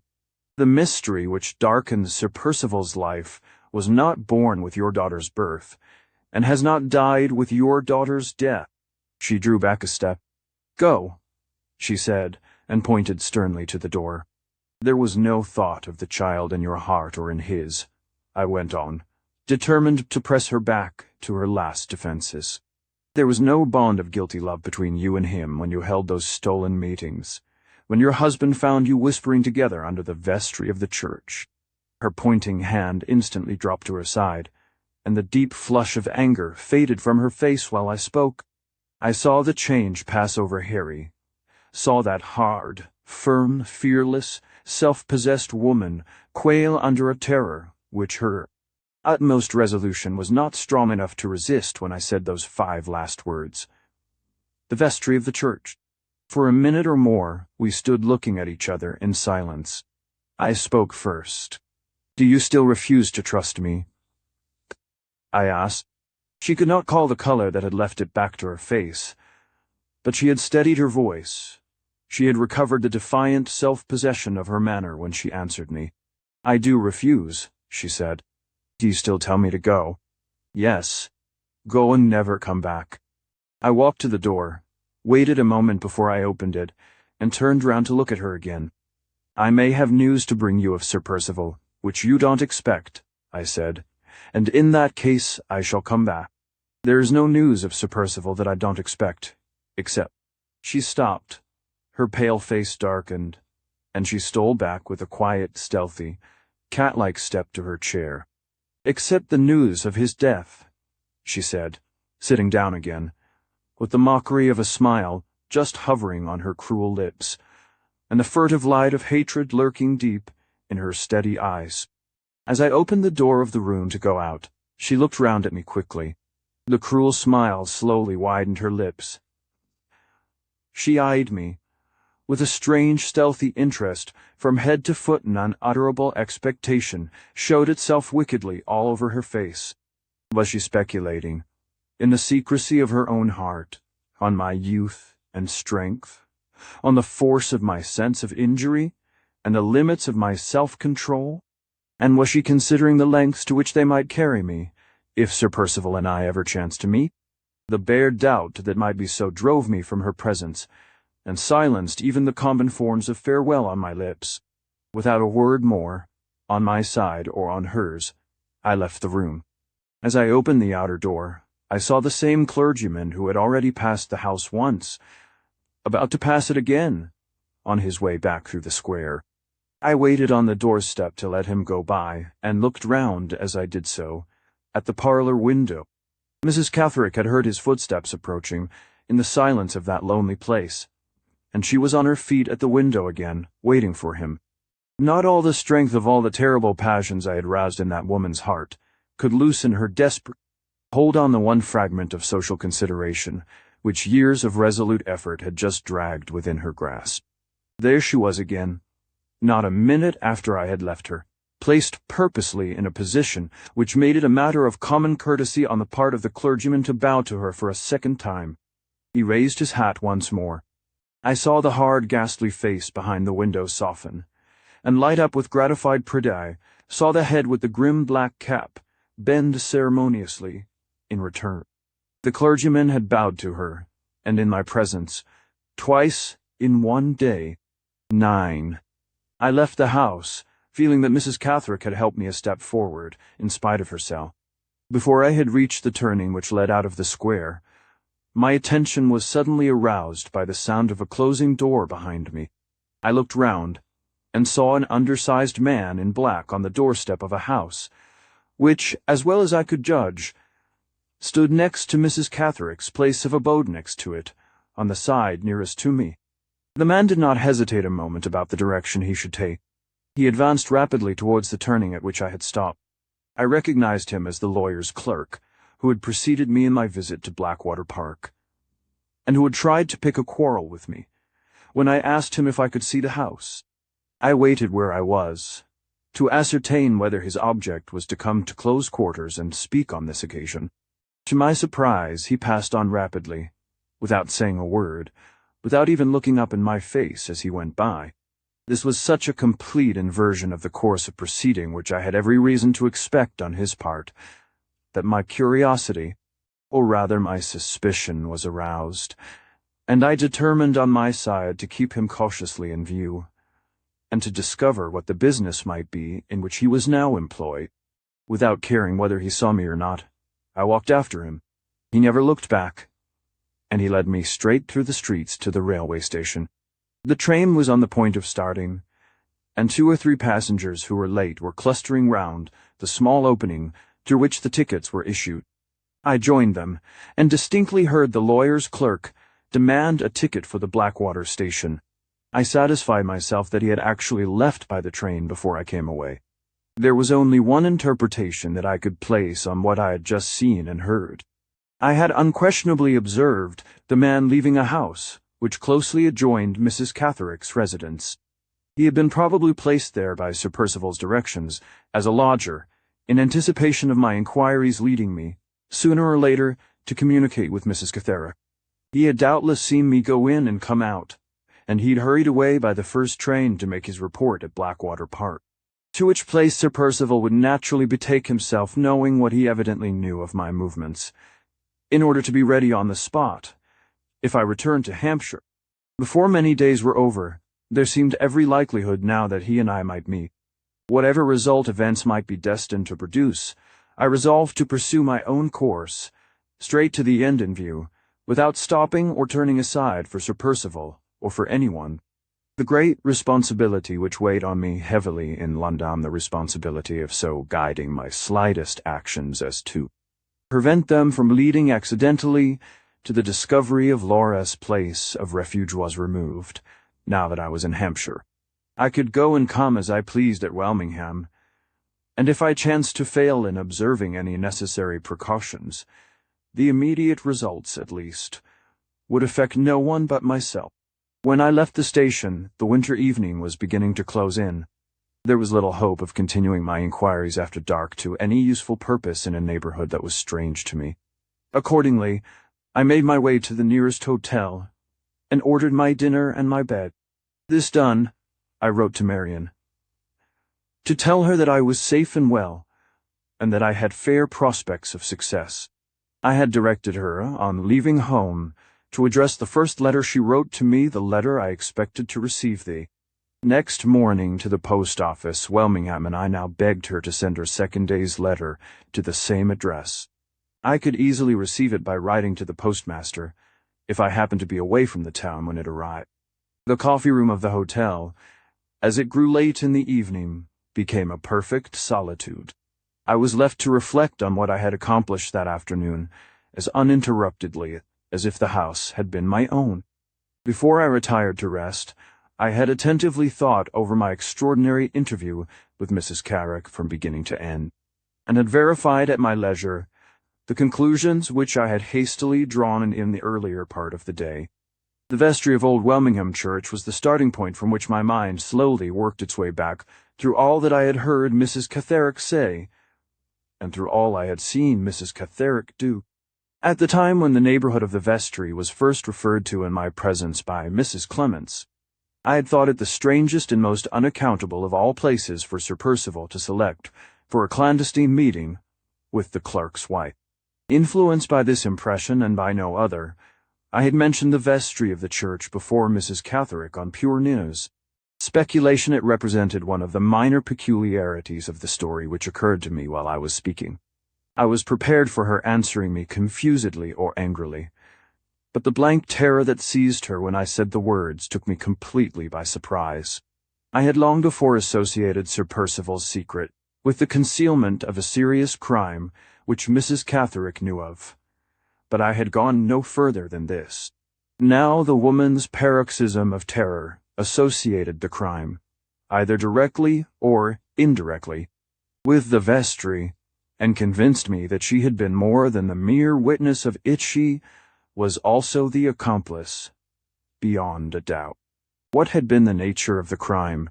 Surely there was a contemptible side to it, as well as a dangerous side, or Mrs. Carrick would not have repeated my own word, referring to Sir Percival's rank and power, with such marked disdain as she had certainly displayed. It was a contemptible crime then, and a dangerous crime, and she had shared in it, and it was associated with the vestry of the church. The next consideration to be disposed of led me a step farther from this point. Mrs. Carrick's undisguised contempt for Sir Percival plainly extended to his mother as well. She had referred with the bitterest sarcasm to the great family he had descended from, specially by the mother's side. What did this mean? There appeared to be only two explanations of it. Either his mother's birth had been low, or his mother's reputation was damaged by some hidden flaw with which Mrs. Carrick and Sir Percival were both privately acquainted. I could only put the first explanation to the test by looking at the register of her marriage, and so ascertaining her maiden name and her parentage as a preliminary to further inquiries. On the other hand, if the second case supposed were the true one, what had been the flaw in her reputation?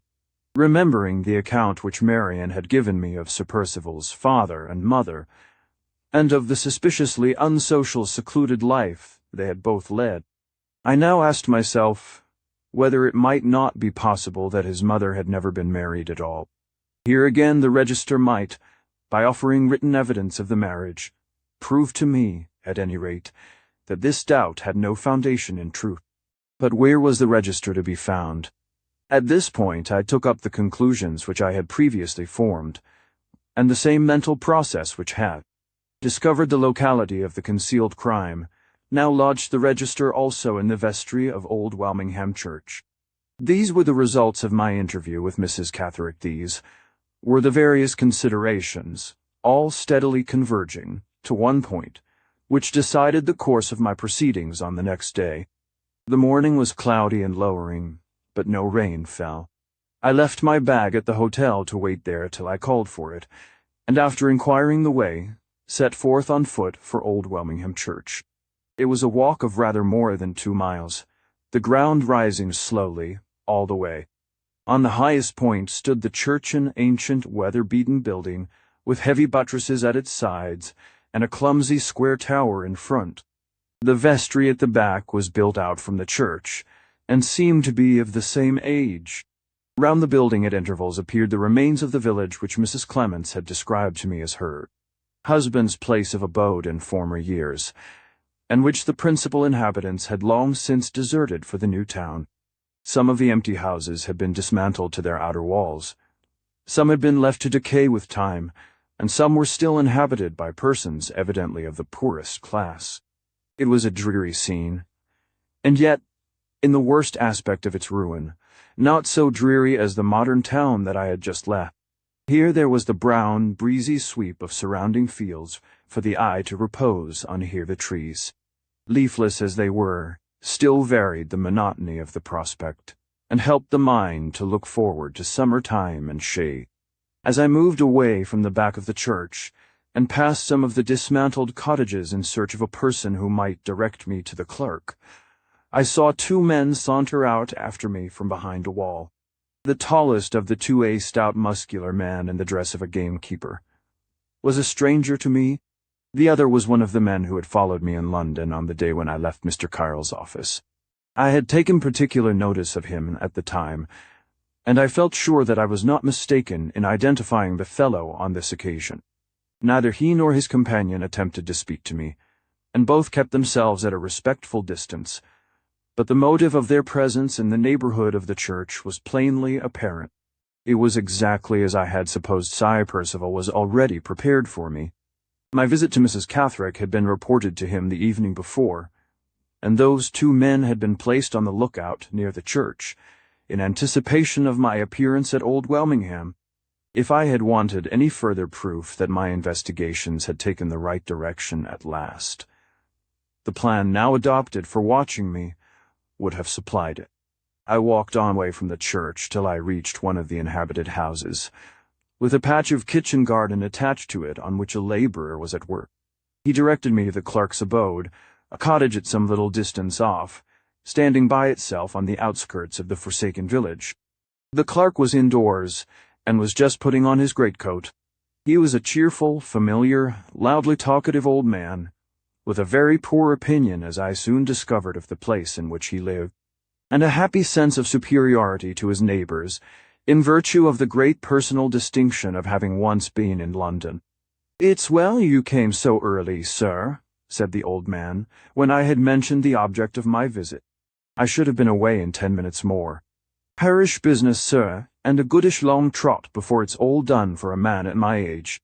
But, bless you, I'm strong on my legs still. As long as a man don't give it his legs, there's a deal of work left in him. Don't you think so yourself, sir?" He took his keys down while he was talking from a hook behind the fireplace, and locked his cottage door behind us. "Nobody at home to keep house for me," said the clerk, with a cheerful sense of perfect freedom from all family encumbrances. "My wife's in the churchyard there, and my children are all married. A wretched place this, isn't it, sir? But the parish is a large one. Every man couldn't get through the business as I do. It's learning does it, and I've had my share, and a little more. I can talk the Queen's English, God bless the Queen, and that's more than most of the people about here can do. You're from London, I suppose, sir?" "I've been in London a matter of 25 years ago. What's the news there now, if you please?"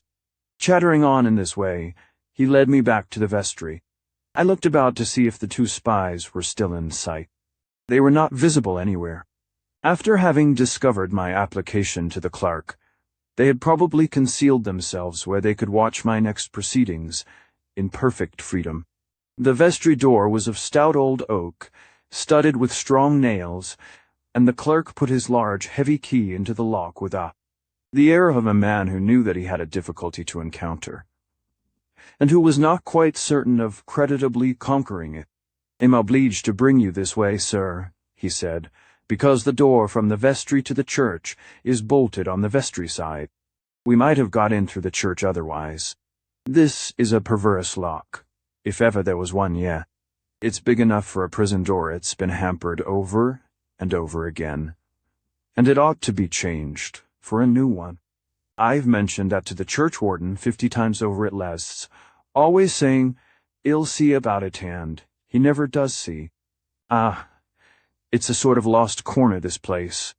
Not like London, is it, sir? Bless you, we are all asleep here.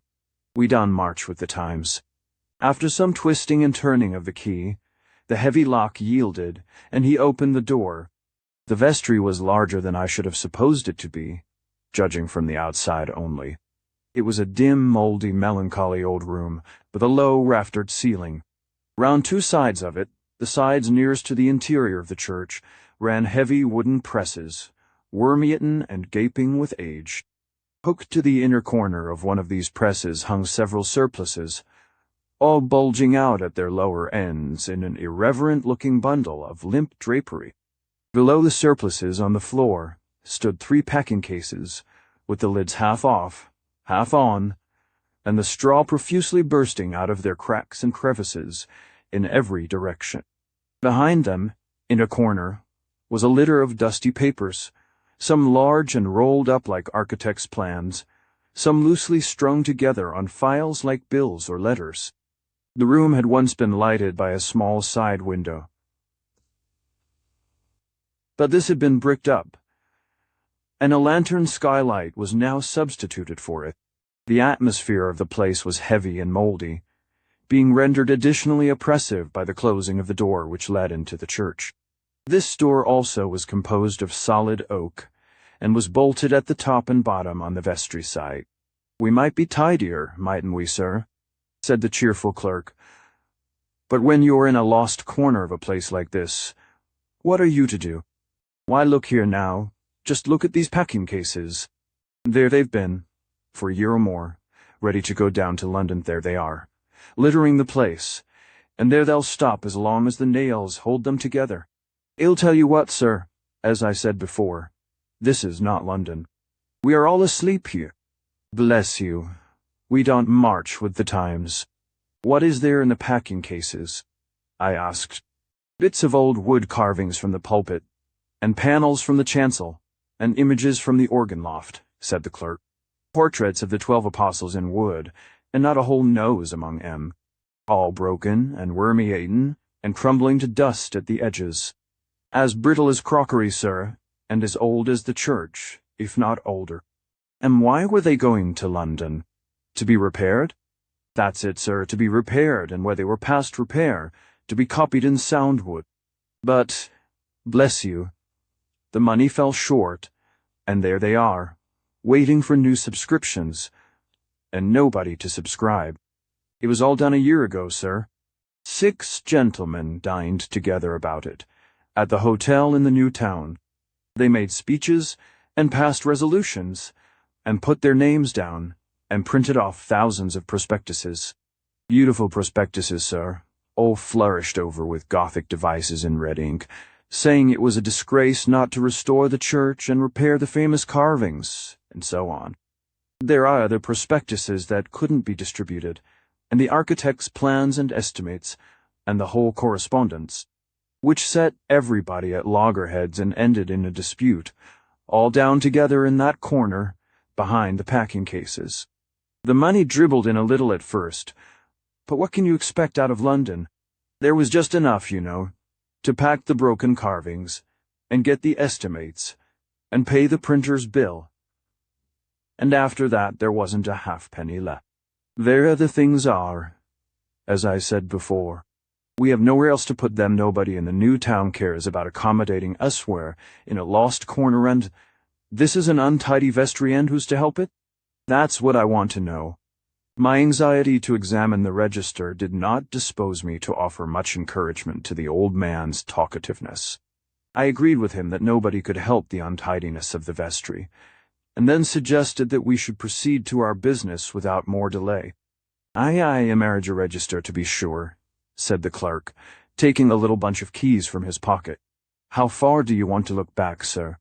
Marian had informed me of Sir Percival's age at the time when we had spoken together of his marriage engagement with Laura. She had then described him as being 45 years old. Calculating back from this, and making due allowance for the year that had passed since I had gained my information, I found that he must have been born in 1804, and that I might safely start on my search through the register from that date. I want to begin with the year 1804, I said. Which way after that, sir? Asked the clerk. Forwards to our time or backwards away from us? Backwards from 1804. He opened the door of one of the presses, from the side of which the surplices were hanging, and produced a large volume bound in greasy brown leather. I was struck by the insecurity of the place in which the register was kept. The door of the press was warped and cracked with age, and the lock was of the smallest and commonest kind. I could have forced it easily with the walking stick I carried in my hand. Is that considered a sufficiently secure place for the register? I inquired. Surely a book of such importance as this ought to be protected by a better lock, and kept carefully in an iron safe.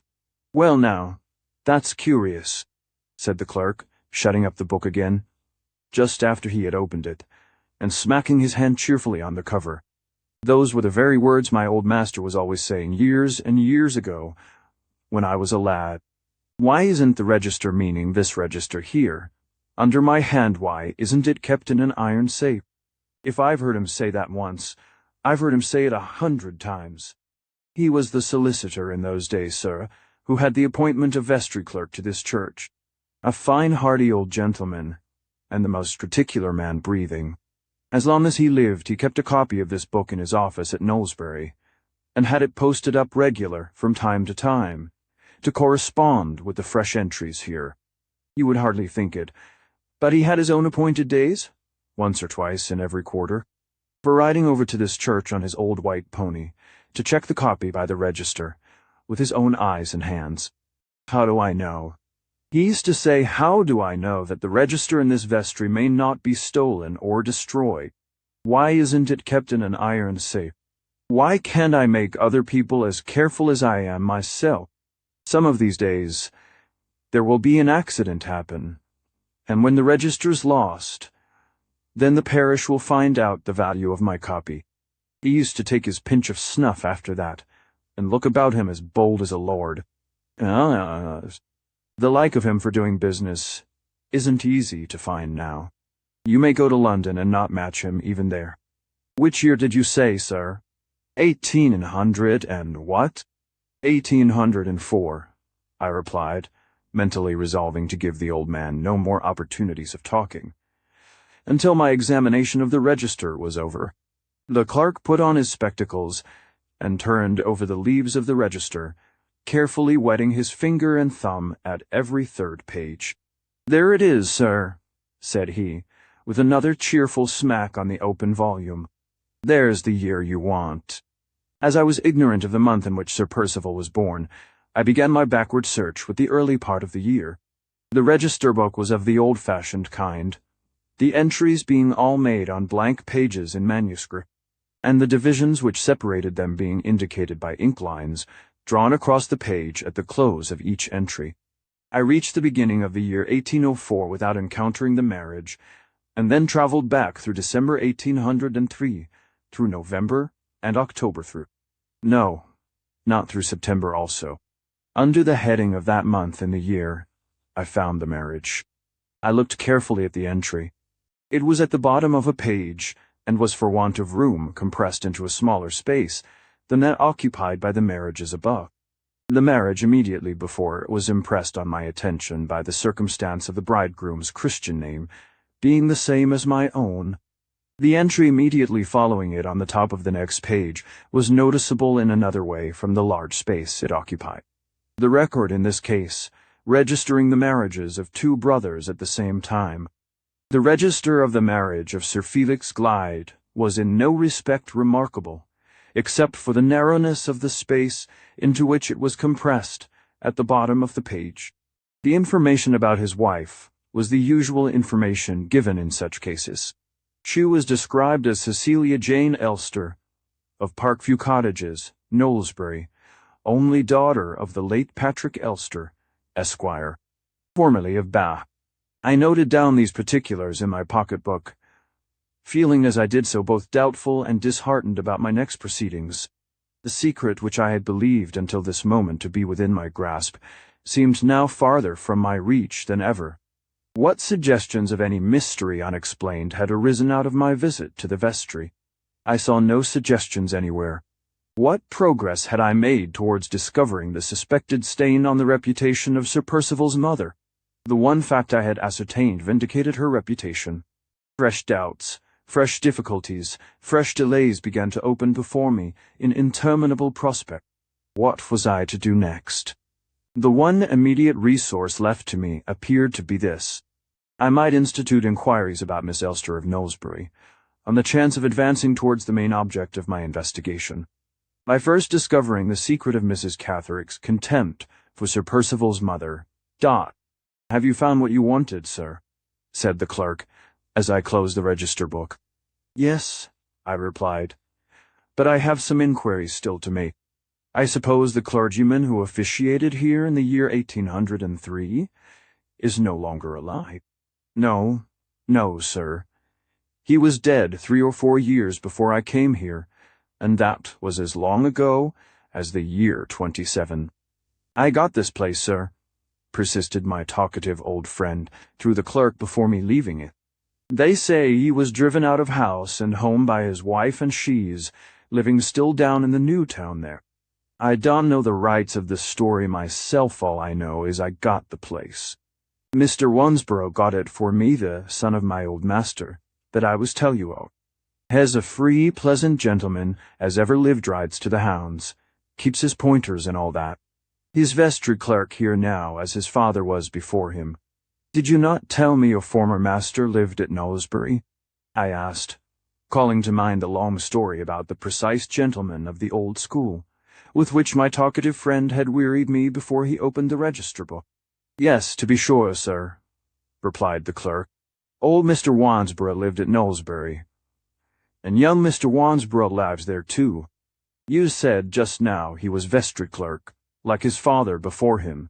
I am not quite sure that I know what a vestry clerk is." "Don't you indeed, sir? And you come from London, too.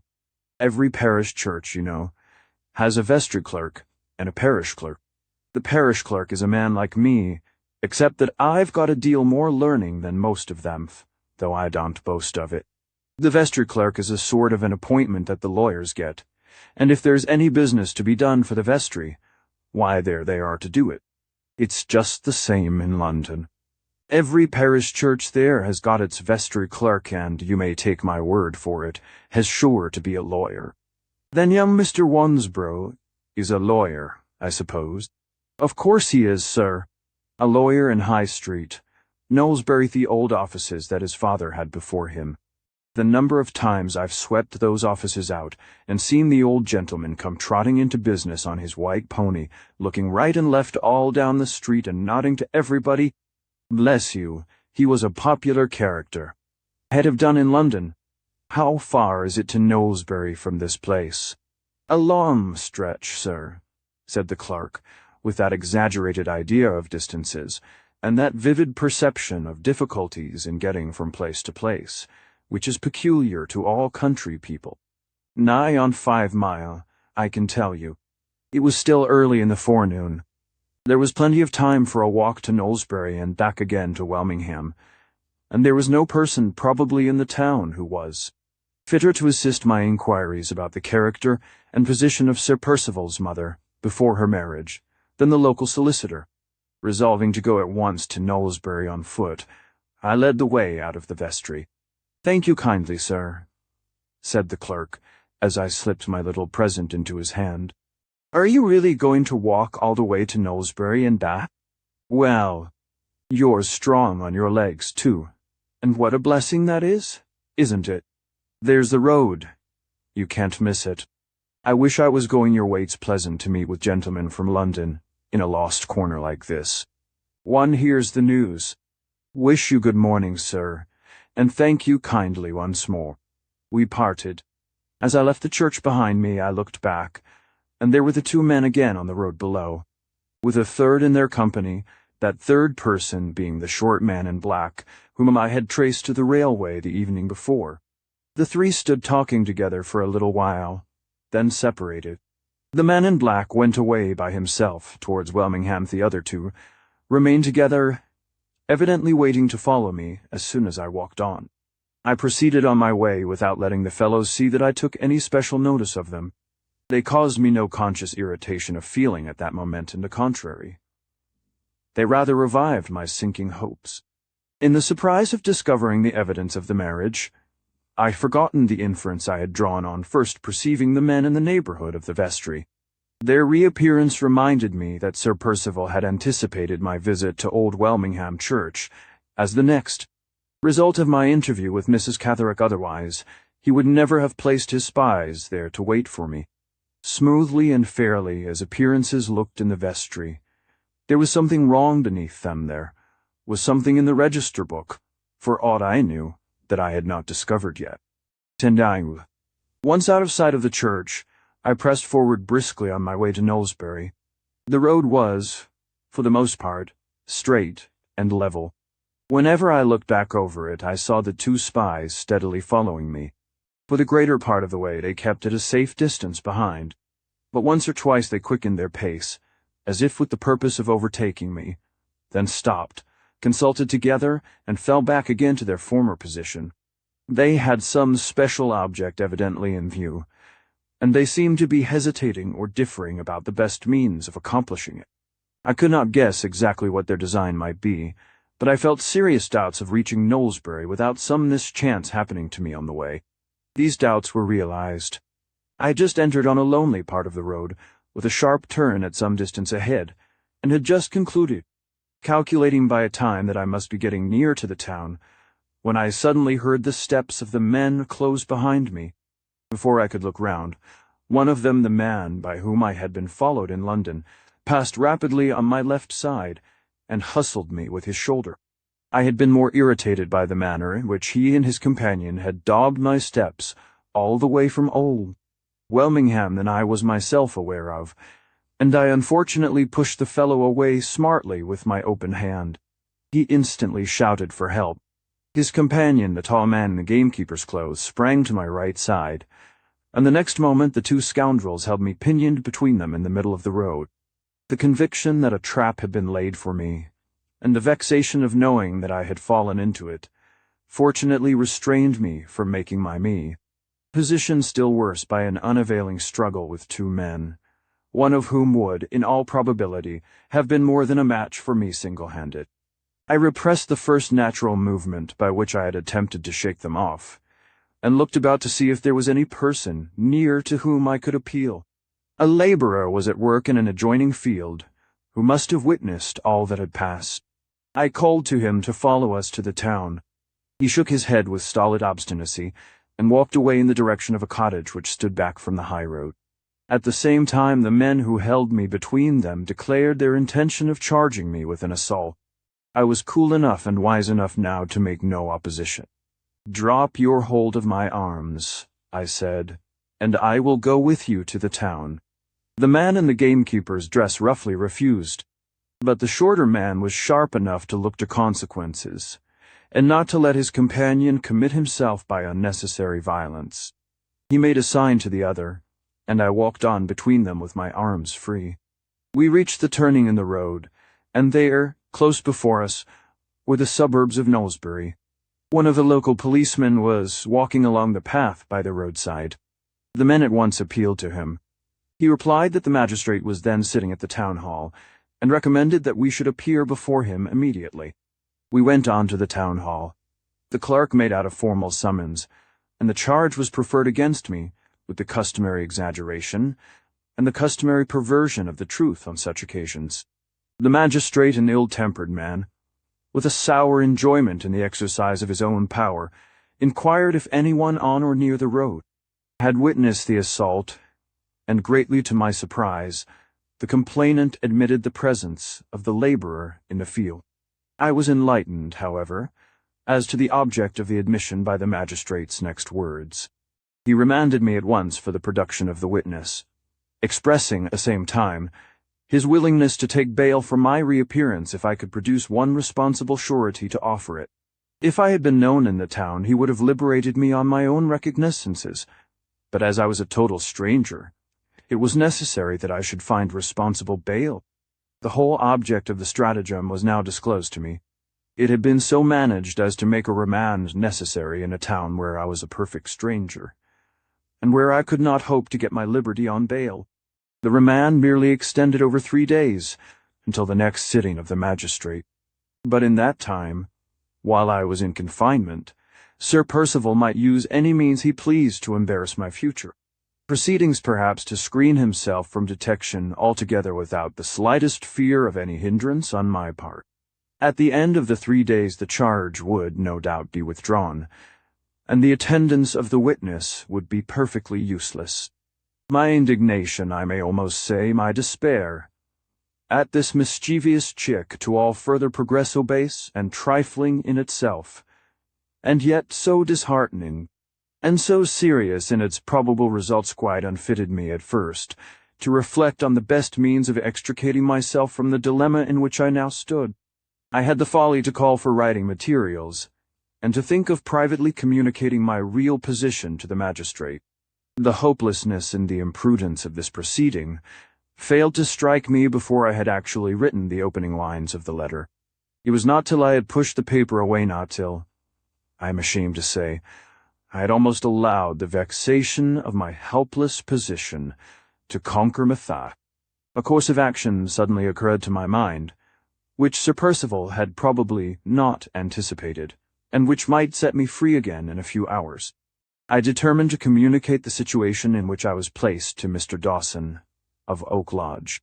I had visited this gentleman's house, it may be remembered, at the time of my first inquiries in the Blackwater Park neighborhood, and I had presented to him a letter of introduction from Miss Halcombe, in which she recommended me to his friendly attention in the strongest terms. I now wrote, referring to this letter, and to what I had previously told Mr. Dawson of the delicate and dangerous nature of my inquiries. I had not revealed to him the truth about Laura, having merely described my errand as being of the utmost importance to private family interests with which Miss Halcombe was concerned. Using the same caution still, I now accounted for my presence at Knowlesbury in the same manner, and I put it to the doctor to say whether the trust reposed in me by a lady whom he well knew, and the hospitality I had myself received in his house, justified me or not in asking him to come to my assistance in a place where I was quite friendless. I obtained permission to hire a messenger to drive away at once, with my letter in a conveyance which might be used to bring the doctor back immediately. Oak Lodge was on the Knowlesbury side of Blackwater.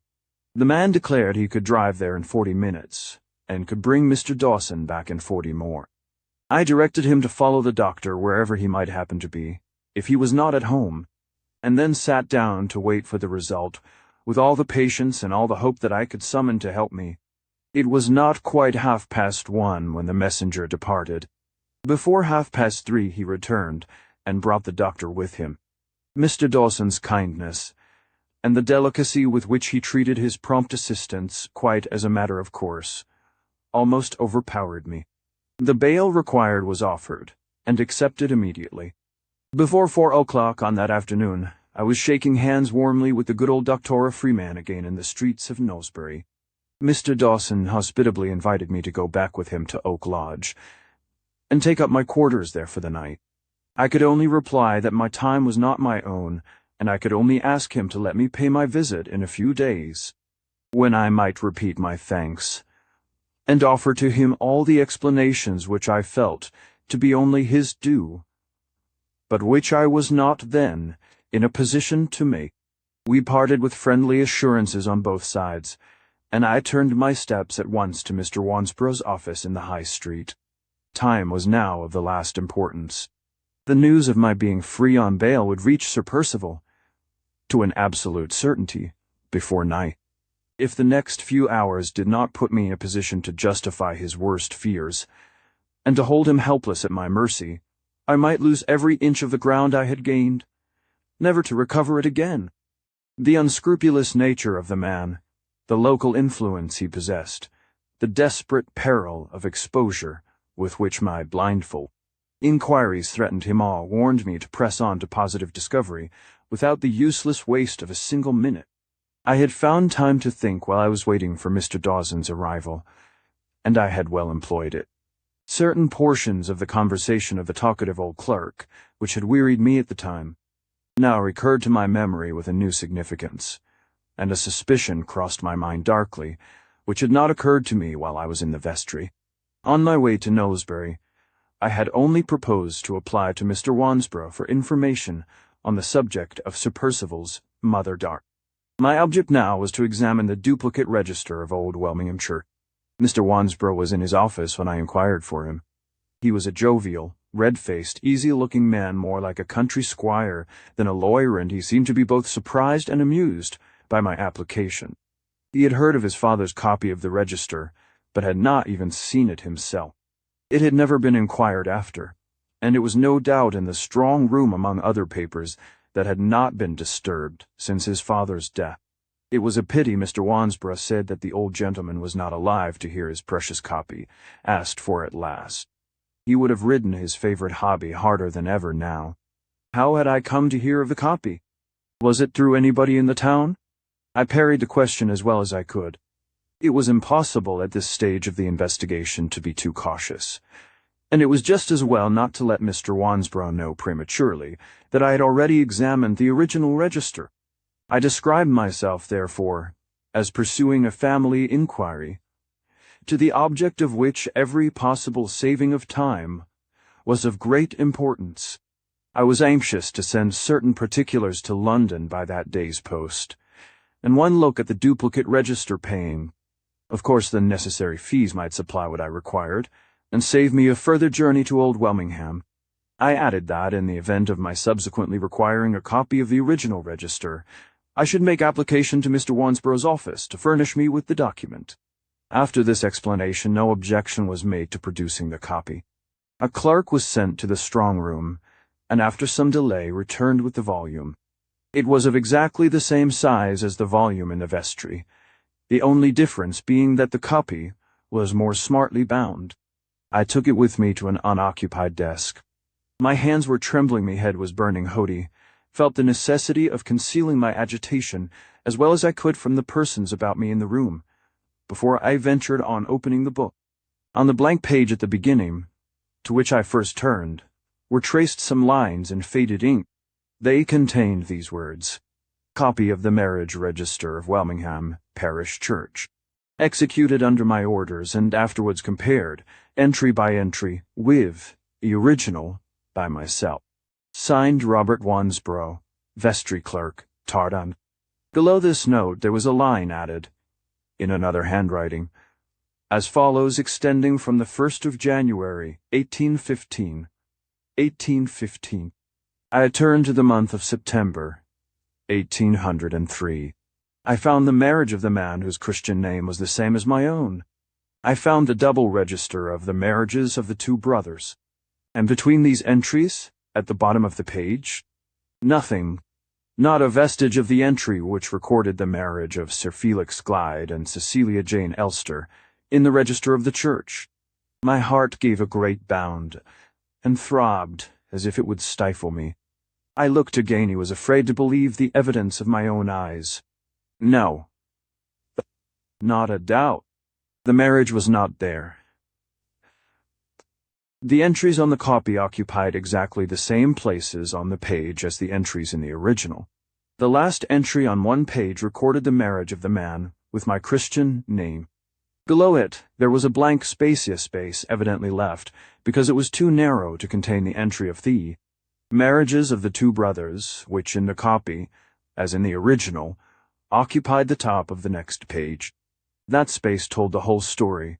There it must have remained in the church register from 1803, when the marriages had been solemnized, and the copy had been made to 1827, when Sir Percival appeared at Old Welmingham. Here, at Knowlesbury, was the chance of committing the forgery shown to me in the copy, and there, at Old Welmingham, was the forgery committed in the register of the church. My head turned giddy, held by the desk to keep myself from falling. Of all the suspicions which had struck me in relation to that desperate man, not one had been near the truth. The idea that he was not Sir Percival Glyde at all, that he had no more claim to the baronetcy, and to Blackwater Park than the poorest labourer who worked on the estate, had never once occurred to my mind. At one time I had thought he might be Anne Catherick's father. At another time I had thought he might have been Anne Catherick. Husband, the offence of which he was really guilty had been, from first to last, beyond the widest reach of my imagination. The paltry means by which the fraud had been effected, the magnitude and daring of the crime that it represented, the horror of the consequences involved in its discovery, overwhelmed me. Who could wonder now at the brutalness of the wretch, life at his desperate alternations between abject duplicity and reckless violence, at the madness of guilty distrust which had made him imprison Anne Catherick in the asylum, and had given him over to the vile conspiracy against his wife, on the bare suspicion that the one and the other knew his terrible secret?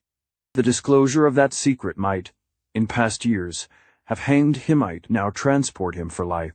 The disclosure of that secret, even if the sufferers by his deception spared him the penalties of the law, would deprive him at one blow of the name, the rank, the estate, the whole social existence that he had usurped.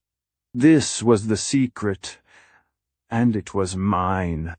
A word from me, and house, lands, baronetcy, were gone from him for ever. A word from me, and he was driven out into the world, a nameless, penniless, friendless outcast. The man's whole future hung on my lips, and he knew it by this time as certainly as I did. That last thought steadied me. Interests far more precious than my own depended on the caution which must now guide my slightest actions. There was no possible treachery which Sir Percival might not attempt against me. In the danger and desperation of his position, he would be staggered by no risks. He would recoil at no crime. He would literally hesitate at nothing to save himself. I considered for a minute. My first necessity was to secure positive evidence in writing of the discovery that I had just made, and in the event of any personal misadventure happening to me, to place that evidence beyond Sir Percival's reach.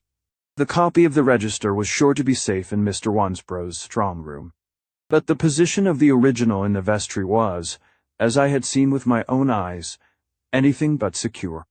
In this emergency, I resolved to return to the church, to apply again to the clerk, and to take the necessary extract from the register before I slept that night. I was not then aware that a legally certified copy was necessary, and that no document merely drawn out by myself could claim the proper importance as a proof. I was not aware of this, and my determination to keep my present proceedings a secret prevented me from asking any questions which might have procured the necessary information. My one anxiety was the anxiety to get back to Old Welmingham. I made the best excuses I could for the discomposure in my face and manner, which Mr. Wansborough had already noticed, laid the necessary fee on his table, arranged that I should write to him in a day or two, and left the office, with my head in a whirl and my blood throbbing through my veins at fever heat. It was just getting dark. The idea occurred to me that I might be followed again and attacked on the high road. My walking stick was a light one, of little or no use for purposes of defense.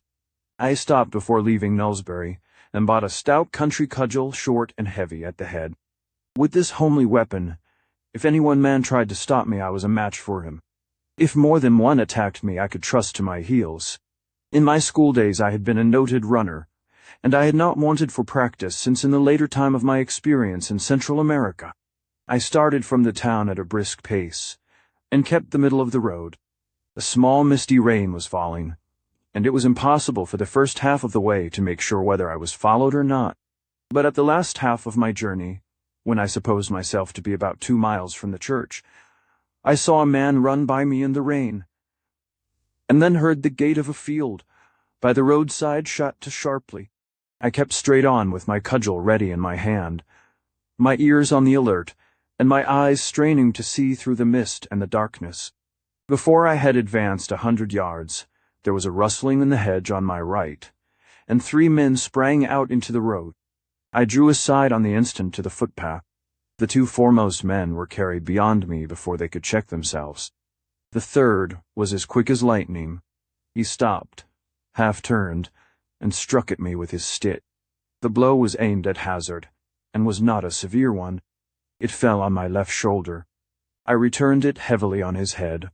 He staggered back and jostled his 2 companions just as they were both rushing at me. This circumstance gave me a moment's start. I slipped by them and took to the middle of the road again at the top of my steed. The 2 unhurt men pursued me. They were both good runners. The road was smooth and level, and for the first 5 minutes or more I was conscious that I did not gain on them. It was perilous work to run for long in the darkness.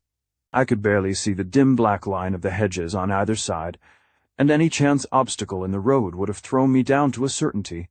Ere long I felt the ground change, and it descended from the level at a turn, and then rose again beyond. Downhill the men rather gained on me, but uphill I began to distance them.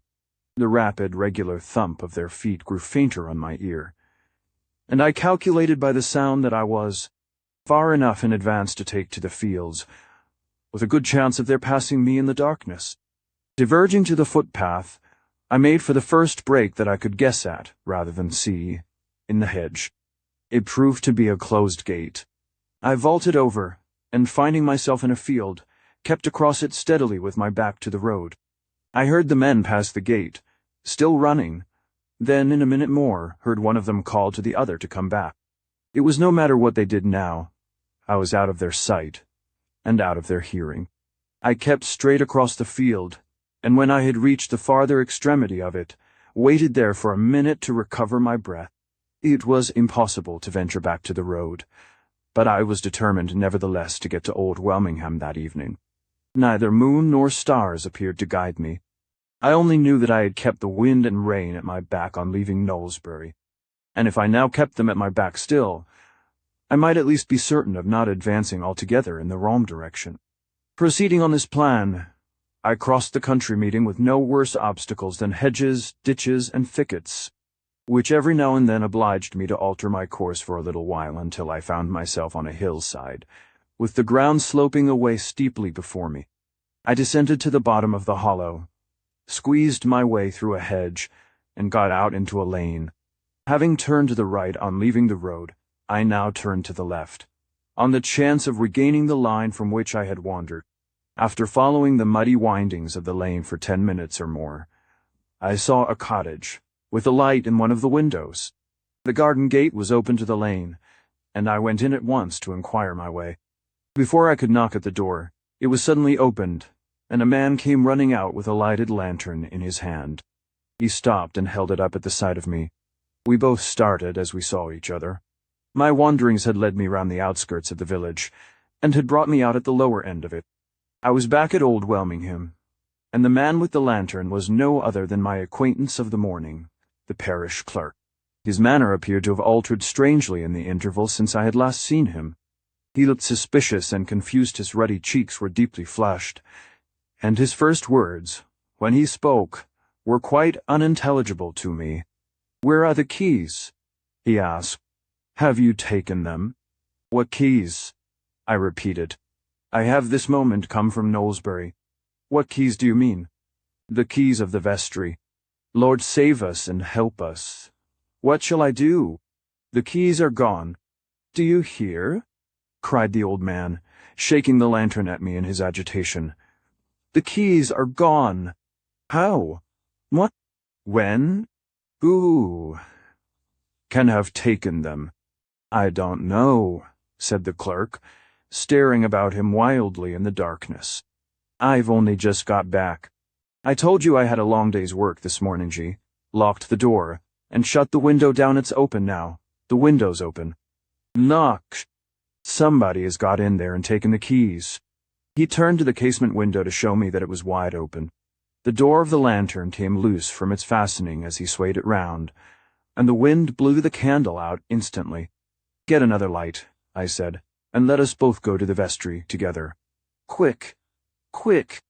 I hurried him into the house. The treachery that I had every reason to expect, the treachery that might deprive me of every advantage I had gained, was at that moment, perhaps, in process of accomplishment. My impatience to reach the church was so great that I could not remain inactive in the cottage while a clerk lit the lantern again. I walked out, down the garden path, into the lane. Before I had advanced 10 paces, a man approached me from the direction leading to the church. He spoke respectfully as we met. I could not see his face, but judging by his voice only, he was a perfect stranger to me. I beg your pardon, Sir Percival, he began. I stopped him before he could say more. The darkness misleads you, I said. I am not Sir Percival. The man drew back directly. I thought it was my master, he muttered, in a confused, doubtful way. You expected to meet your master here? I was told to wait in the lane. With that answer, he retraced his steps. I looked back at the cottage and saw the clerk coming out, with the lantern lighted once more. I took the old man's arm to help him on the more quickly. We hastened along the lane, and past the person who had accosted me. As well as I could see by the light of the lantern, he was a servant out of livery. Who's that? Whispered the clerk. Does he know anything about the keys? We won't wait to ask him, I replied. We will go on to the vestry first. The church was not visible, even by daytime, until the end of the lane was reached. As we mounted the rising ground which led to the building from that point, one of the village childrina boy came close up to us, attracted by the light we carried, and recognized the clerk. I say, meester, said the boy, pulling officiously at the clerk's coat. There be summun up yonder in the church. I heard and lock the door on hisself he heard, on strike a light wi' a match. The clerk trembled and leaned against me heavily. Come, come, I said encouragingly.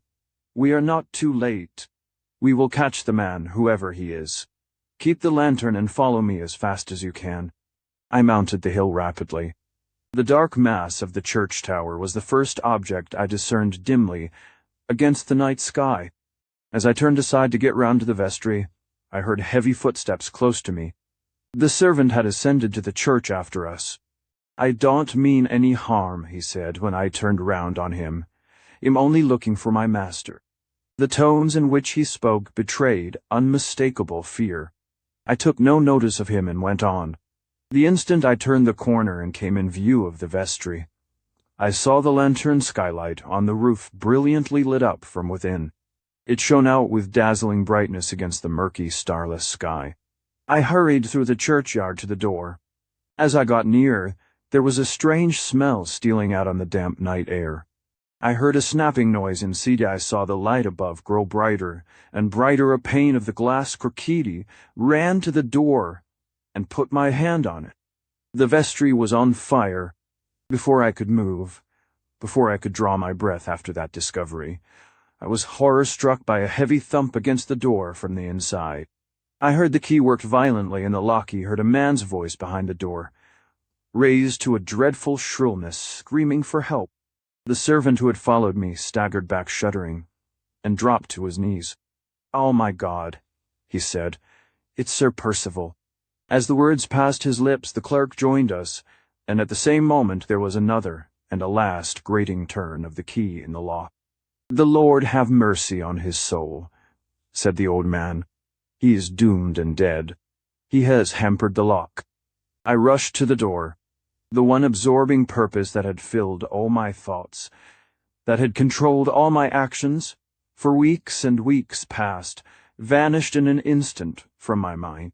All remembrance of the heartless injury the man's crimes had inflicted of, the love, the innocence, the happiness he had pitilessly laid waste of, the oath I had sworn in my own heart to summon him to the terrible reckoning that he deserved passed from my memory like a dream.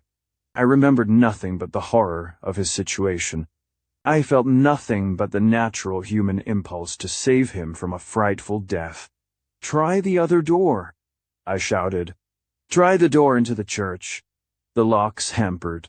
You're a dead man if you waste another moment on it." There had been no renewed cry for help when the key was turned for the last time. There was no sound now of any kind to give token that he was still alive. I heard nothing but the quickening crackle of the flames and the sharp snap of the glass in the skylight above. I looked round at my two companions. The servant had risen to his feet, had taken the lantern, and was holding it up vacantly at the door. Terror seemed to have struck him with downright idiocy, waited at my heels. He followed me about when I moved like a dog. The clerk sat crouched up on one of the tombstones, shivering and moaning to himself. The one moment in which I looked at them was enough to show me that they were both helpless. Hardly knowing what I did, acting desperately on the first impulse that occurred to me, I seized the servant and pushed him against the vestry wall. "Stop!" I said, "and hold by the stones.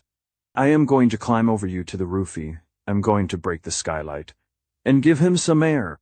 The man trembled from head to foot, but he held firm. I got on his back with my cudgel in my mouth, seized the parapet with both hands, and was instantly on the roof.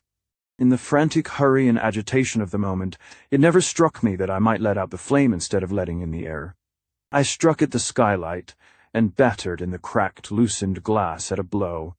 The fire leaped out like a wild beast from its lair. If the wind had not chanced, in the position I occupied, to set it away from me, my exertions might have ended then and there. I crouched on the roof as the smoke poured out above me with the flame. The gleams and flashes of the light showed me the servant's face staring up vacantly under the walled clerk risen to his feet on the tombstone, wringing his hands in despair, and the scanty population of the village. Haggard men and terrified women clustered beyond in the churchyard, all appearing and disappearing, in the red of the dreadful glare, in the black of the choking smoke, and the man beneath my feet, the man, suffocating, burning, dying, so near us all, so utterly beyond our reach. The thought half maddened me. I lowered myself from the roof by my hands, and dropped to the ground. "The key of the church," I shouted to the clerk. "We must try it that way. We may save him yet if we can burst open the inner door." "No, no, no," cried the old man. "No hope. The church key and the vestry key are on the same ring, both inside there." "Oh, sir, he's past Saving's dust and ashes by this time." "They'll see the fire from the town," said a voice from among the men behind me. "There's a Injun in the town. They'll save the church." I called to that man. He had his wits about him. He called to him to come and speak to me. It would be a quarter of an hour at least before the town engine could reach us. The horror of remaining inactive all that time was more than I could face. In defiance of my own reason, I persuaded myself that the doomed and lost wretch in the vestry might still be lying senseless on the floor, might not be dead yet. If we broke open the door, might we save him? I knew the strength of the heavy locking, knew the thickness of the nailed oakie, knew the hopelessness of assailing the one and the other by ordinary means. But surely there were beams still left in the dismantled cottages near the church. What if we got one, and used it as a battering ram against the door? The thought leaped through me like the fire leaping out of the shattered skylight. I appealed to the man who had spoken first of the fire engine in the town. "Have you got your pickaxes handy?" "Yes, they ha." "And a hatchet, and a saw, and a bit of rope?" "Yes." "Yes?" "Yes." I ran down among the villagers, with the lantern in my hand. 5 shillings apiece to every man who helps me.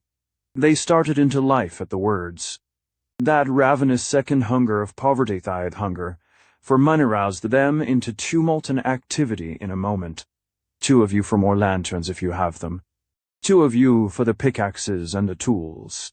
The rest after me to find the bee. They cheered with shrill, starveling voices, they cheered. The women and the children fled back on either side. We rushed in a body down the churchyard path to the first empty cottage. Not a man was left behind, but the poor old clerk standing on the flat tombstone sobbing and wailing over the church. The servant was still at my heel. She's white, helpless, panic-stricken face was close over my shoulder as we pushed into the cottage. There were rafters from the torn-down floor above, lying loose on the ground, but they were too light. A beam ran across over our heads, but not out of reach of our arms and our pickaxes, a beam fast at each end in the ruined wall. With ceiling and flooring all ripped away, and a great gap in the roof above, open to the sky, we attacked the beam at both ends at once. God, how it held, how the brick and mortar of the wall resisted us. We struck, and tugged, and tore. The beam gave at one end. It came down with a lump of brickwork after it. There was a scream from the women all huddled in the doorway to look at USA. Shout from the men, 2 of them down, but not hurt. Another tug all together and the beam was loose at both ends. We raised it, and gave the word to clear the doorway. Now for the work. Now for the rush at the door. There is the fire streaming into the sky, streaming brighter than ever to light us. Steady along the churchyard path, steady with the beam for a rush at the door. 1, 2, 3, and out rings the cheering again, irrepressibly. We have shaken it already. The hinges must give, if the lock won't. Another run with the beam. 1, 2, 3, and it's loose. The stealthy fire darts at us through the crevice all round it. Another, and a last rush. The door falls in with a crash. A great hush of awe, a stillness of breathless expectation, possesses every living soul of us. We look for the body. The scorching heat on our faces drives us back. We see nothing above, below. All through the room, we see nothing but a sheet of living fire. Where is he? Whispered the servant, staring vacantly at the flames. He's dust and ashes, said the clerk. And the books are dust and ashes, and, oh, sirs, the church will be dust and ashes soon. Those were the only 2 who spoke. When they were silent again, nothing stirred in the stillness but the bubble and the crackle of the flames. Hark! A harsh rattling sound in the distance then, the hollow beat of horses' hoofs at full gallop then, the low roar, the predominant tumult of hundreds of human voices, clamoring and shouting together. The engine at last. The people about me all turned from the fire and ran eagerly to the brow of the hill. The old clerk tried to go with the rest, but his strength was exhausted. I saw him holding by one of the tombstones. "Save the church!" he cried out faintly, as if the firemen could hear him already. "Save the church!" The only man who never moved was the servant. There he stood, his eyes still fastened on the flames in a changeless, vacant stare. I spoke to him. I shook him by the arm. He was past rousing. He only whispered once more. "Where is he?" In 10 minutes the engine was in position. The well at the back of the church was feeding it, and the hose was carried to the doorway of the vestry. If help had been wanted from me, I could not have afforded it now. My energy of will was gone, my strength was exhausted, the turmoil of my thoughts was fearfully and suddenly stilled. Now I knew that he was dead.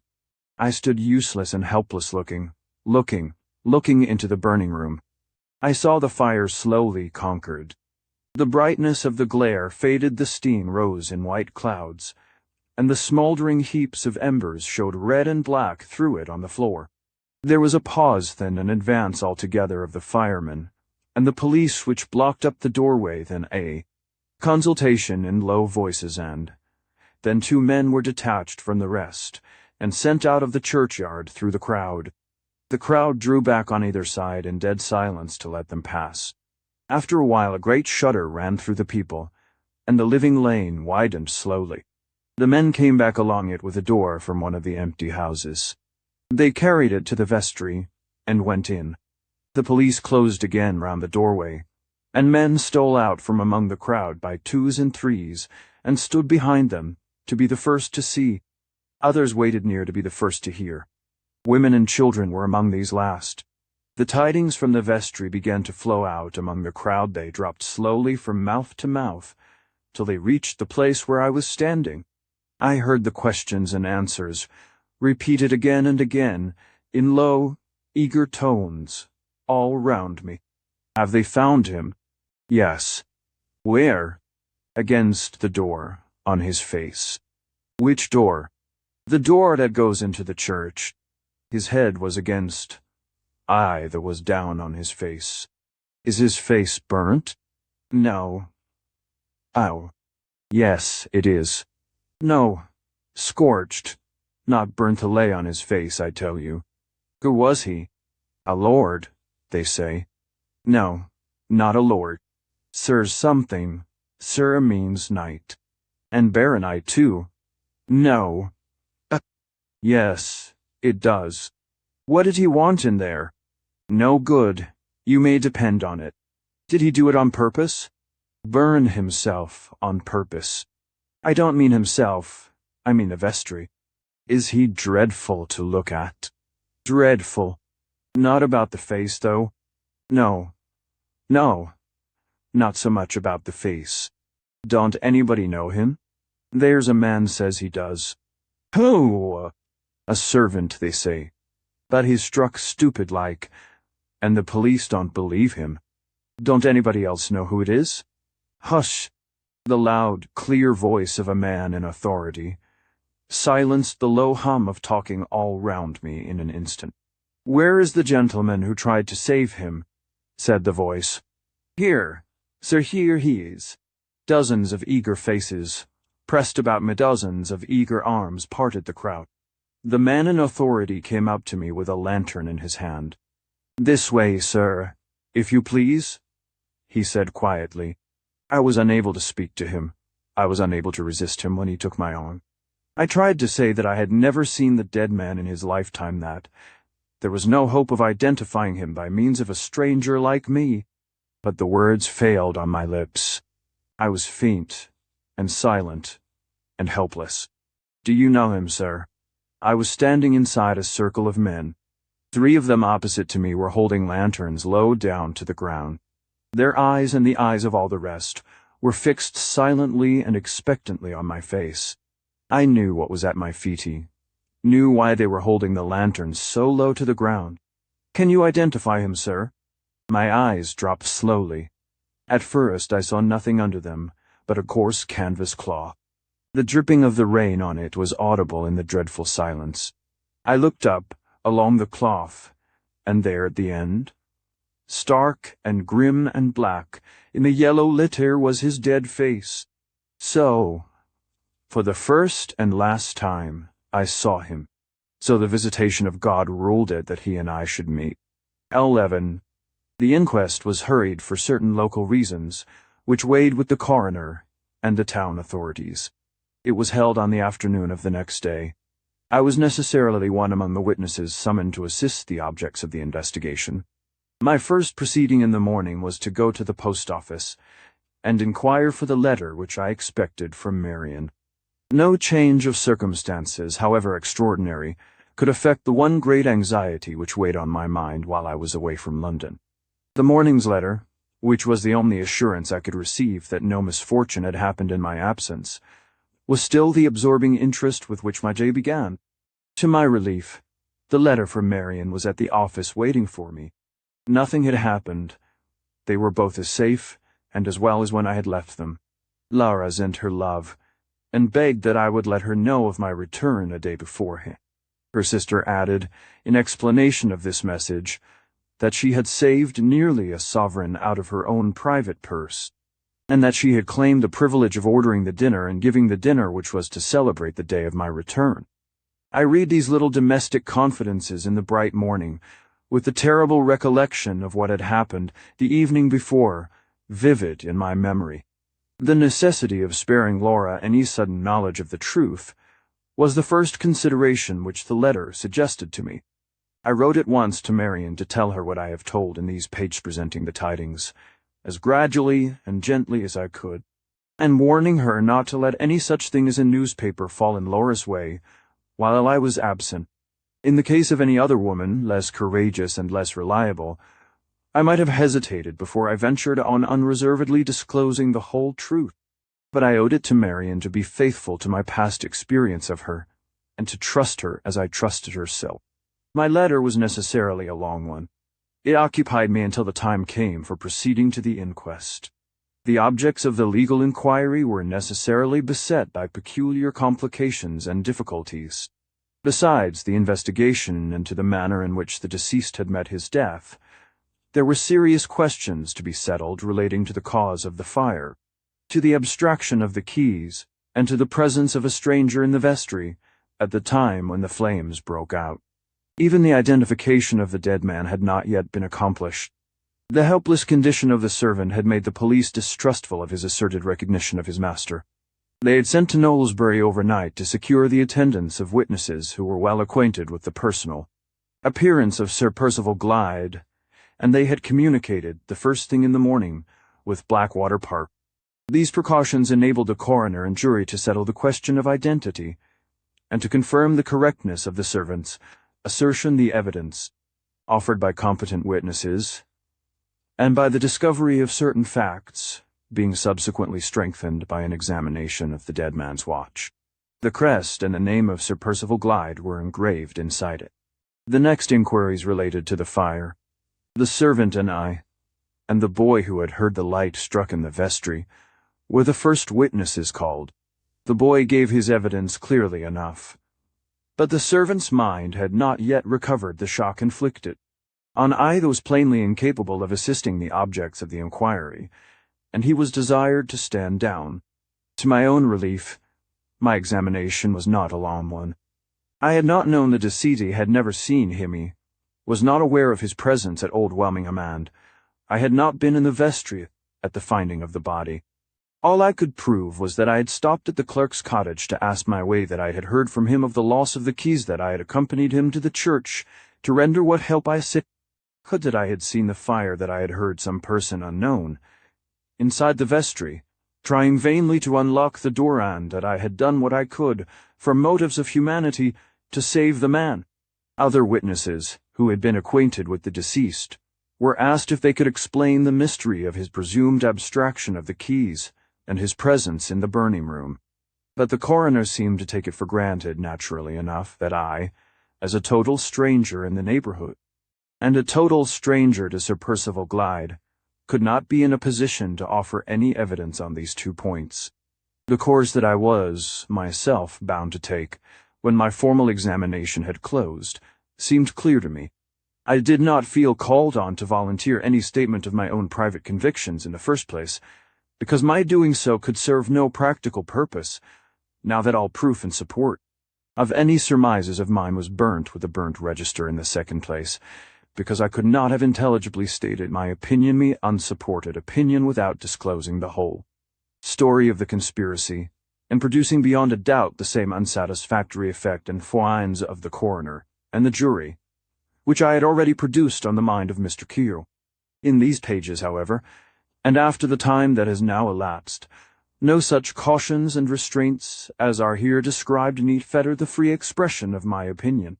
I will state briefly, before my pen occupies itself with other events, how my own convictions lead me to account for the abstraction of the keys, for the outbreak of the fire, and for the death of the man. The news of my being free on bail drove Sir Percival, as I believe, to his last resources. The attempted attack on the road was one of those resources, and the suppression of all practical proof of his crime, by destroying the page of the register on which the forgery had been committed, was the other, and the surest of the two.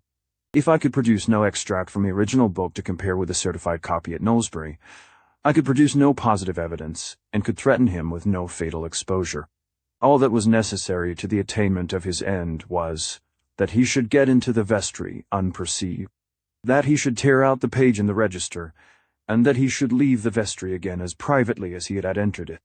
On this supposition, it is easy to understand why he waited until nightfall before he made the attempt, and why he took advantage of the clerk's absence to possess himself of the keys. Necessity would oblige him to strike a light, to find his way to the right register, and common caution would suggest his locking the door on it. The inside in case of intrusion on the part of any inquisitive stranger, or on my part, if I happened to be in the neighborhood at the time. I cannot believe that it was any part of his intention to make the destruction of the register appear to be the result of accident, by purposely setting the vestry on fire. The bare chance that prompt assistance might arrive, and that the books might, by the remotest possibility, be saved, would have been enough, on a moment's consideration, to dismiss any idea of this sort from his mind.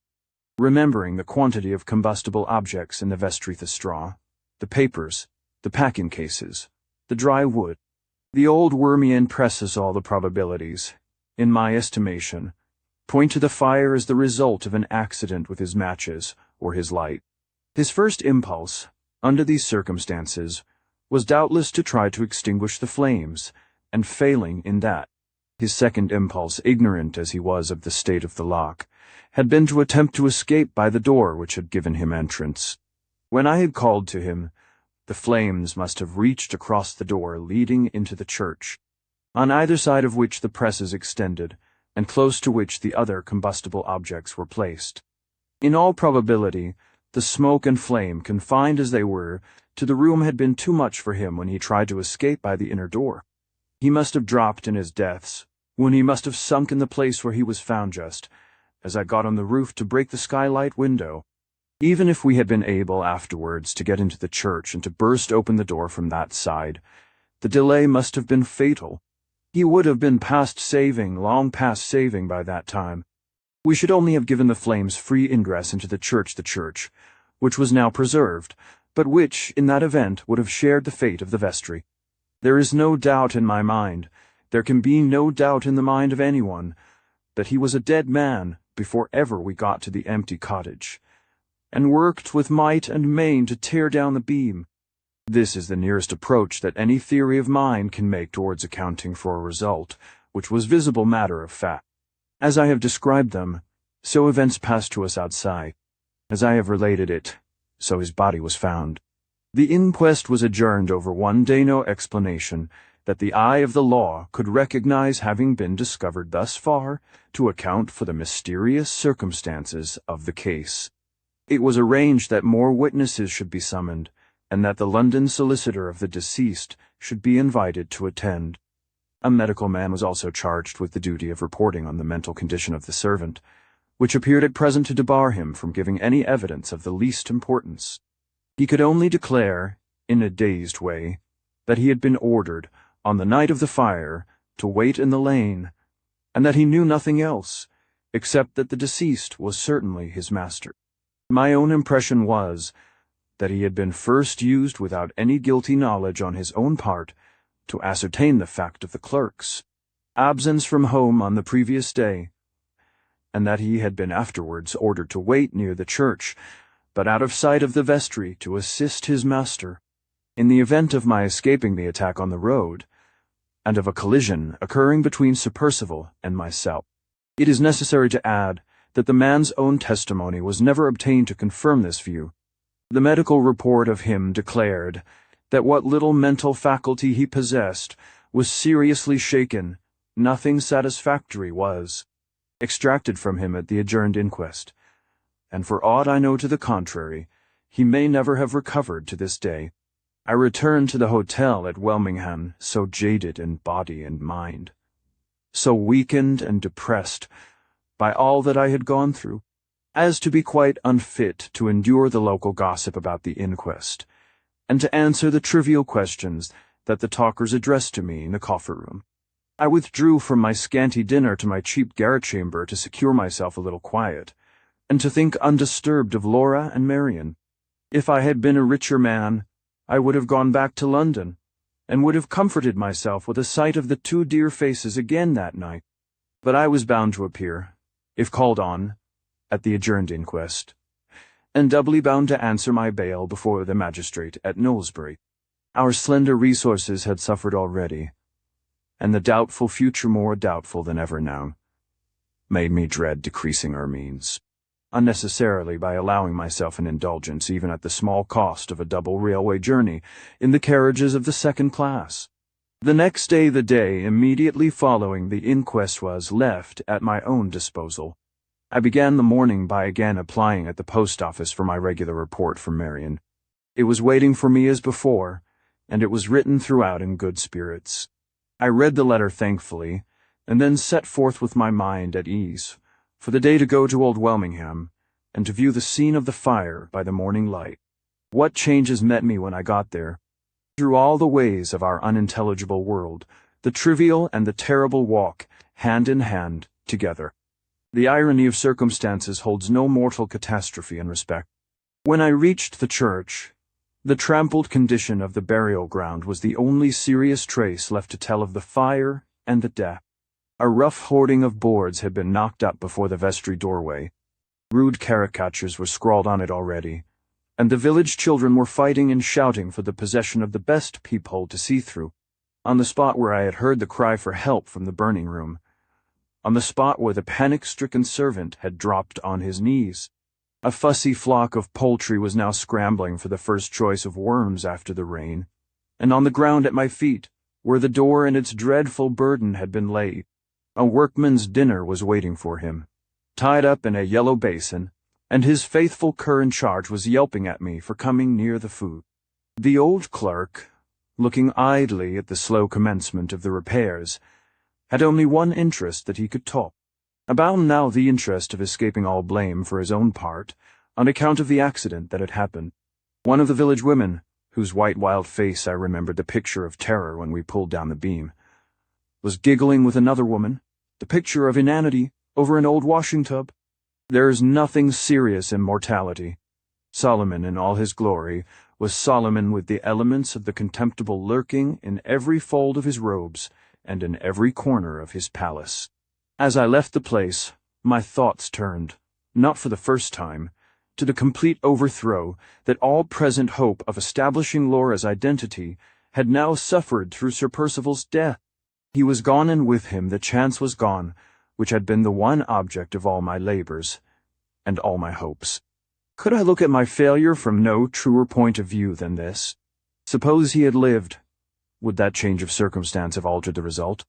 Could I have made my discovery a marketable commodity, even for Laura's sake, after I had found out that robbery of the rights of others was the essence of Sir Percival's crime?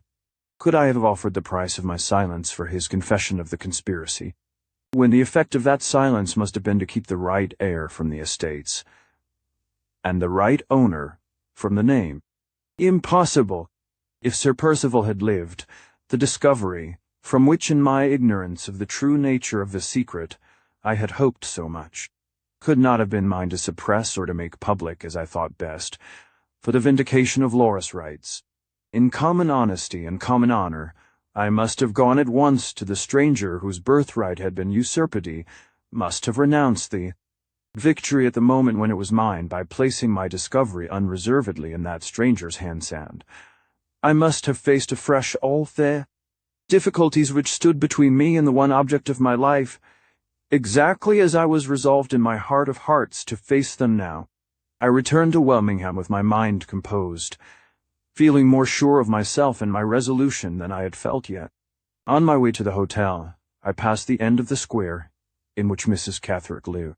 Should I go back to the house and make another attempt to see her? No. With that news of Sir Percival's death, which was the last news she ever expected to hear, must have reached her hours since. All the proceedings at the inquest had been reported in the local paper that morning. There was nothing I could tell her which she did not know already. My interest in making her speak had slackened. I remembered the furtive hatred in her face when she said, "There is no news of Sir Percival that I don't expect except the news of his death." I remembered the stealthy interest in her eyes when they settled on me at parting, after she had spoken those words. Some instinct, deep in my heart, which I felt to be a true one, made the prospect of again entering her presence, repulsive to me, turned away from the square, and went straight back to the hotel. Some hours later, while I was resting in the coffee-room, a letter was placed in my hands by the waiter.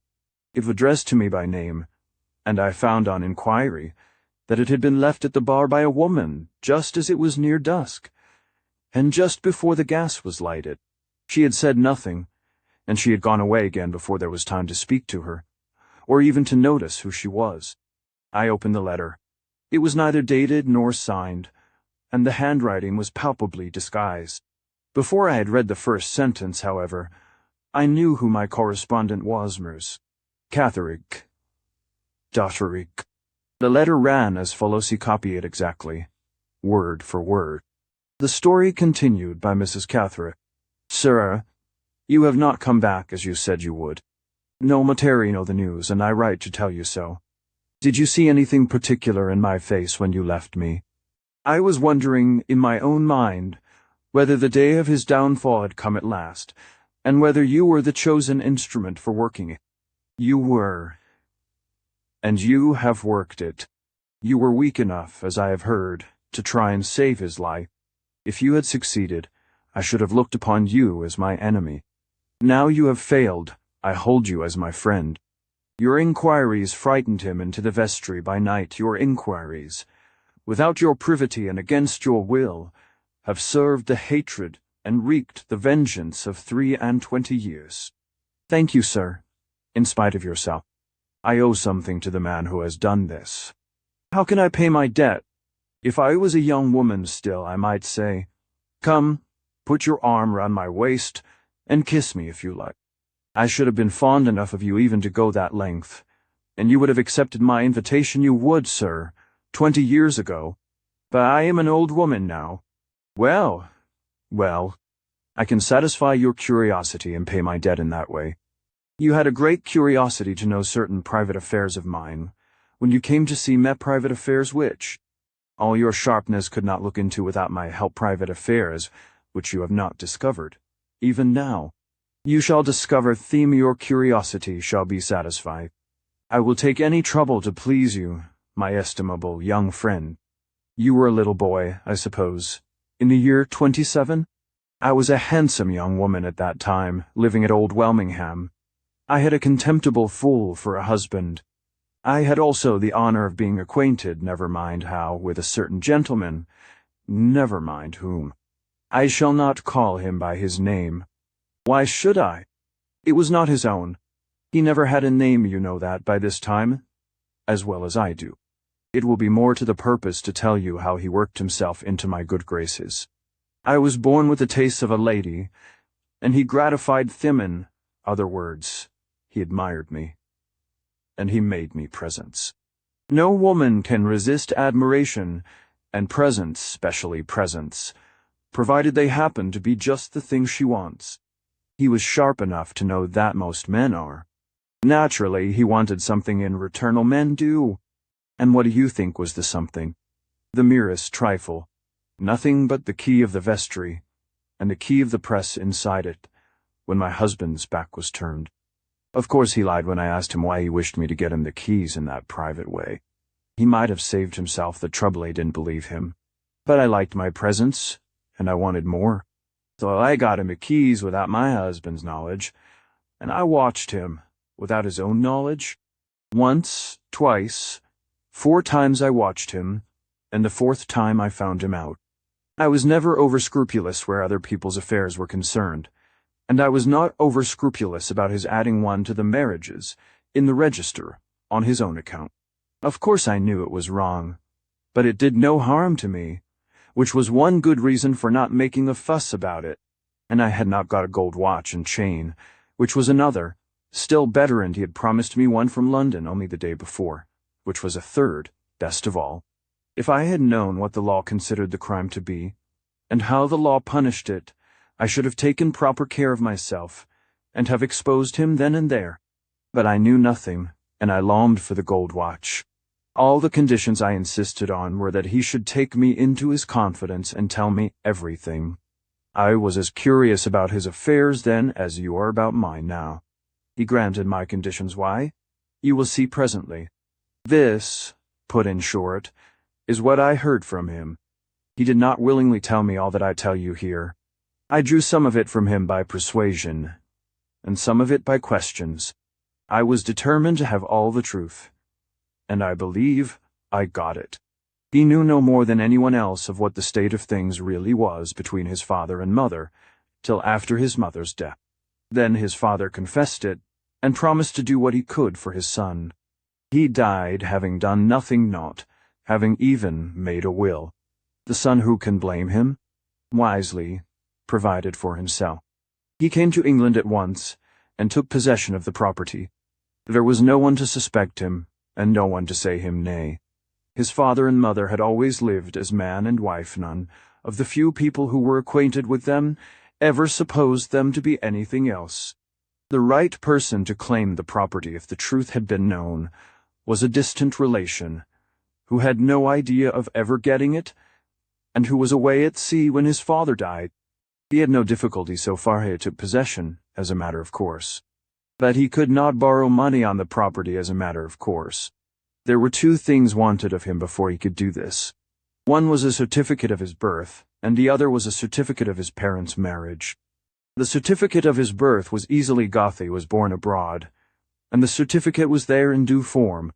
The other matter was a difficulty, and that difficulty brought him to Old Welmingham. But for one consideration he might have gone to Knowlesbury instead. His mother had been living there just before she met with his father, living under her maiden name.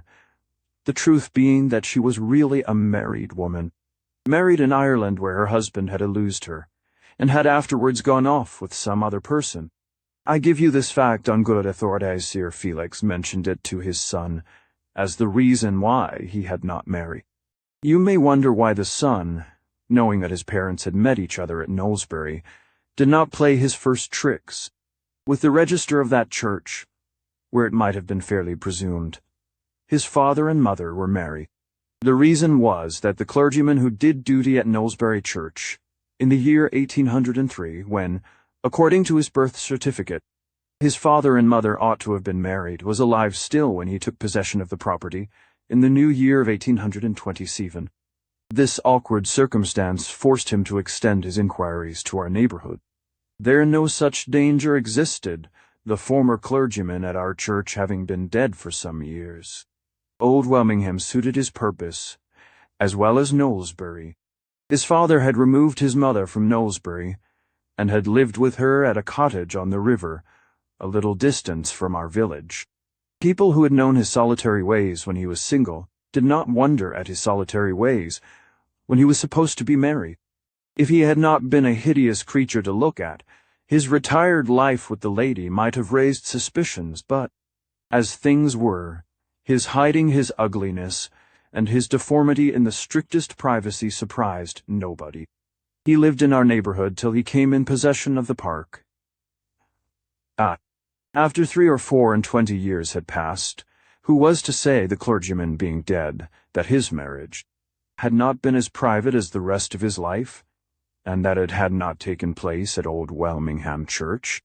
So, as I told you, the son found our neighborhood the surest place he could choose to set things right secretly in his own interest. It may surprise you to hear that what he really did to the marriage register was done on the spur of the moment, on second thoughts. His first notion was only to tear the leaf out in the right year and month, to destroy privately, to go back to London, and to tell the lawyers to get him the necessary certificate of his father's marriage, innocently referring them, of course, to the date on the leaf that was gone. Nobody could say his father and mother had not been married after that, and whether, under the circumstances, they would stretch a point or not about lending him the money he thought they would. He had his answer ready at all events, if a question was ever raised about his right to the name and the estate. But when he came to look privately at the register for himself, he found at the bottom of one of the pages for the year 1803 a blank space left, seemingly through there being no room to make a long entry there, which was made instead at the top of the next page. The sight of this chance altered all his plans. It was an opportunity he had never hoped for, or thought offhand he took it you know how. The blank space, to have exactly tallied with his birth certificate, ought to have occurred in the July part of the register. It occurred in the September part instead. However, in this case, if suspicious questions were asked, the answer was not hard to find. He had only to describe himself as a 7-months child.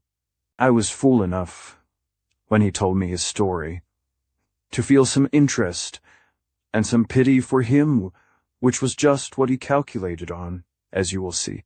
I thought him hardly used. It was not his fault that his father and mother were not married, and it was not his father's and mother's fault either. A more scrupulous woman than I was a woman who had not set her heart on a gold watch and chain would have found some excuses for him. At all events, I held my tongue and helped to scream what he was about. He was some time getting the ink the right color, mixing it over and over again in pots and bottles of mine, and some time afterwards in practicing the handwriting. But he succeeded in the end, and made an honest woman of his mother after she was dead in her grave. So far, I don't deny that he behaved honorably enough to myself. He gave me my watch and chain, and spared no expense in buying them. Both were of superior workmanship, and very expensive. I have got them still. The watch goes beautifully. You said the other day that Mrs. Clemens had told you everything she knew. In that case, there is no need for me to write about the trumpery scandal by which I was the sufferer, the innocent sufferer, I positively assert. You must know as well as I do what the notion was which my husband took into his head when he found me and my funny gentleman acquaintance meeting each other privately and talking secrets together. But what you don't know is how it ended between that same gentleman and myself. You shall read and see how he behaved to me. The first words I said to him when I saw the turn things had taken were, "Do me justice, clear my character of a stain on it, which you know I don't deserve. I don't want you to make a clean breast of it to my husband and lay tell him, on your word of honor as a gentleman, that he is wrong, and that I am not to blame in the way he thinks I am. Do me that justice, at least, after all I have done for you."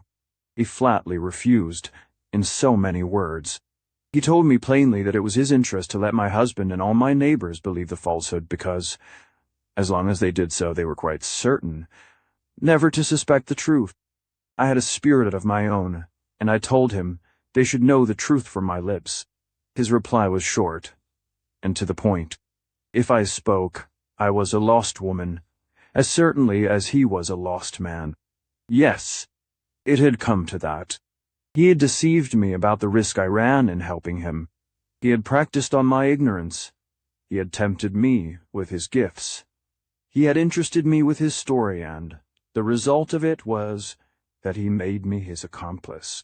He owned this coolly, and he ended by telling me, for the first time, what the frightful punishment really was for his offense, and for anyone who helped him to commit it.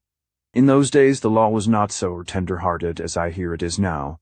Murderers were not the only people liable to be hanged, and women convicts were not treated like ladies in undeserved distress. I confess he frightened, mean impostor, the cowardly blackguard.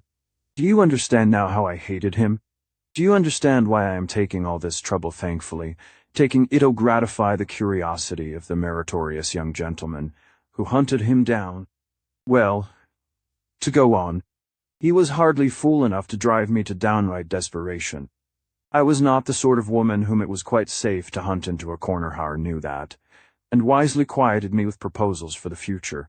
I deserved some reward, he was kind enough to say, for the service I had done him, and some compensation he was so obliging as to add for what I had suffered. He was quite willing, generous scoundrel, to make me a handsome yearly allowance, payable quarterly, on two conditions. First, I was to hold my tongue in my own interests as well as in his. Secondly, I was not to stir away from Wilmingham without first letting him know, and waiting till I had obtained his permission. In my own neighborhood, no virtuous female friends would tempt me into dangerous gossiping at the tea table. In my own neighborhood he would always know where to find me. A hard condition, that second one, but I accepted it. What else was I to do? I was left helpless, with the prospect of a coming encumbrance in the shape of a child. What else was I to do? Cast myself on the mercy of my runaway idiot of a husband who had raised a scandal against me? I would have died first. Besides, the allowance was a handsome one. I had a better income, a better house over my head, better carpets on my floors, than half the women who turned up the whites of their eyes at the sight of me. The dress of virtue in our parts was cotton print. I had silk. though I accepted the conditions he offered me, and made the best of them, and fought my battle with my respectable neighbors on their own ground, and won it in course of time. Yes, you saw yourself how I kept his secret in mind through all the years that have passed from that time to this, and whether my late daughter, Anne, ever really crept into my confidence, and got the keeping of the secret. 2 or questions, I dare say, to which you are curious to find an answer. Well, my gratitude refuses you nothing. I will turn to a fresh page, and give you the answer immediately. But you must excuse one thing. You must excuse my beginning, Mr. Hartright, with an expression of surprise at the interest which you appear to have felt in my late daughter. It is quite unaccountable to me. If that interest makes you anxious for any particulars of her early life, I must refer you to Mrs. Clements, who knows more of the subject than I do. Pray understand that I do not profess to have been at all overfond of my late daughter. She was a worry to me from first to last, with the additional disadvantage of being always weak in the head. You like candor, and I hope this satisfies you. There is no need to trouble you with many personal particulars relating to those past times. It will be enough to say that I observed the terms of the bargain on my side, and that I enjoyed my comfortable income in return, paid quarterly. Now and then I got away and changed the scene for a short time, always asking leave of my lord and master first, and generally getting it. He was not, as I have already told you, fool enough to drive me too hard, and he could reasonably rely on my holding my tongue for my own sake, if not for his. One of my longest trips away from home was the trip I took to Limmeridge to nurse a half-sister there, who was dying. She was reported to have saved money, and I thought it as well, in case any accident happened to stop my allowance, to look after my own interests in that direction. As things turned out, however, my pains were all thrown away, and I got nothing, because nothing was to be had. I had taken Anne to the north with me, having my whims and fancies occasionally about my child, and getting, at such times, jealous of Mrs. Clements' influence over her. I never liked Mrs. Clements. She was a poor, empty-headed, spiritless woman, what you call a born drudge, and I was now and then not averse to plaguing her by taking Anne away. Not knowing what else to do with my girl while I was nursing in Cumberland, I put her to school at Limmeridge. The lady of the manor, Mrs. Fairley, a remarkably plain-looking woman, who had entrapped one of the handsomest men in England into marrying her, amused me wonderfully by taking a violent fancy to my girl. The consequence was, she learnt nothing at school, and was petted and spoilt at Limmeridge House. Among other whims and fancies which they taught her there, they put some nonsense into her head about always wearing white. Hating white and liking colors myself, I determined to take the nonsense out of her head as soon as we got home again. Strange to say, my daughter resolutely resisted me. When she had got a notion once fixed in her mind, she was, like other half-witted people, as obstinate as a mule in keeping it. We quarreled finally, and Mrs. Clements, not liking to see it, I suppose, offered to take Anne away to live in London with her. I should have said yes, if Mrs. Clements had not sided with my daughter about her dressing herself in white. But being determined she should not dress herself in white, and disliking Mrs. Clements more than ever for taking part against me, I said no, and meant no, and stuck to no.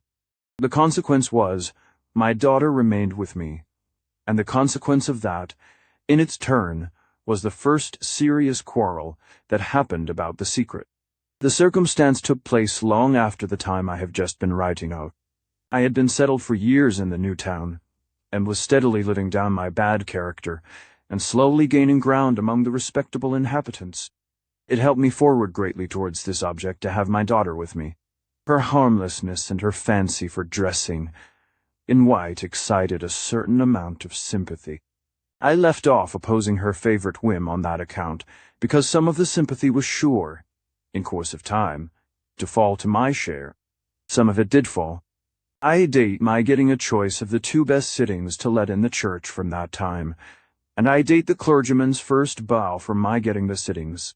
Well, being settled in this way, I received a letter one morning from that highly born gentleman now deceased in answer to one of mine, warning him, according to agreement, of my wishing to leave the town for a little change of air and scene.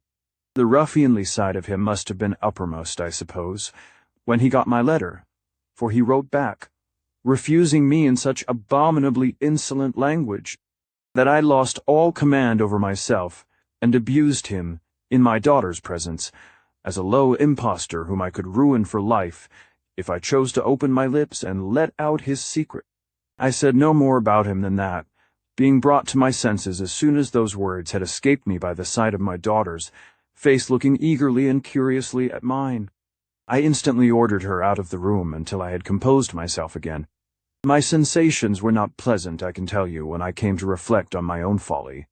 Anne had been more than usually crazy and queer that year, and when I thought of the chance there might be of her repeating my words in the town, and mentioning his name in connection with them, if inquisitive people got hold of her, I was finally terrified at the possible consequences.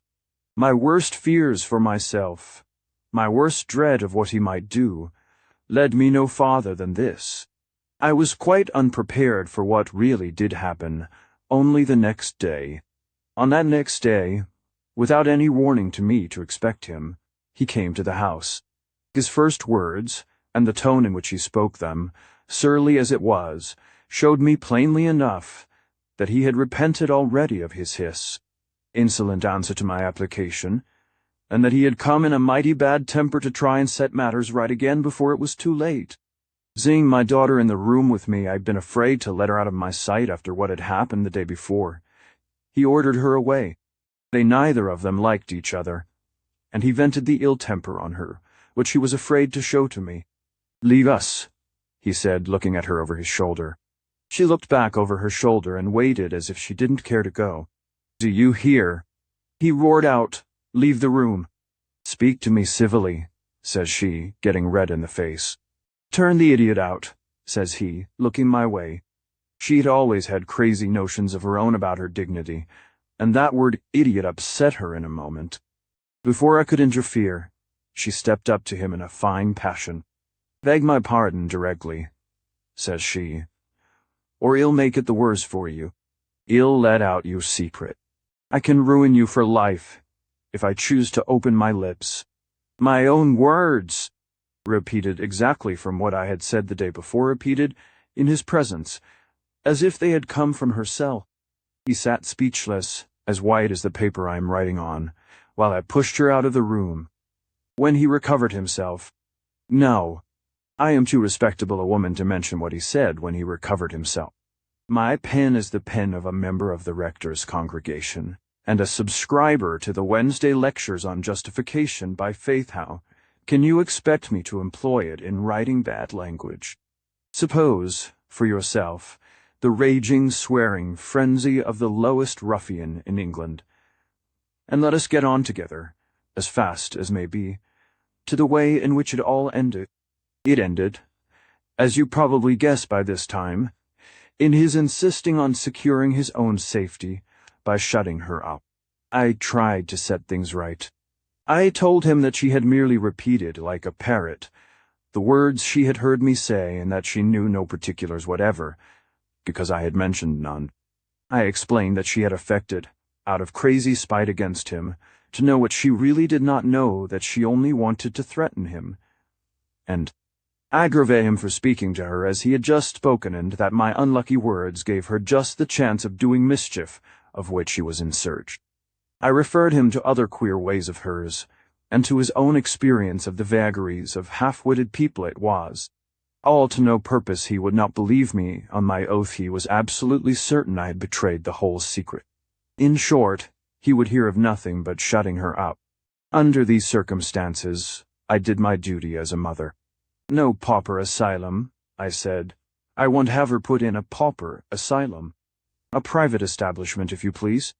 I have my feelings as a mother, and my character to preserve in the town, and I will submit to nothing but a private establishment, of the sort which my genteel neighbors would choose for afflicted relatives of their own." Those were my words. It is gratifying to me to reflect that I did my duty. Though never over fond of my late daughter, I had a proper pride about her. No pauper stain thanks to my firmness and resolution ever rested on my child. Having carried my point, which I did the more easily, in consequence of the facilities offered by private asylums, I could not refuse to admit that there were certain advantages gained by shutting her up. In the first place, she was taken excellent care of, being treated as I took care to mention in the town on the footing of a lady. In the second place, she was kept away from Wilmingham, where she might have set people suspecting and inquiring, by repeating my own incautious words. The only drawback of putting her under restraint was a very slight one. We merely turned her empty boast about knowing this secret into a fixed delusion, having first spoken in sheer crazy spitefulness against the man who had offended her. She was cunning enough to see that. She had seriously frightened him, and sharp enough afterwards to discover that he was concerned in shutting her up. The consequence was she flamed out into a perfect frenzy of passion against him, going to the asylum, and the first words she said to the nurses, after they had quieted her, were that she was put in confinement for knowing his secret, and that she meant to open her lips and ruin him when the right time came. She may have said the same thing to you, when you thoughtlessly assisted her escape. She certainly said it, as I heard last summer, to the unfortunate woman who married our sweet-tempered, nameless gentleman lately deceased. If either you or that unlucky lady had questioned my daughter closely, and had insisted on her explaining what she really meant, you would have found her lose all her self-importance suddenly, and get vacant and restless, and Confusia would have discovered that I am writing nothing here but the plain truth. She knew that there was a secret she knew who was connected with it, she knew who would suffer by its being known, and beyond that, whatever airs of importance she may have given herself, whatever crazy boasting she may have indulged in with strangers, she never to her dying day knew more. Have I satisfied your curiosity? I have taken pains enough to satisfy it, at any rate. There is really nothing else I have to tell you about myself, or my daughter. My worst responsibilities, so far as she was concerned, were all over when she was secured in the asylum. I had a form of letter relating to the circumstances under which she was shut up, given me to write, in answer to one, Miss Halcombe, who was curious in the matter, and who must have heard plenty of lies about me from a certain tongue well accustomed to the telling of the same. And I did what I could afterwards to trace my runaway daughter, and prevent her from doing mischief by making inquiries myself in the neighborhood where she was falsely reported to have been seen. But these, and other trifles like them, are of little or no interest to you after what you have heard already. So far, I have written in the friendliest possible spirit, but I cannot close this letter without adding a word here of serious remonstrance and reproof, addressed to yourself. In the course of your personal interview with me, you audaciously referred to my late daughter's parentage on the father's side, as if that parentage was a matter of doubt. This was highly improper and very ungentlemanlike on your part. If we see each other again, remember, if you please, that I will allow no liberties to be taken with my reputation, and that the moral atmosphere of Wilmingham, to use a favorite expression of my friend, the rector's, must not be tainted by loose conversation of any kind. If you allow yourself to doubt that my husband was Anna's father, you personally insult me in the grossest manner.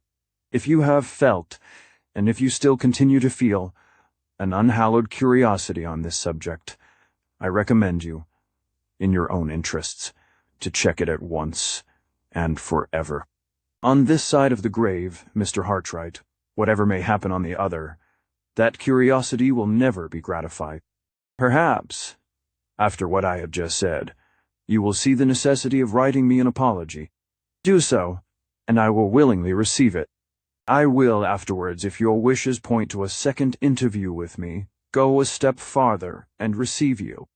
My circumstances only enable me to invite you to tea, not that they are at all altered for the worse by what has happened. I have always lived, as I think I told you, well within my income, and I have saved enough, in the last 20 years, to make me quite comfortable for the rest of my life. It is not my intention to leave Wilmingham.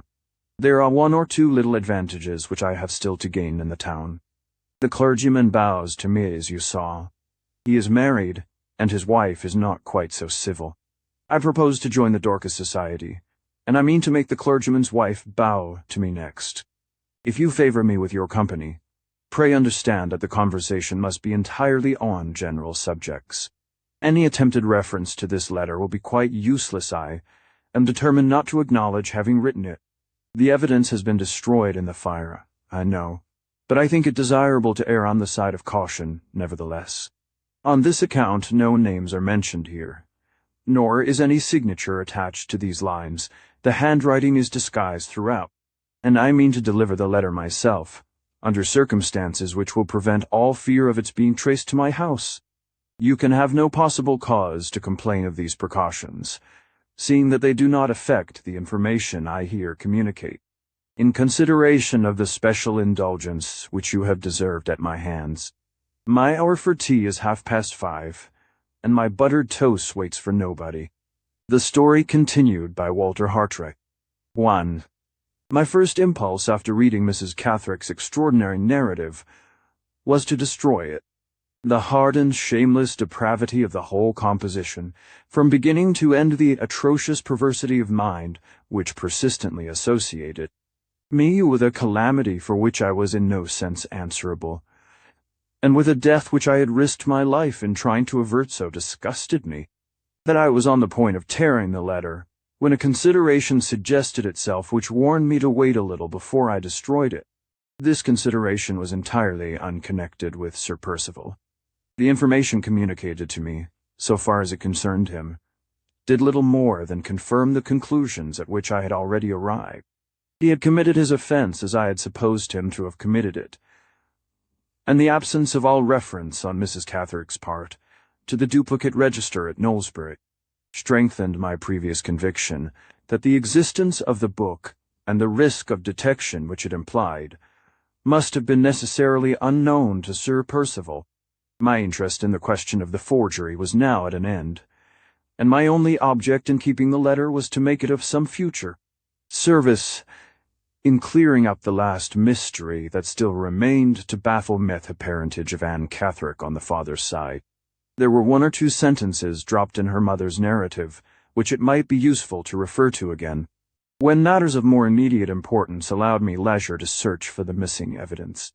I did not despair of still finding that evidence, and I had lost none of my anxiety to discover it, for I had lost none of my interest in tracing the father of the poor creature, who now lay at rest in Mrs. Fairley's grave. Accordingly, I sealed up the letter and put it away carefully in my pocketbook, to be referred to again when the time came. The next day was my last in Hampshire. When I had appeared again before the magistrate at Knowlesbury, and when I had attended at the adjourned inquest, I should be free to return to London by the afternoon or the evening train. My first errand in the morning was, as usual, to the post office. The letter from Marian was there, but I thought when it was handed to me that it felt unusually light. I anxiously opened the envelope. There was nothing inside but a small strip of paper folded in 2. The few blotted, hurriedly written lines which were traced on it contained these words: "Come back as soon as you can. I have been obliged to move. Come to Gower's Walk, Fulham No. 5, Digi. I will be on the lookout for you. Don't be alarmed about us. We are both safe and well. But come back, Marian." The news which those lines contained, news which I instantly associated with some attempted treachery on the part of Count Fosca, fairly overwhelmed me. I stood breathless with the paper crumpled up in my hand. What had happened? What subtle wickedness had the Count planned and executed in my absence? A night had passed since Marian's note was written. Hours must elapse still before I could get back to them. Some new disaster might have happened already of which I was ignorant. And here, miles and miles away from them, here I must remain held, doubly held, at the disposal of the law. I hardly know to what forgetfulness of my obligations, anxiety, and alarm might not have tempted me, but for the quieting influence of my faith in Marian. My absolute reliance on her was the one earthly consideration which helped me to restrain myself, and gave me courage to wait. The inquest was the first of the impediments in the way of my freedom of action. I attended it at the appointed time, the legal formalities requiring my presence in the room, but as it turned out, not calling on me to repeat my evidence. This useless delay was a hard trial, although I did my best to quiet my impatience by following the course of the proceedings as closely as I could. The London solicitor of the deceased Mr. Merriman was among the persons present, but he was quite unable to assist the objects of the inquiry. He could only say that he was inexpressibly shocked and astonished, and that he could throw no light whatever on the mysterious circumstances of the case. At intervals during the adjourned investigation, he suggested questions which the coroner put, but which led to no results. After a patient inquiry, which lasted nearly 3 hours, and which exhausted every available source of information, the jury pronounced the customary verdict in cases of sudden death by accident. They added to the formal decision a statement that there had been no evidence to show how the keys had been abstracted, how the fire had been caused, or what the purpose was for which the deceased had entered the vestry. This act closed the proceedings. The legal representative of the dead man was left to provide for the necessities of the interment, and the witnesses were free to retire. Resolved not to lose a minute in getting to Knowlesbury, I paid my bill at the hotel and hired a fly to take me to the town. A gentleman who heard me give the order, and who saw that I was going alone, informed me that he lived in the neighborhood of Knowlesbury, and asked if I would have any objection to his getting home by sharing the fly with me. I accepted his proposal as a matter of course. Our conversation during the drive was naturally occupied by the one absorbing subject of local interest. My new acquaintance had some knowledge of the late Sir Percival's solicitor, and he and Mr. Merriman had been discussing the state of the deceased gentleman's affairs and the succession to the property. Sir Percival's embarrassments were so well known all over the county that his solicitor could only make a virtue of necessity and plainly acknowledge them. He had died without leaving a will, and he had no personal property to bequeath. Even if he had made one, the whole fortune which he had derived from his wife having been swallowed up by his creditors. The heir to the estate, Sir Percival, having left no issue, was a son of Sir Felix Glyde's first cousin, an officer in command of an East Indiaman. He would find his unexpected inheritance sadly encumbered, but the property would recover with time, and, if the captain was careful, he might be a rich man yet before he died. Absorbed as I was in the one idea of getting to London, this information, which events proved to be perfectly correct, had an interest of its own to attract my attention. I thought it justified me in keeping secret my discovery of Sir Percival's fraud. The heir, whose rights he had usurped, was the heir who would now have the estate. The income from it, for the last 23 years, which should properly have been his, and which the dead man had squandered to the last farthing, was gone beyond recall. If I spoke, my speaking would confer advantage on no one. If I kept the secret, my silence concealed the character of the man who had cheated Laura into marrying him. For her sake, I wished to conceal it for her sake. Still, I tell this story under feigned names. I parted with my chance companion at Knowlesbury, and went at once to the town hall. As I had anticipated, no one was present to prosecute the case.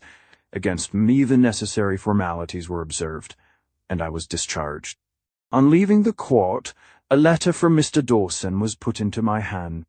It informed me that he was absent on professional duty, and it reiterated the offer I had already received from him of any assistance which I might require at his hands. I wrote back, warmly acknowledging my obligations to his kindness, and apologizing for not expressing my thanks personally in consequence of my immediate recall on pressing business to town. Half an hour later I was speeding back to London by the express train. It was between 9 and 10 o'clock before I reached Fulham and found my way to Gower's Walk. Both Laura and Marian came to the door to let me in. I think we had hardly known how close the tie was which bound us three together, until the evening came which united us again. We met as if we'd been parted for months instead of for a few days only. Marian's face was sadly worn and anxious. I saw who had known all the danger, and borne all the trouble in my absence the moment I looked at her. Laura's brighter looks and better spirits told me how carefully She had been spared all knowledge of the dreadful death at Welmingham, and of the true reason of our change of abode. The stir of the removal seemed to have cheered and interested her. She only spoke of it as a happy thought of Marian's to surprise me on my return, with a change from the close, noisy street to the pleasant neighborhood of trees and fields and the river. She was full of projects for the future off, the drawings she was to finish off, the purchasers I had found in the country, who were to buy. Theme off the shillings and sixpences she had saved, till her purse was so heavy that she proudly asked me to weigh it in my own hand. The change for the better which had been wrought in her during the few days of my absence was a surprise to me, for which I was quite unprepared, and for all the unspeakable happiness of seeing it, I was indebted to Marian's courage and to Marian's love. When Laura had left us, and when we could speak to one another without restraint, I tried to give some expression to the gratitude and the admiration which filled my heart. But the generous creature would not wait to hear me. That sublime self-forgetfulness of women, which yields so much and asks so little, turned all her thoughts from herself to me. I had only a moment left before post-time, she said, or I should have written less abruptly. You look worn and weary, Walter. I am afraid my letter must have seriously alarmed you. Only at first, I replied. My mind was quieted, Marian, by my trust in you. Was I right in attributing the sudden change of place to some threatened annoyance on the part of Count Fosco? Perfectly right, she said. I saw him yesterday, and worse than that, Walter spoke to him. Spoke to him? Did he know where we lived? Did he come to the house? He did. To the house, but not upstairs. Laura never saw him. Laura suspects nothing. I will tell you how it happened. The danger, I believe, and hope, is over now. Yesterday I was in the sitting room at our old lodgings. Laura was drawing at the table, and I was walking about and setting things to rights. I passed the window, and as I passed it, looked out into the street. There, on the opposite side of the way, I saw the Count, with a man talking to him. Did he notice you at the window? No, at least I thought not. I was too violently startled to be quite sure. Who was the other man? A stranger? Not a stranger, Walter. As soon as I could draw my breath again, I recognized him. He was the owner of the lunatic asylum. Was the Count pointing out the house to him? No. They were talking together as if they had accidentally met in a street. I remained at the window looking at them from behind a curtain. If I had turned round, and if Laura had seen my face at that moment, thank God, she was absorbed over her drawing. They soon parted. The man from the asylum went one way, and the Count the other. I began to hope they were in the street by chance, till I saw the Count come back, stop opposite to us again, take out his card case and pencil, write something, and then cross the road to the shop below us. I ran past Laura before she could see me, and said I had forgotten something upstairs. As soon as I was out of the room, I went down to the first landing, and Waititi was determined to stop him if he tried to come upstairs. He made no such attempt. The girl from the shop came through the door into the passage, with his card in her hand, a large gilt card with his name, and a coronet above it, and these lines underneath in pencil, "Dear lady." Yes, the villain could address me in that way, "Still, dear lady. One word, I implore you, on a matter serious to us both. If one can think at all, in serious difficulties, one thinks quick."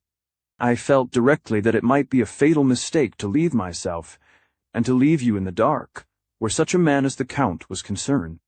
I felt that the doubt of what he might do in your absence would be 10 times more trying to me if I declined to see him than if I consented. "Ask the gentleman to wait in the shop," I said. "I will be with him in a moment." I ran upstairs for my bonnet, being determined not to let him speak to me indoors.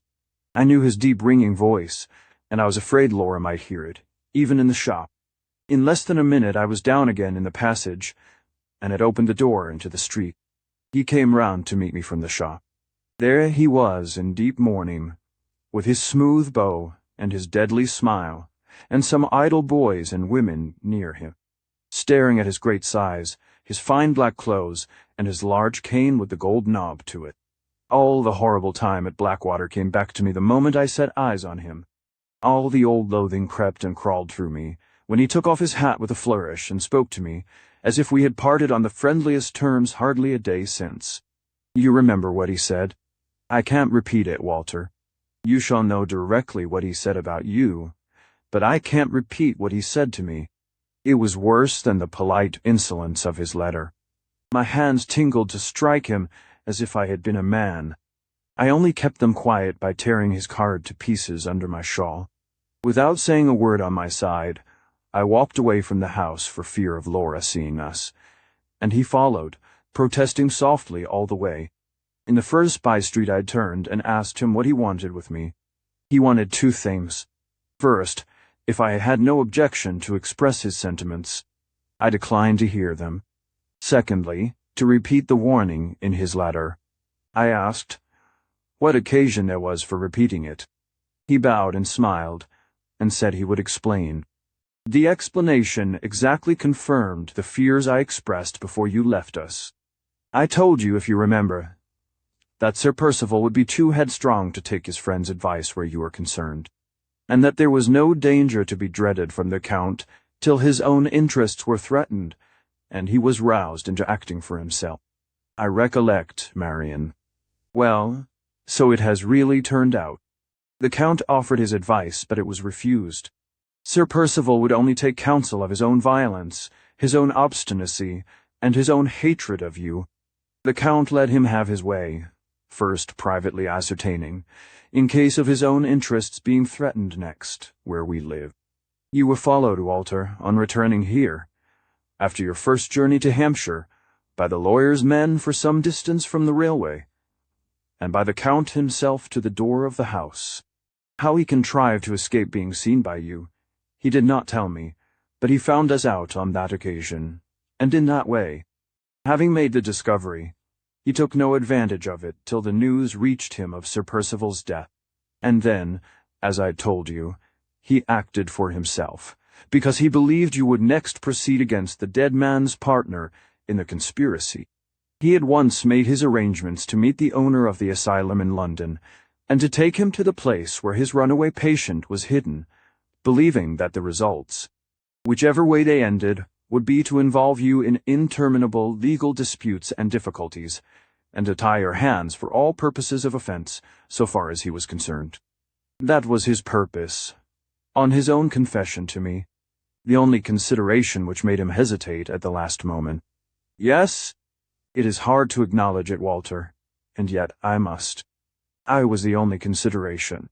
No words can say how degraded I feel in my own estimation when I think of it, but the one weak point in that man's iron character is the horrible admiration he feels for me. I have tried, for the sake of my own self-respect, to disbelieve it as long as I could, but his looks, his actions, force on me the shameful conviction of the truth. The eyes of that monster of wickedness moistened while he was speaking to Methe did. Walter! He declared that at the moment of pointing out the house to the doctor, he thought of my misery if I was separated from Laura, of my responsibility, if I was called on to answer for effecting her escape, and he risked the worst that you could do to him, the second time for my sake. All he asked was that I would remember the sacrifice, and restrain your rashness, in my own interests which he might never be able to consult again. I made no such bargain with him. He would have died first. But believe him or not, whether it is true or false that he sent the doctor away with an excuse, one thing is certain. I saw the man leave him without so much as a glance at our window, or even at our side of the way. I believe it, Marian. The best men are not consistent in good. Why should the worst men be consistent in evil? At the same time, I suspect him of merely attempting to frighten you, by threatening what he cannot really do. I doubt his power of annoying us by means of the owner of the asylum, now that Sir Percival is dead, and Mrs. Catherick is free from all control. But let me hear more. What did the Count say of me? He spoke last of you. His eyes brightened and hardened, and his manner changed to what I remember it, in past times though, that mixture of pitiless resolution and mountebank mockery, which makes it so impossible to fathom him. "One Mr. Hartright," he said in his loftiest manner. "He has a man of brains to deal with, a man who snaps his big fingers at the laws and conventions of society when he measures himself with me. If my lamented friend had taken my advice, the business of the inquest would have been with the body of Mr. Hartright. But my lamented friend was obstinate. Zini! I mourned his loss inwardly in my soul, outwardly on my hat. This trivial crepe expresses sensibilities which I summon Mr. Hartright to respect. They may be transformed to immeasurable enmities if he ventures to disturb them. Let him be content with what he has got with, what I leave unmolested, for your sake, to him and to you. Say to him with my compliments if he stirs me, he has Fosco to deal with. In the English of the popular tongue, I inform him Fosco sticks at nothing. Dear lady, good morning." His cold grey eyes settled on my face, took off his hat, solemnly bowed, bareheaded, and left me. Without returning, without saying more last words, he turned at the corner of the street and waved his hand, and then struck it theatrically on his breast. I lost sight of him after that. He disappeared in the opposite direction to our house, and I ran back to Laura. Before I was indoors again, I had made up my mind that we must go. The house, especially in your absence, was a place of danger instead of a place of safety, now that the Count had discovered it. If I could have felt certain of your return, I should have risked waiting till you came back. But I was certain of nothing, and I acted at once on my own impulse. You had spoken, before leaving us, of moving into a quieter neighborhood and purer air, for the sake of Laura's health. I had only to remind her of that, and to suggest surprising you and saving you trouble by managing the move in your absence, to make her quite as anxious for the change as I was. She helped me to pack up your things, and she has arranged them all for you in your new working room here. What made you think of coming to this place? My ignorance of other localities in the neighborhood of London. I felt the necessity of getting as far away as possible from our old lodgings, and I knew something of Fulham, because I had once been at school there. I dispatched a messenger with a note, on the chance that the school might still be in existence. It was in existence. The daughters of my old mistress were carrying it on for her, and they engaged this place from the instructions I had sent. It was just post-time when the messenger returned to me with the address of the house. We moved after dark. We came here quite unobserved. Have I done right, Walter? Have I justified your trust in me?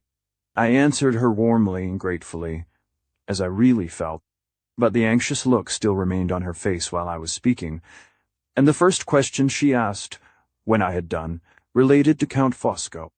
I saw that she was thinking of him now with a changed mind. No fresh outbreak of anger against him, no new appeal to me, to hasten the day of reckoning escaped her. Her conviction that the man's hateful admiration of herself was really sincere seemed to have increased 100-fold. Her distrust of his unfathomable cunning, her inborn dread of the wicked energy and vigilance of all his faculties. Her voice fell low, her manner was hesitating, her eyes searched into mine with an eager fear when she asked me what I thought of his message, and what I meant to do next after hearing it. Not many weeks have passed, Marian, I answered, since my interview with Mr. Carl. When he and I parted, the last words I said to him about Laura were these: her uncle's house shall open to receive her, in the presence of every soul who followed the false funeral to the grave. The lie that records her death shall be publicly erased from the tombstone by the authority of the head of the family, and the two men who have wronged her shall answer for their crime to me, though the justice that sits in tribunals is powerless to pursue them. One of those men is beyond mortal reach. The other remains, and my resolution remains. Her eyes lit up, her color rose.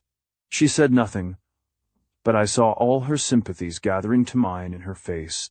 I don't disguise from myself, or from you, I went on, that the prospect before us is more than doubtful. The risks we have run already are, it may be, trifles compared with the risks that threaten us in the future. But the venture shall be tried, Marian, for all that. I am not rash enough to measure myself against such a man as the Count, before I am well prepared for him. I have learned patience can wait my time. Let him believe that his message has produced its effect. Let him know nothing of us, and hear nothing of us. Let us give him full time to feel secure his own boastful nature. Unless I seriously mistake him, will hasten that result. This is one reason for waiting, but there is another more important still. My position, Marian, towards you and towards Laura, ought to be a stronger one than it is now before I try our last chance. She leaned near to me with a look of surprise. How can it be stronger? She asked. I will tell you, I replied, when the time comes. It has not come yet. It may never come at all. I may be silent about it to Laura. Forever you must be silent now, even to you, till I see for myself that I can harmlessly and honorably speak. Let us leave that subject. There is another which has more pressing claims on our attention. You have kept Laura, mercifully kept her, in ignorance of her husband's death. Oh, Walter, surely it must be long yet before we tell her of it. No, Marian, better that you should reveal it to her now, than that accident, which no one can guard against, should reveal it to her at some future time. Spare her all the details, break it to her very tenderly, but tell her that he is dead. You have a reason, Walter, for wishing her to know of her husband's death, besides the reason you have just mentioned.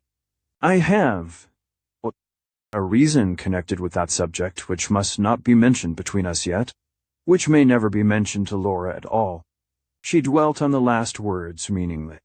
When I answered her in the affirmative, I dwelt on them too. Her face grew pale. For a while she looked at me with a sad, hesitating interest.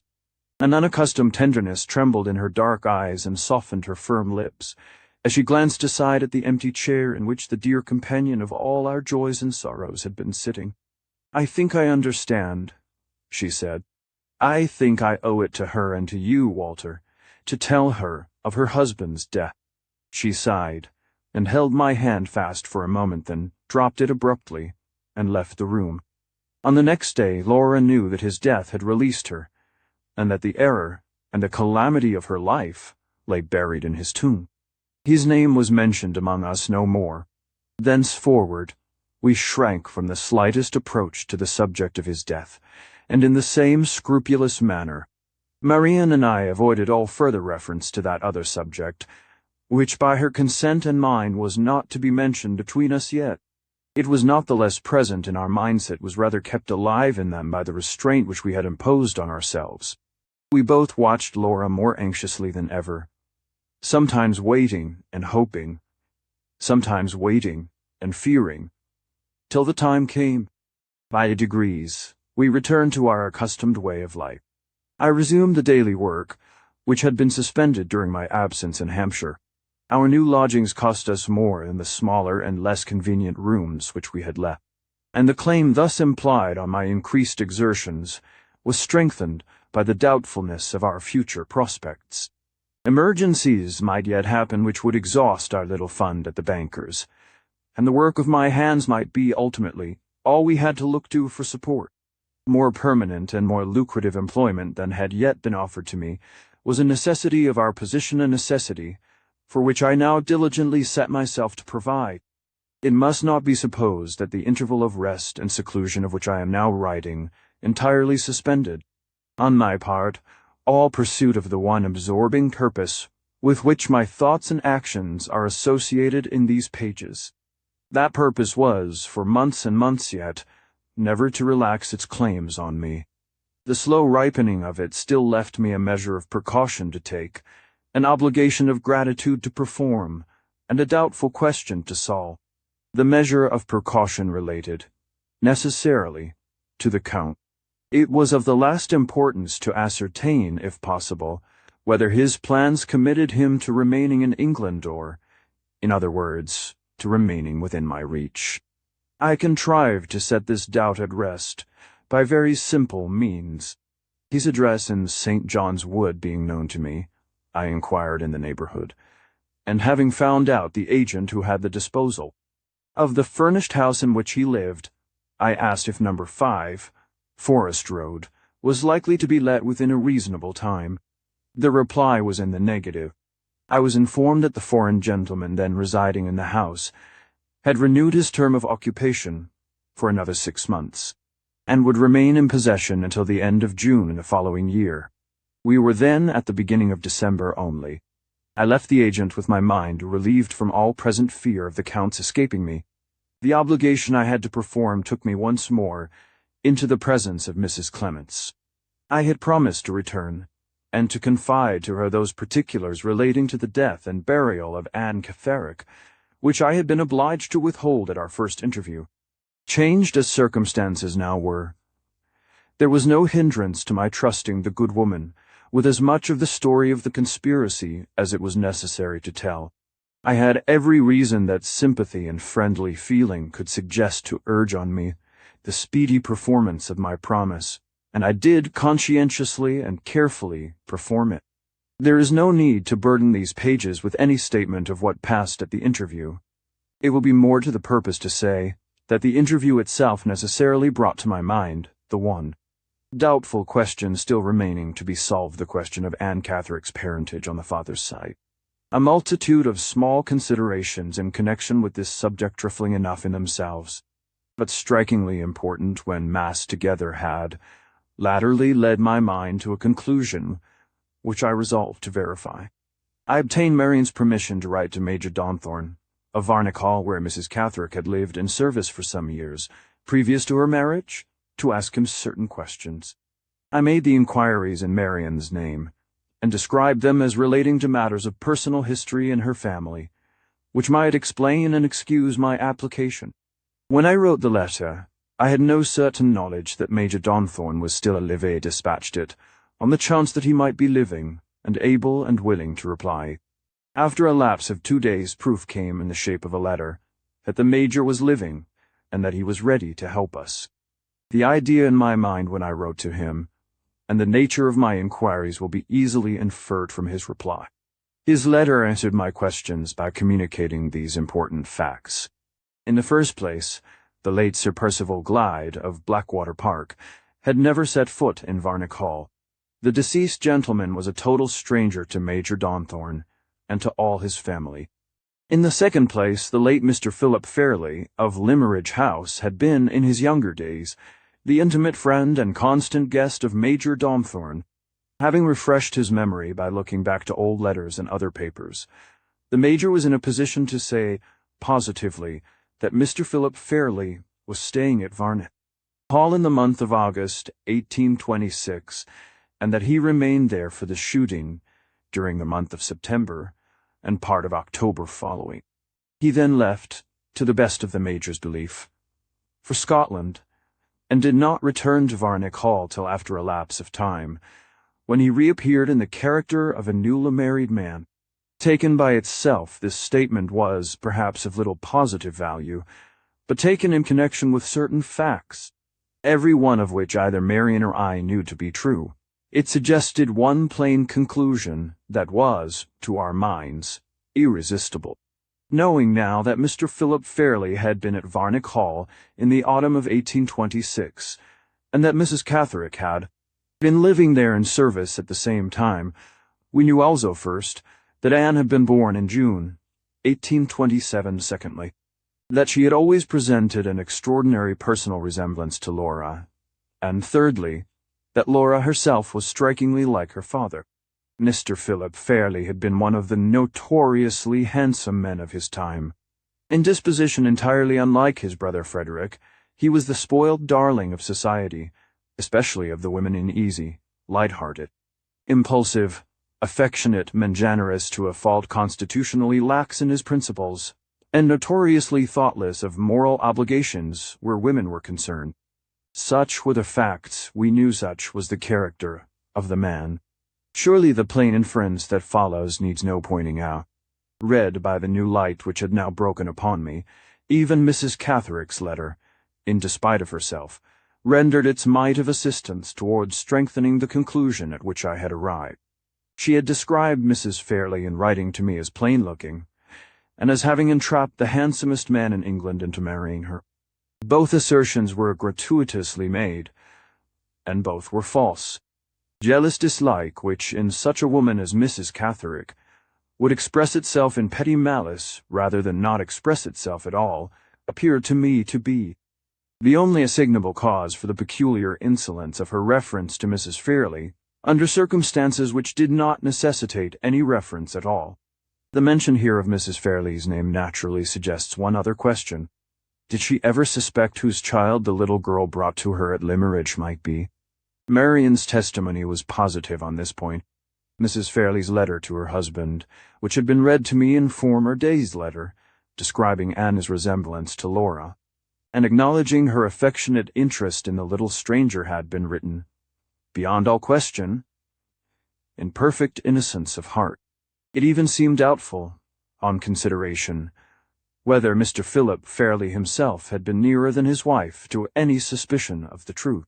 The disgracefully deceitful circumstances under which Mrs. Catherick had married, the purpose of concealment which the marriage was intended to answer, might well keep her silent for caution's sake, perhaps for her own pride's sake also, even assuming that she had the means, in his absence, of communicating with the father of her unborn child. As this surmise floated through my mind, there rose on my memory the remembrance of the Scripture denunciation we have all thought of in our time with wonder and with awe. The sins of the fathers shall be visited on the children. But for the fatal resemblance between the two daughters of one father, the conspiracy of which Anne had been the innocent instrument, and Laura the innocent victim, could never have been planned. With what unerring and terrible directness the long chain of circumstances led down from the thoughtless wrong committed by the father to the heartless injury inflicted on the child. These thoughts came to me, and others with them, which drew my mind away to the little Cumberland churchyard, where Anne Catherick now lay buried. I thought of the bygone days when I had met her by Mrs. Fairley's grave, and met her for the last time. I thought of her poor helpless hands beating on the tombstone, and her weary, yearning words, murmured to the dead remains of her protectress and her friend. Oh, if I could die, and be hidden and at rest with you. Little more than a year had passed since she breathed that wish, and how inscrutably, how awfully, it had been fulfilled. The words she had spoken to Laura by the shores of the lake, the very words had now come true. Oh, if I could only be buried with your mother, if I could only wake at her side, when the angels' trumpet sounds, and the graves give up their dead at the resurrection. Through what mortal crime and horror, through what darkest windings of the way down to death, lost creature, had wandered in God's, leading to the last home, that, living, she never hoped to reach. In that sacred rest I leave her, in that dread companionship let her remain undisturbed. So, the ghostly figure which has haunted these pages, as it haunted my life, goes down into the impenetrable gloom. Like a shadow she first came to me in the loneliness of the night. Like a shadow she passes away in the loneliness of the dead. 3 4 months elapsed. April Cametha, month of spring, the month of change. The course of time had flowed through the interval, since the winter peacefully and happily in our new home. I had turned my long leisure to good account, had largely increased my sources of employment, and had placed our means of subsistence on surer grounds. Freed from the suspense and the anxiety which had tried her so sorely, and hung over her so long, Marian's spirits rallied, and her natural energy of character began to assert itself again, with something, if not all, of the freedom and the vigor of former times. More pliable under change than her sister, Laura showed more plainly the progress made by the healing influences of her new life. The worn and wasted look which had prematurely aged her face was fast leaving it, and the expression which had been the first of its charms in past days was the first of its beauties that now returned. My closest observations of her detected but one serious result of the conspiracy which had once threatened her reason and her life. Her memory of events from the period of her leaving Blackwater Park to the period of our meeting in the burial ground of Limmeridge Church was lost beyond all hope of recovery. At the slightest reference to that time, She changed and trembled still. Her words became confused. Her memory wandered and lost itself as helplessly as ever. Here, and here only, the traces of the past lay deep, too deep to be effaced. In all else she was now so far on the way to recovery that, on her best and brightest days, she sometimes looked and spoke like the Laura of old times. The happy change wrought its natural result in us both. From their long slumber, on her side and on mine, those imperishable memories of our past life in Cumberland now awoke, which were one and all alike, the memories of our love. Gradually and insensibly, our daily relations towards each other became constrained. The fond words which I had spoken to her so naturally, in the days of her sorrow and her suffering, faltered strangely on my lips. In the time when my dread of losing her was most present to my mind, I had always kissed her when she left me at night, and when she met me in the morning. The kiss seemed now to have dropped between us to be lost out of our lives. Our hands began to tremble again when they met. We hardly ever looked long at one another out of Marian's presence. The talk often flagged between us when we were alone. When I touched her by accident, I felt my heart beating fast, as it used to beat at Limmeridge House. He saw the lovely answering flush glowing again in her cheeks, as if we were back among the Cumberland hills in our past characters of master and pupil once more. She had long intervals of silence and thoughtfulness, and denied she had been thinking when Marian asked her the question. I surprised myself one day neglecting my work to dream over the little watercolor portrait of her, which I had taken in the summer house where we first met, just as I used to neglect Mr. Fairley's drawings to dream over the same likeness when it was newly finished in the bygone time. Changed as all the circumstances now were, our position towards each other in the golden days of our first companionship seemed to be revived with the revival of our love. It was as if time had drifted us back on the wreck of our early hopes to the old familiar shore. To any other woman, I could have spoken the decisive words which I still hesitated to speak to her. The utter helplessness of her position, her friendless dependence on all the forbearing gentleness that I could show her, me fear of touching too soon some secret sensitiveness in her which my instinct as a man might not have been fine enough to discover. These considerations, and others like them, kept me self-distrustfully silent. And yet I knew that the restraint on both sides must be ended, that the relations in which we stood towards one another must be altered in some settled manner for the future, and that it rested with me, in the first instance, to recognize the necessity for a change. The more I thought of our position, the harder the attempt to alter it appeared, while the domestic conditions on which we three had been living together since the winter remained undisturbed. I cannot account for the capricious state of mind in which this feeling originated, but the idea nevertheless possessed me that some previous change of place and circumstances, some sudden break in the quiet monotony of our lives, so managed as to vary the home aspect under which we had been accustomed to see each other, might prepare the way for me to speak, and might make it easier and less embarrassing for Laura and Marian to hear. With this purpose in view, I said, one morning, that I thought we had all earned a little holiday and a change of scene. After some consideration, it was decided that we should go for a fortnight to the seaside. On the next day we left Fulham for a quiet town on the south coast. At that early season of the year, we were the only visitors in the place. The cliffs, the beach, and the walks inland were all in the solitary condition which was most welcome to us.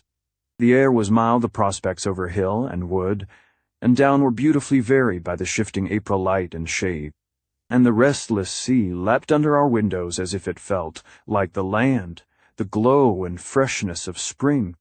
I owed it to Marian to consult her before I spoke to Laura, and to be guided afterwards by her advice. On the third day from our arrival, I found a fit opportunity of speaking to her alone.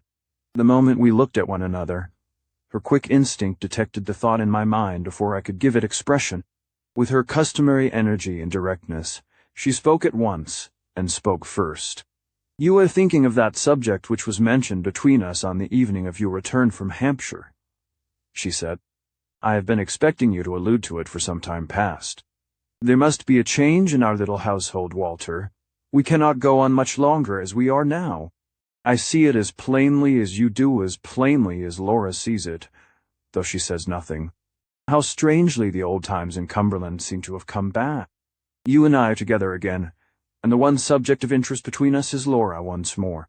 I could almost fancy that this room is the summer house at Limmeridge, and that those waves beyond us are beating on our seashore. I was guided by your advice in those past days," I said. "And now, Marian, with reliance tenfold greater, I will be guided by it again." She answered by pressing my hand. I saw that she was deeply touched by my reference to the past. We sat together near the window, and while I spoke and she listened, we looked at the glory of the sunlight shining on the majesty of the sea. "Whatever comes of this confidence between us," I said, "whether it ends happily or sorrowfully for me, Laura's interests will still be the interests of my life. When we leave this place, on whatever terms we leave it, my determination to wrest from Count Fosco the confession, which I failed to obtain from his accomplice, goes back with me to London, as certainly as I go back myself. Neither you nor I can tell how that man may turn on me. If I bring him to bay, we only know, by his own words and actions, that he's capable of striking at me through Laura, without a moment's hesitation or a moment's remorse. In our present position I have no claim on her which society sanctions, which the law allows to strengthen me in resisting him, and in protecting her. This places me at a serious disadvantage. If I am to fight our cause with the Count, strong in the consciousness of Laura's safety, I must fight it for my wife. Do you agree to that, Marian?" "So far, to every word of it," she answered. "I will not plead out of my own heart," I went on. "I will not appeal to the love which has survived all changes and all shocks, and will rest my only vindication of myself for thinking of her, and speaking of her as my wife, on what I have just said. If the chance of forcing a confession from the Count is, as I believe it to be, the last chance left of publicly establishing the fact of Laura's existence, the least selfish reason that I can advance for our marriage is recognized by us both. But I may be wrong in my conviction other means of achieving our purpose may be in our power, which are less uncertain and less dangerous. I have searched anxiously in my own mind for those means, and I have not found them. Have you?" No. I have thought about it too, and thought in vain. "In all likelihood," I continued, "the same questions have occurred to you, in considering this difficult subject, which have occurred to me. Ought we to return with her to Limmeridge, now that she is like herself again, and trust to the recognition of her by the people of the village, or by the children at the school? Ought we to appeal to the practical test of her handwriting? Suppose we did so. Suppose the recognition of her obtained, and the identity of the handwriting established. Would success in both those cases do more than supply an excellent foundation for a trial in a court of law? Would the recognition and the handwriting prove her identity to Mr. Fairley, and take her back to Limmeridge House? Against the evidence of her aunt, against the evidence of the medical certificate, against the fact of the funeral, and the fact of the inscription on the tomb? No. We could only hope to succeed in throwing a serious doubt on the assertion of her death, a doubt which nothing short of a legal inquiry can settle. I will assume that we possess what we have certainly not got money enough to carry this inquiry on through all its stages. I will assume that Mr. Fairley's prejudices might be reasoned away, that the false testimony of the Count and his wife, and all the rest of the false testimony, might be confuted, that the recognition could not possibly be ascribed to a mistake between Laura and Anne Catherick, or the handwriting be declared by our enemies to be a clever fraudall. These are assumptions which, more or less, set plain probabilities at defiance, but let them pass, and let us ask ourselves what would be the first consequence or the first questions put to Laura herself on the subject of the conspiracy. We know only too well what the consequence would be, for we know that she has never recovered her memory of what happened to her in London. Examine her privately, or examine her publicly, she is utterly incapable of assisting the assertion of her own case. If you don't see this, Marian, as plainly as I see it, we will go to Limmeridge and try the experiment tomorrow. I do see it, Walter. Even if we had the means of paying all the law expenses, even if we succeeded in the end, the delays would be unendurable. The perpetual suspense, after what we have suffered already, would be heartbreaking. You are right about the hopelessness of going to Limmeridge. I wish I could feel sure that you are right also in determining to try that last chance with the Count. Is it a chance at all? Beyond a doubt, yes. It is the chance of recovering the lost date of Laura's journey to London. Without returning to the reasons I gave you some time since, I am still as firmly persuaded as ever that there is a discrepancy between the date of that journey and the date on the certificate of death. There lies the weak point of the whole conspiracy. It crumbles to pieces if we attack it in that way, and the means of attacking it are in possession of the Count. If I succeed in wresting them from him, the object of your life and mine is fulfilled. If I fail, the wrong that Laura has suffered will, in this world, never be redressed. Do you fear failure yourself, Walter? I dare not anticipate success. And for that very reason, Marian, I speak openly and plainly, as I have spoken now. In my heart and my conscience, I can say it. Laura's hopes for the future are at their lowest ebb. I know that her fortune is gone. Know that the last chance of restoring her to her place in the world lies at the mercy of her worst enemy, of a man who is now absolutely unassailable, and who may remain unassailable to the end. With every worldly advantage gone from her, with all prospect of recovering her rank and station more than doubtful, with no clearer future before her than the future which her husband can provide, the poor drawing-master may harmlessly open his heart, at last. In the days of her prosperity, Marian, I was only the teacher who guided her hand ask for it. In her adversity, as the hand of my wife, Marian's eyes met mine affectionately, could say no more. My heart was full, my lips were trembling. In spite of myself, I was in danger of appealing to her pity. I got up to leave the room. She rose at the same moment, laid her hand gently on my shoulder, and stopped me. Walter, she said, I once parted you both, for your good and for hers. Wait here, my brother. Wait, my dearest best friend, till Laura comes and tells you what I have done now. For the first time since the farewell morning at Limmeridge, she touched my forehead with her lips. A tear dropped on my face as she kissed me. She turned quickly, pointed to the chair from which I had risen, and left the room. I sat down alone at the window to wait through the crisis of my life. My mind in that breathless interval felt like a total blank. I was conscious of nothing but a painful intensity of all familiar perceptions. The sun grew blinding bright. The white seabirds, chasing each other far beyond me, seemed to be flitting before my face. The mellow murmur of the waves on the beach was like thunder in my ears. The door opened and Laura came in alone. So she had entered the breakfast room at Limmeridge House on the morning when we parted.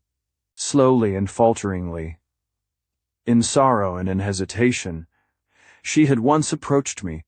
Now she came with the haste of happiness in her feet, with the light of happiness radiant in her face.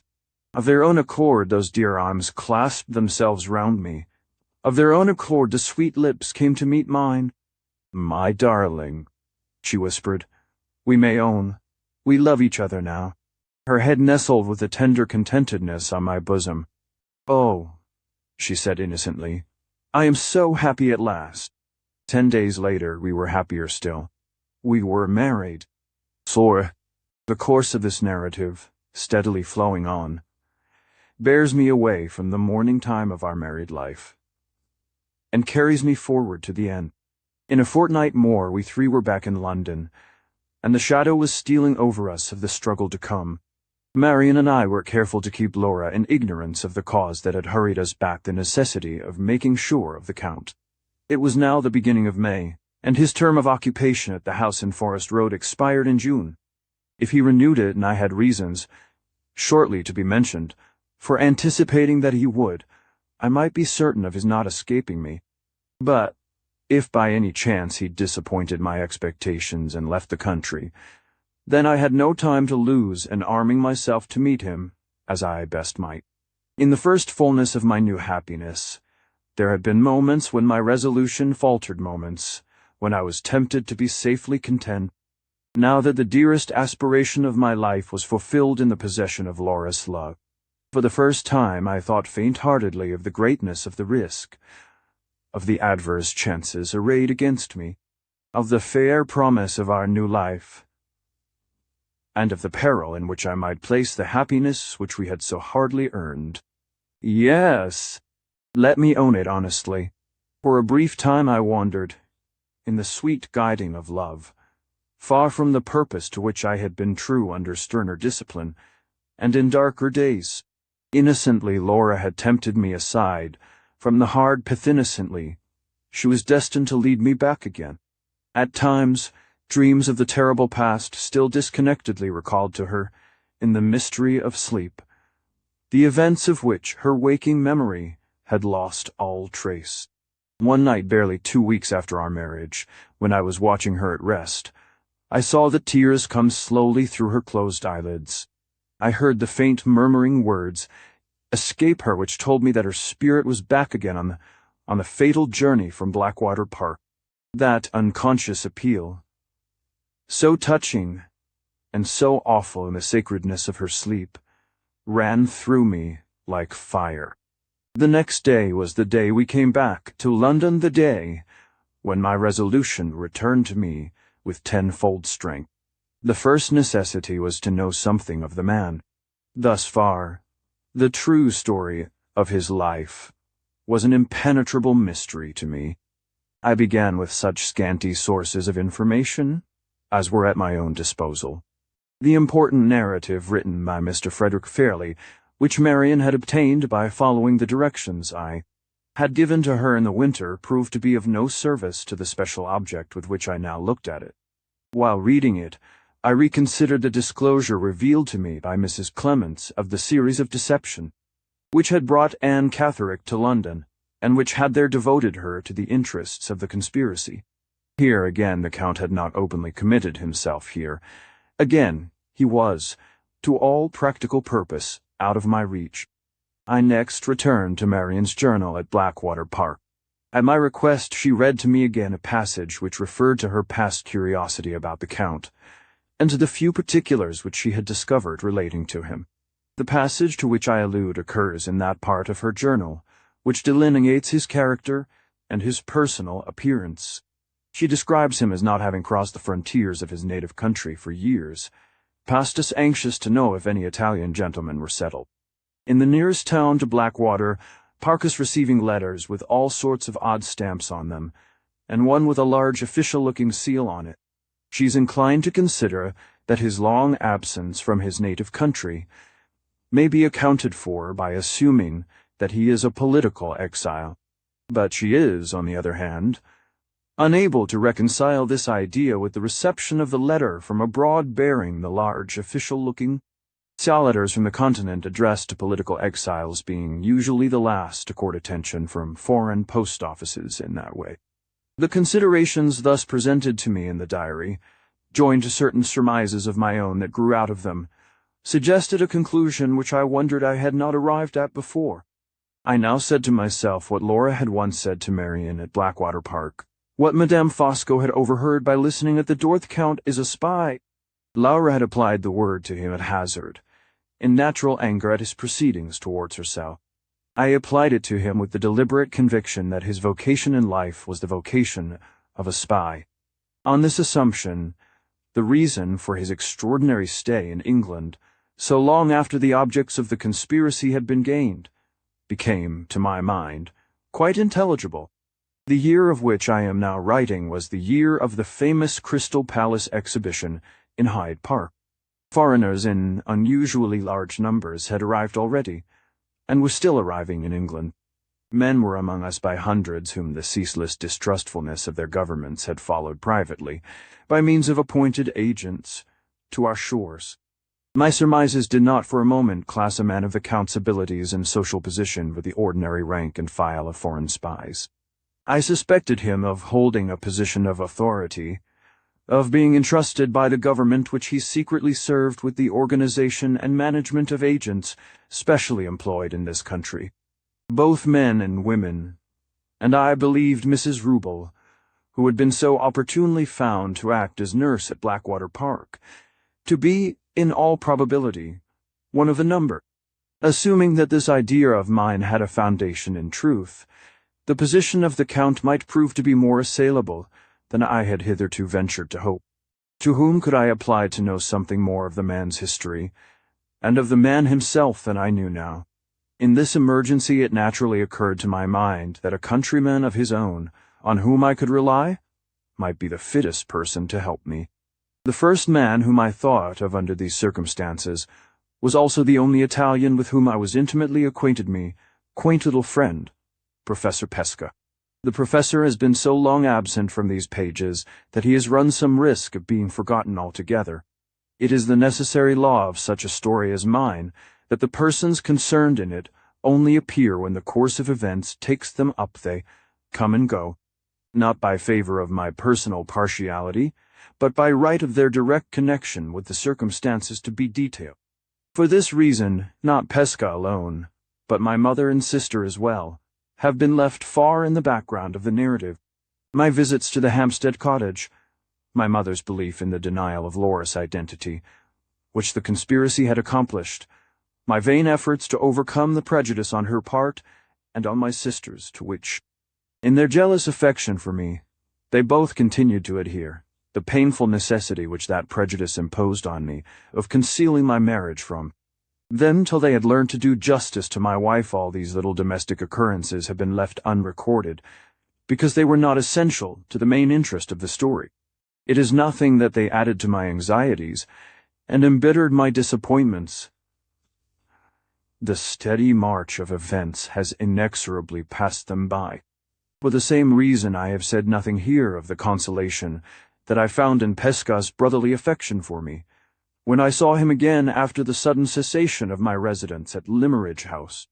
I have not recorded the fidelity with which my warm-hearted little friend followed me to the place of embarkation when I sailed for Central America, or the noisy transport of joy with which he received me when we next met in London. If I had felt justified in accepting the offers of service which he made to me on my return, he would have appeared again long ere this. But, though I knew that his honor and his courage were to be implicitly relied on, I was not so sure that his discretion was to be trusted, and for that reason only, I followed the course of all my inquiries alone. It will now be sufficiently understood that Pesca was not separated from all connection with me and my interests, although he has hitherto been separated from all connection with the progress of this narrative. He was as true and as ready a friend of mine still as ever he had been in his life. Before I summoned Pesca to my assistance, it was necessary to see for myself what sort of man I had to deal with. Up to this time, I had never once set eyes on Count Fosco. 3 days after my return with Laura and Marian to London, I set forth alone for Forest Road, St. John's Wood, between 10 and 11 o'clock in the morning. It was a fine day. I had some hours to spare, and I thought it likely, if I waited a little for him, that the Count might be tempted out. I had no great reason to fear the chance of his recognizing me in the daytime, for the only occasion when I had been seen by him was the occasion on which he had followed me home at night.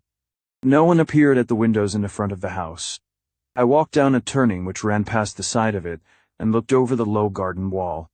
One of the back windows on the lower floor was thrown up, and a net was stretched across the opening. I saw nobody, but I heard in the room first a shrill whistling and singing of birds, then the deep ringing voice which Marian's description had made familiar to me.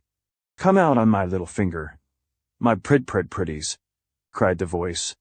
"Come out and hop upstairs. 1, 2, 3 and up.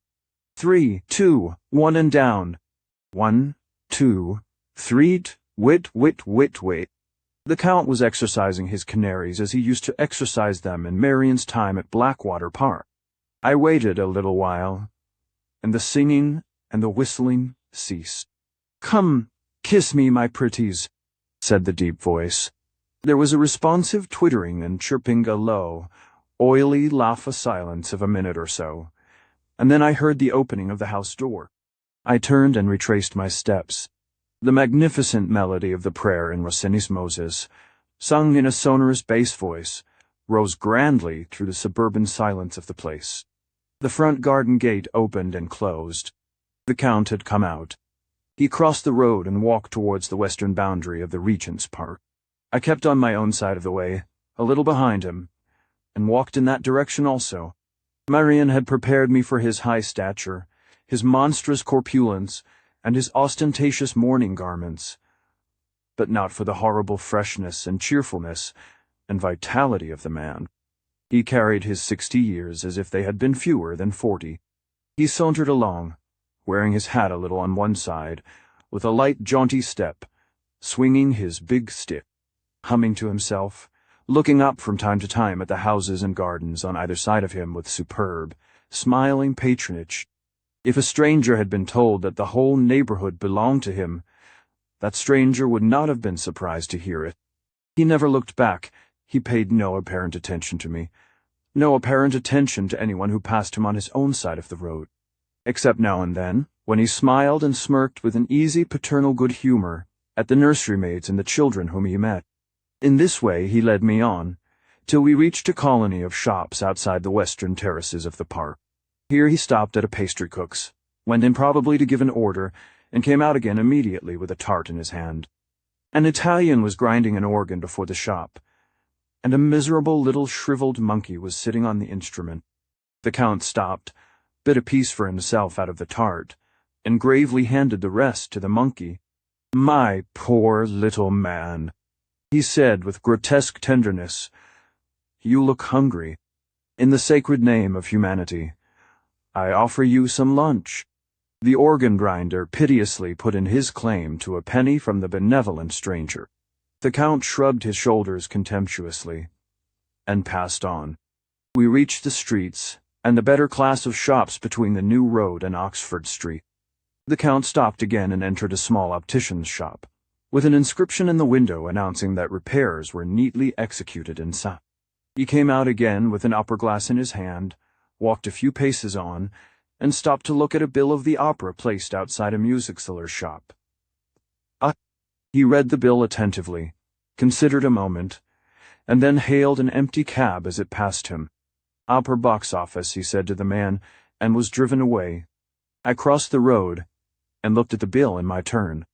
The performance announced was Lucrezia Borgia, and it was to take place that evening. The opera glass in the Count's hand, his careful reading of the bill, and his direction to the cabman, all suggested that he proposed making one of the audience.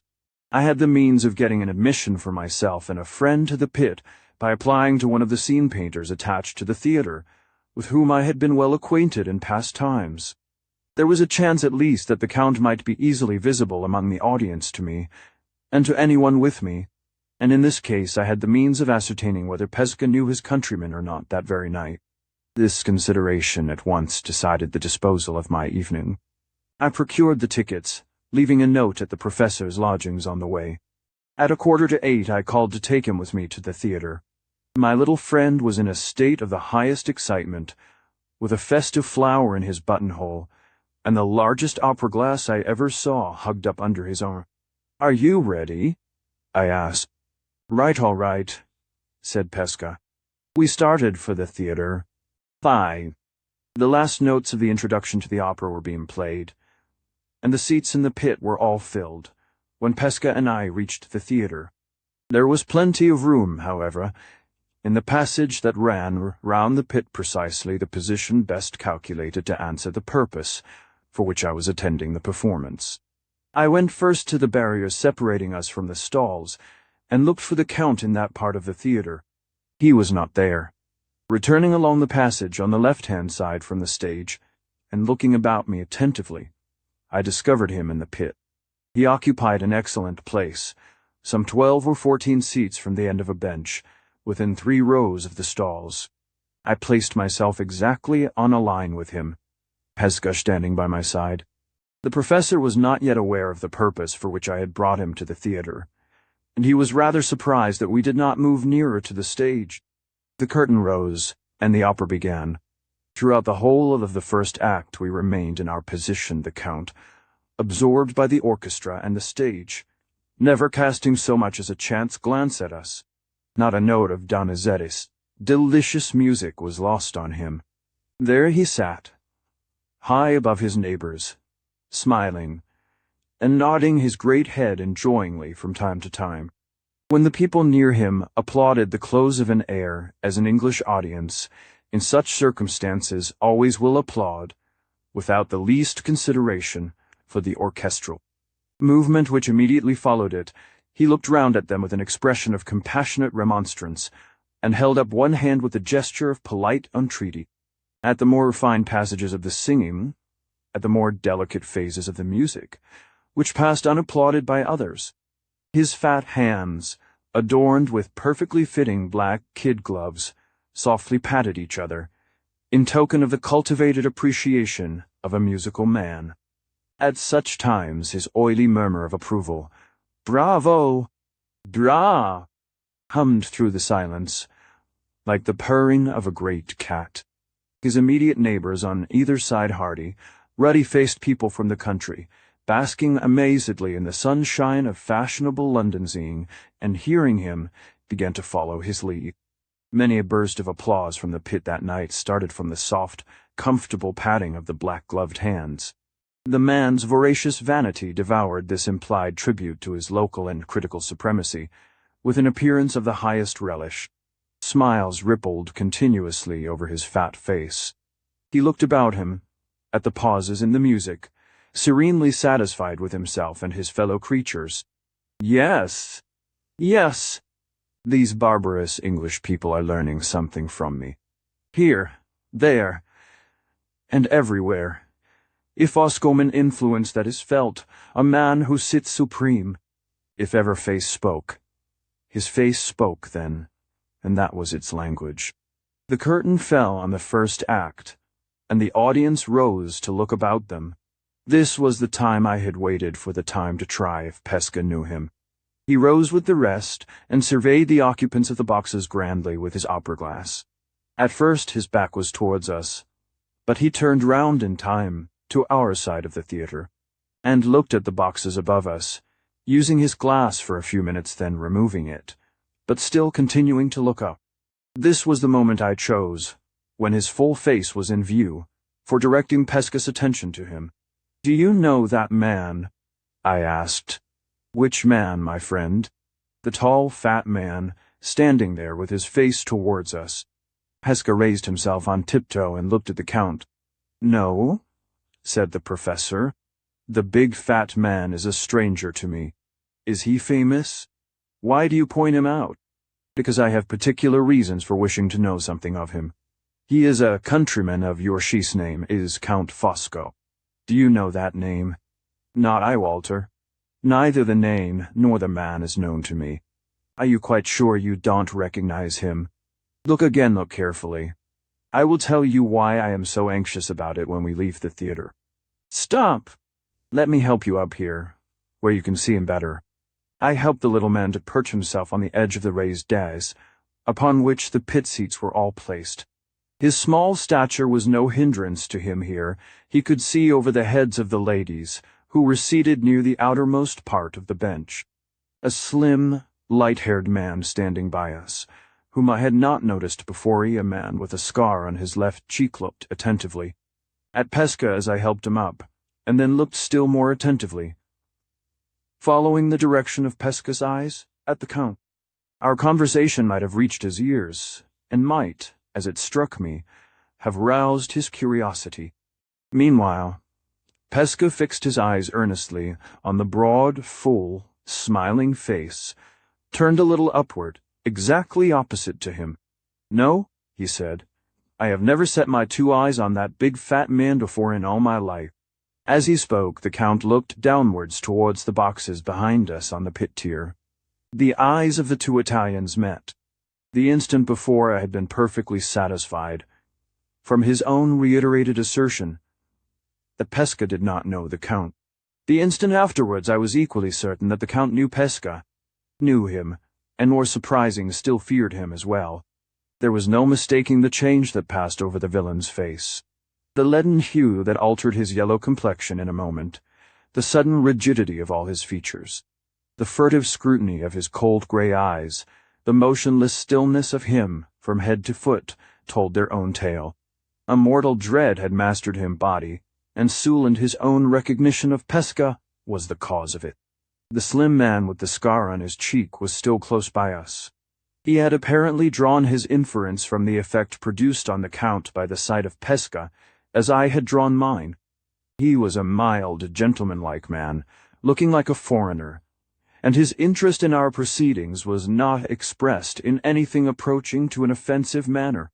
For my own part, I was so startled by the change in the Count's face, so astounded at the entirely unexpected turn which events had taken, that I knew neither what to say or do next. Pesca roused me by stepping back to his former place at my side and speaking first. "How the fat man stares!" he exclaimed. "Is it at me? Am I famous?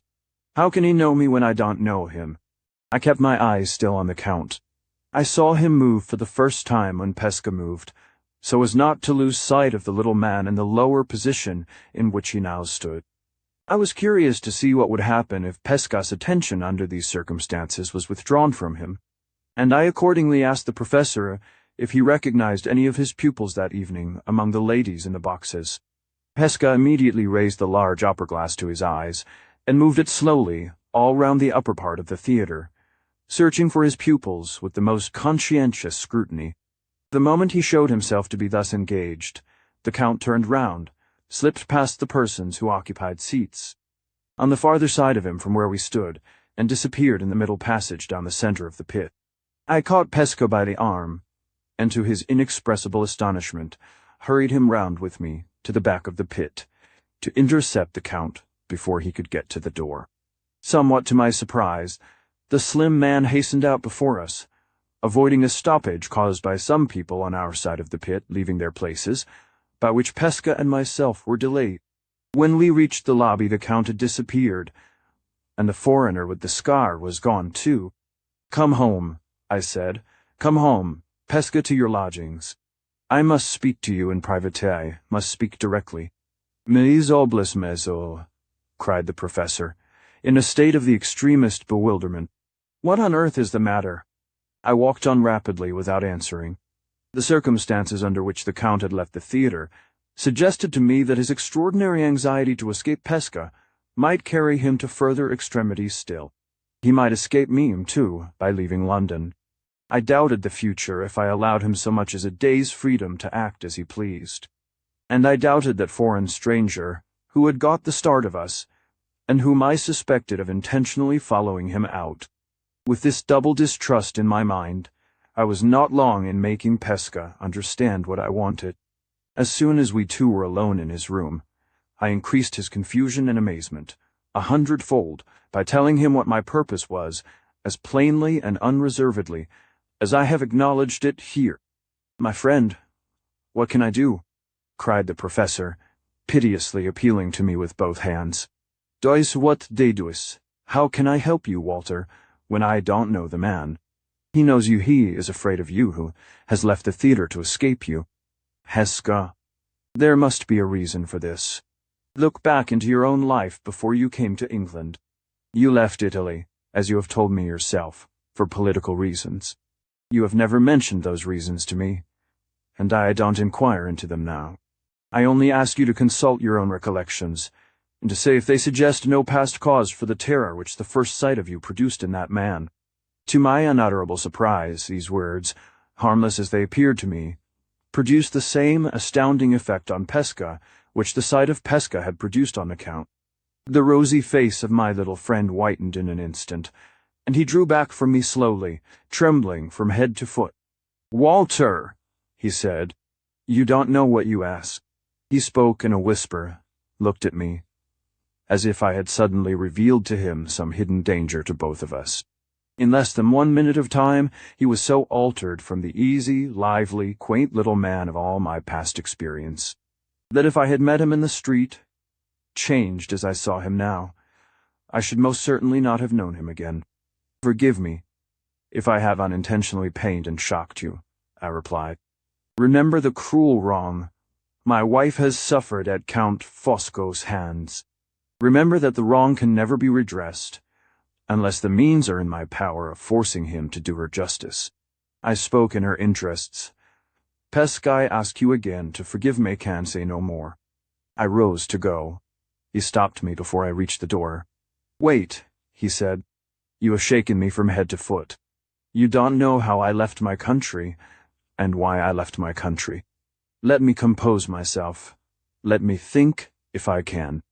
I returned to my chair. He walked up and down the room, talking to himself incoherently in his own language. After several turns backwards and forwards, he suddenly came up to me, and laid his little hands with a strange tenderness and solemnity on my breast. "On your heart and soul, Walter," he said. "Is there no other way to get to that man but the chance way through me?" "There is no other way," I answered. He left me again, opened the door of the room, and looked out cautiously into the passage, closed it once more, and came back. "You won your right over me, Walter," he said, "on the day when you saved my life. It was yours from that moment, when you pleased to take it. Take it now. Yes, I mean what I say.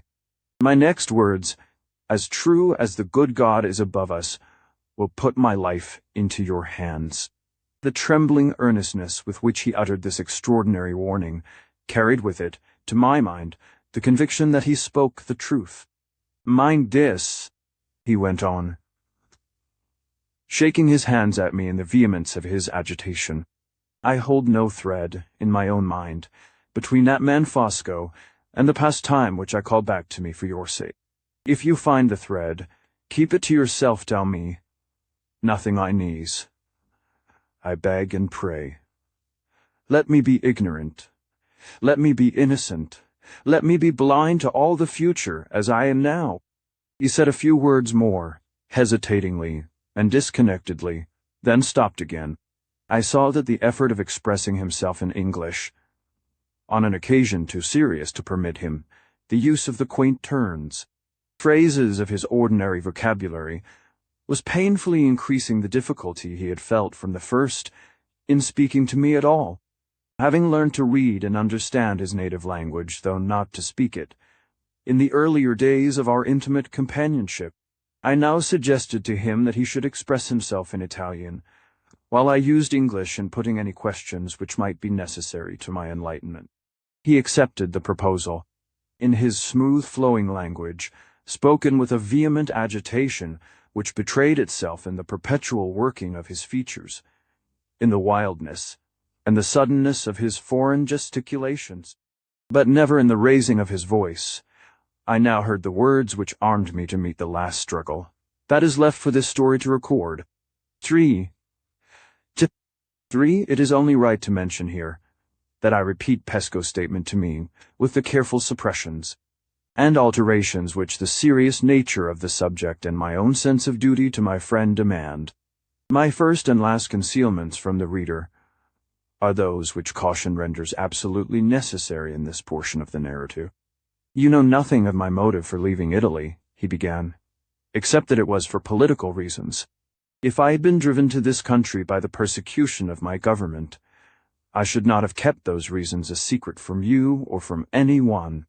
I've concealed them because no government authority has pronounced the sentence of my exile. You have heard, Walter, of the political societies that are hidden in every great city on the continent of Europe? To one of those societies I belonged in Italy and belong still in England. When I came to this country, I came by the direction of my chief.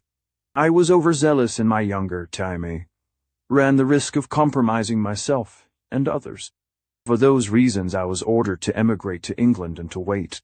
I emigrati have waited, wait still. Tomorrow I may be called away in years hence. I may be called away. It is all one to me. I'm here. I support myself by teaching, and I wait. I violate no oath. You shall hear why presently, in making my confidence complete, by telling you the name of the society to which I belong. All I do is to put my life in your hands. If what I say to you now is ever known by others to have passed my lips, as certainly as we two sit here, I am a dead man." He whispered the next words in my ear. I keep the secret which he thus communicated. The society to which he belonged will be sufficiently individualized for the purpose of these pages. If I call it the Brotherhood, on the few occasions when any reference to the subject will be needed in this place. The object of the Brotherhood, Pesca went on, is, briefly, the object of other political societies of the same sort, the destruction of tyranny and the assertion of the rights of the people. The principles of the Brotherhood are two. So long as a man's life is useful, or even harmless only, he has the right to enjoy it. But if his life inflicts injury on the well-being of his fellow men, from that moment he forfeits the right, and it is not only no crime but a positive merit to deprive him of it. It is not for me to say in what frightful circumstances of oppression and suffering this society took its rise. It is not for you to say, you Englishmen, who have conquered your freedom so long ago, that you have conveniently forgotten what blood you shed, and what extremities you proceeded to in the conquering it. Is not for you to say how far the worst of all exasperations may, or may not, carry the maddened men of an enslaved nation. The iron that has entered into our souls has gone too deep for you to find it. Leave the refugee alone. Laugh at him, distrust him. Open your eyes in wonder at that secret self which smolders in him, sometimes under the everyday respectability and tranquility of a man like me, sometimes under the grinding poverty, the fierce squalor of men less lucky, less pliable, less patient than I am. But judge us not. In the time of your first Charles you might have done us justice. The long luxury of your own freedom has made you incapable of doing us justice now. All the deepest feelings of his nature seem to force themselves to the surface in those words. Saul, his heart was poured out to me, for the first time in our lives, but still his voice never rose. Still his dread of the terrible revelation he was making to me never left him. So far, he resumed, you think the society like other societies. Its object, in your English opinion, is anarchy and revolution. It takes the life of a bad king or a bad minister, as if the one and the other were dangerous wild beasts to be shot at the first opportunity. I grant you this. But the laws of the Brotherhood are the laws of no other political society on the face of the earth. The members are not known to one another. There is a president in Italy, there are presidents abroad. Each of these has his secretary. The presidents and the secretaries know the members, but the members, among themselves, are all strangers, until their chiefs see fit, in the political necessity of the time, or in the private necessity of the society, to make them known to each other. With such a safeguard as this, there is no oath among us on admittance. We are identified with the Brotherhood by a secret mark, which we all bear, which lasts while our lives last. We are told to go about our ordinary business, and to report ourselves to the President, or the Secretary, 4 times a year in the event of our services being required.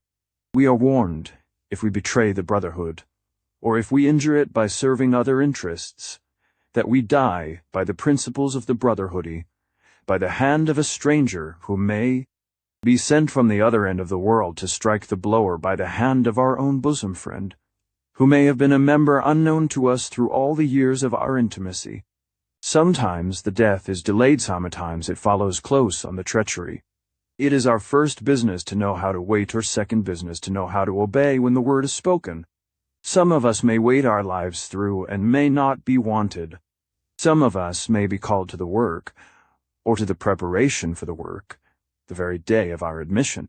I myself, the little easy, cheerful man, you know, who of his own accord would hardly lift up his handkerchief to strike down the fly that buzzes about his fascie.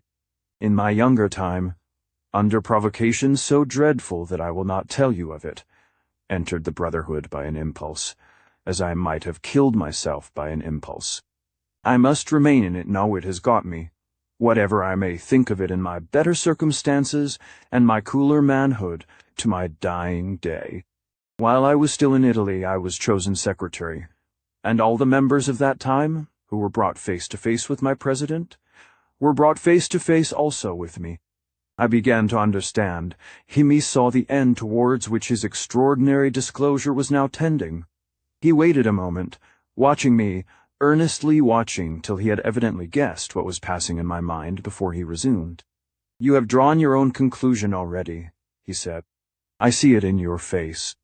Tell me nothing, keep me out of the secret of your thoughts. Let me make my one last sacrifice of myself for your sake and then have done with this subject, never to return to it again." He signed to me not to answer. Himrosa removed his coat and rolled up the shirt sleeve on his left arm. "I promised you that this confidence should be complete," he whispered, speaking close at my ear, with his eyes looking watchfully at the door. "Whatever comes of it, you shall not reproach me with having hidden anything from you which it was necessary to your interests to know. I have said that the Brotherhood identifies its members by a mark that lasts for life. See the place and the mark on it for yourself." He raised his bare arm and showed me. High on the upper part of it, and in the inner side, a brand deeply burnt in the flesh and stained of a bright blood-red color. I abstain from describing the device which the brand represented. It will be sufficient to say that it was circular in form, and so small that it would have been completely covered by a shilling coin.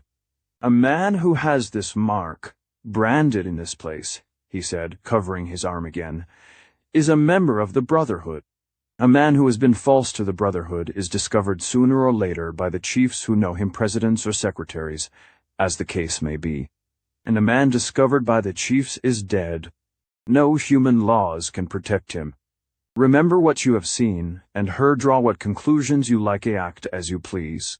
But, in the name of God, whatever you discover, whatever you do, tell me nothing. Let me remain free from a responsibility which it horrifies me to think of, which I know, in my conscience, is not my responsibility now. For the last time I say it on my honor as a gentleman, on my oath as a Christian, if the man you pointed out at the opera knows me, he is so altered, or so disguised, that I do not know him. I am ignorant of his proceedings or his purposes in England. I never saw him. I never heard the name he goes by, to my knowledge, before tonight. I say no more. Leave me a little, Walter. I am overpowered by what has happened, Didi, and shaken by what I have said. Let me try to be like myself again when we meet next." He dropped into a chair, and turning away from me, hid his face in his hands. I gently opened the door so as not to disturb him, and spoke my few parting words in low tones, which he might hear or not, as he pleased. "I will keep the memory of tonight in my heart of hearts," I said. "You shall never repent the trust you have reposed in me. May I come to you tomorrow? May I come as early as 9 o'clock? "Yes, Walter," he replied, looking up at me kindly, and speaking in English once more, as if his one anxiety now was to get back to our former relations towards each other. "Come to my little bit of breakfast before I go my ways among the pupils that I teach. Good night, Pesca. Good night, my friend." 6. My first conviction as soon as I found myself outside the house was that no alternative was left me but to act at once on the information I had received to make sure of the Count that night, or to risk the loss, if I only delayed till the morning, of Laura's last chance. I looked at my watch. It was 10 o'clock. Not the shadow of a doubt crossed my mind of the purpose for which the Count had left the theatre. His escape from us that evening was beyond all question the preliminary only to his escape from London. The mark of the Brotherhood was on his arm. He felt as certain of it as if he had shown me the brand, and the betrayal of the Brotherhood was on his conscience. He had seen it in his recognition of Pesca. It was easy to understand why that recognition had not been mutual. A man of the Count's character would never risk the terrible consequences of turning spy without looking to his personal security quite as carefully as he looked to his golden reward. The shaven face which I had pointed out at the opera might have been covered by a beard in Pesca's time-hazed dark brown hair, might be a wig. His name was evidently a false one. The accident of time might have helped him as well as immense corpulence, might have come with his later years.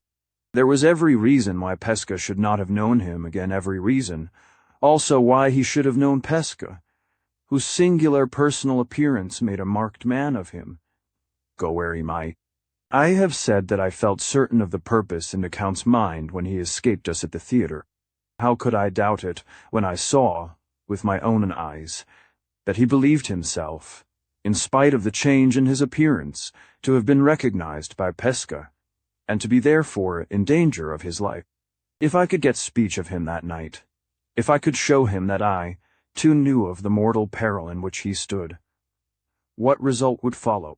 Plainly this: one of us must be master of the situation, one of us must inevitably be at the mercy of the other. I owed it to myself to consider the chances against me before I confronted them. I owed it to my wife to do all that lay in my power to lessen the risk. The chances against me wanted no reckoning up. They were all merged in one.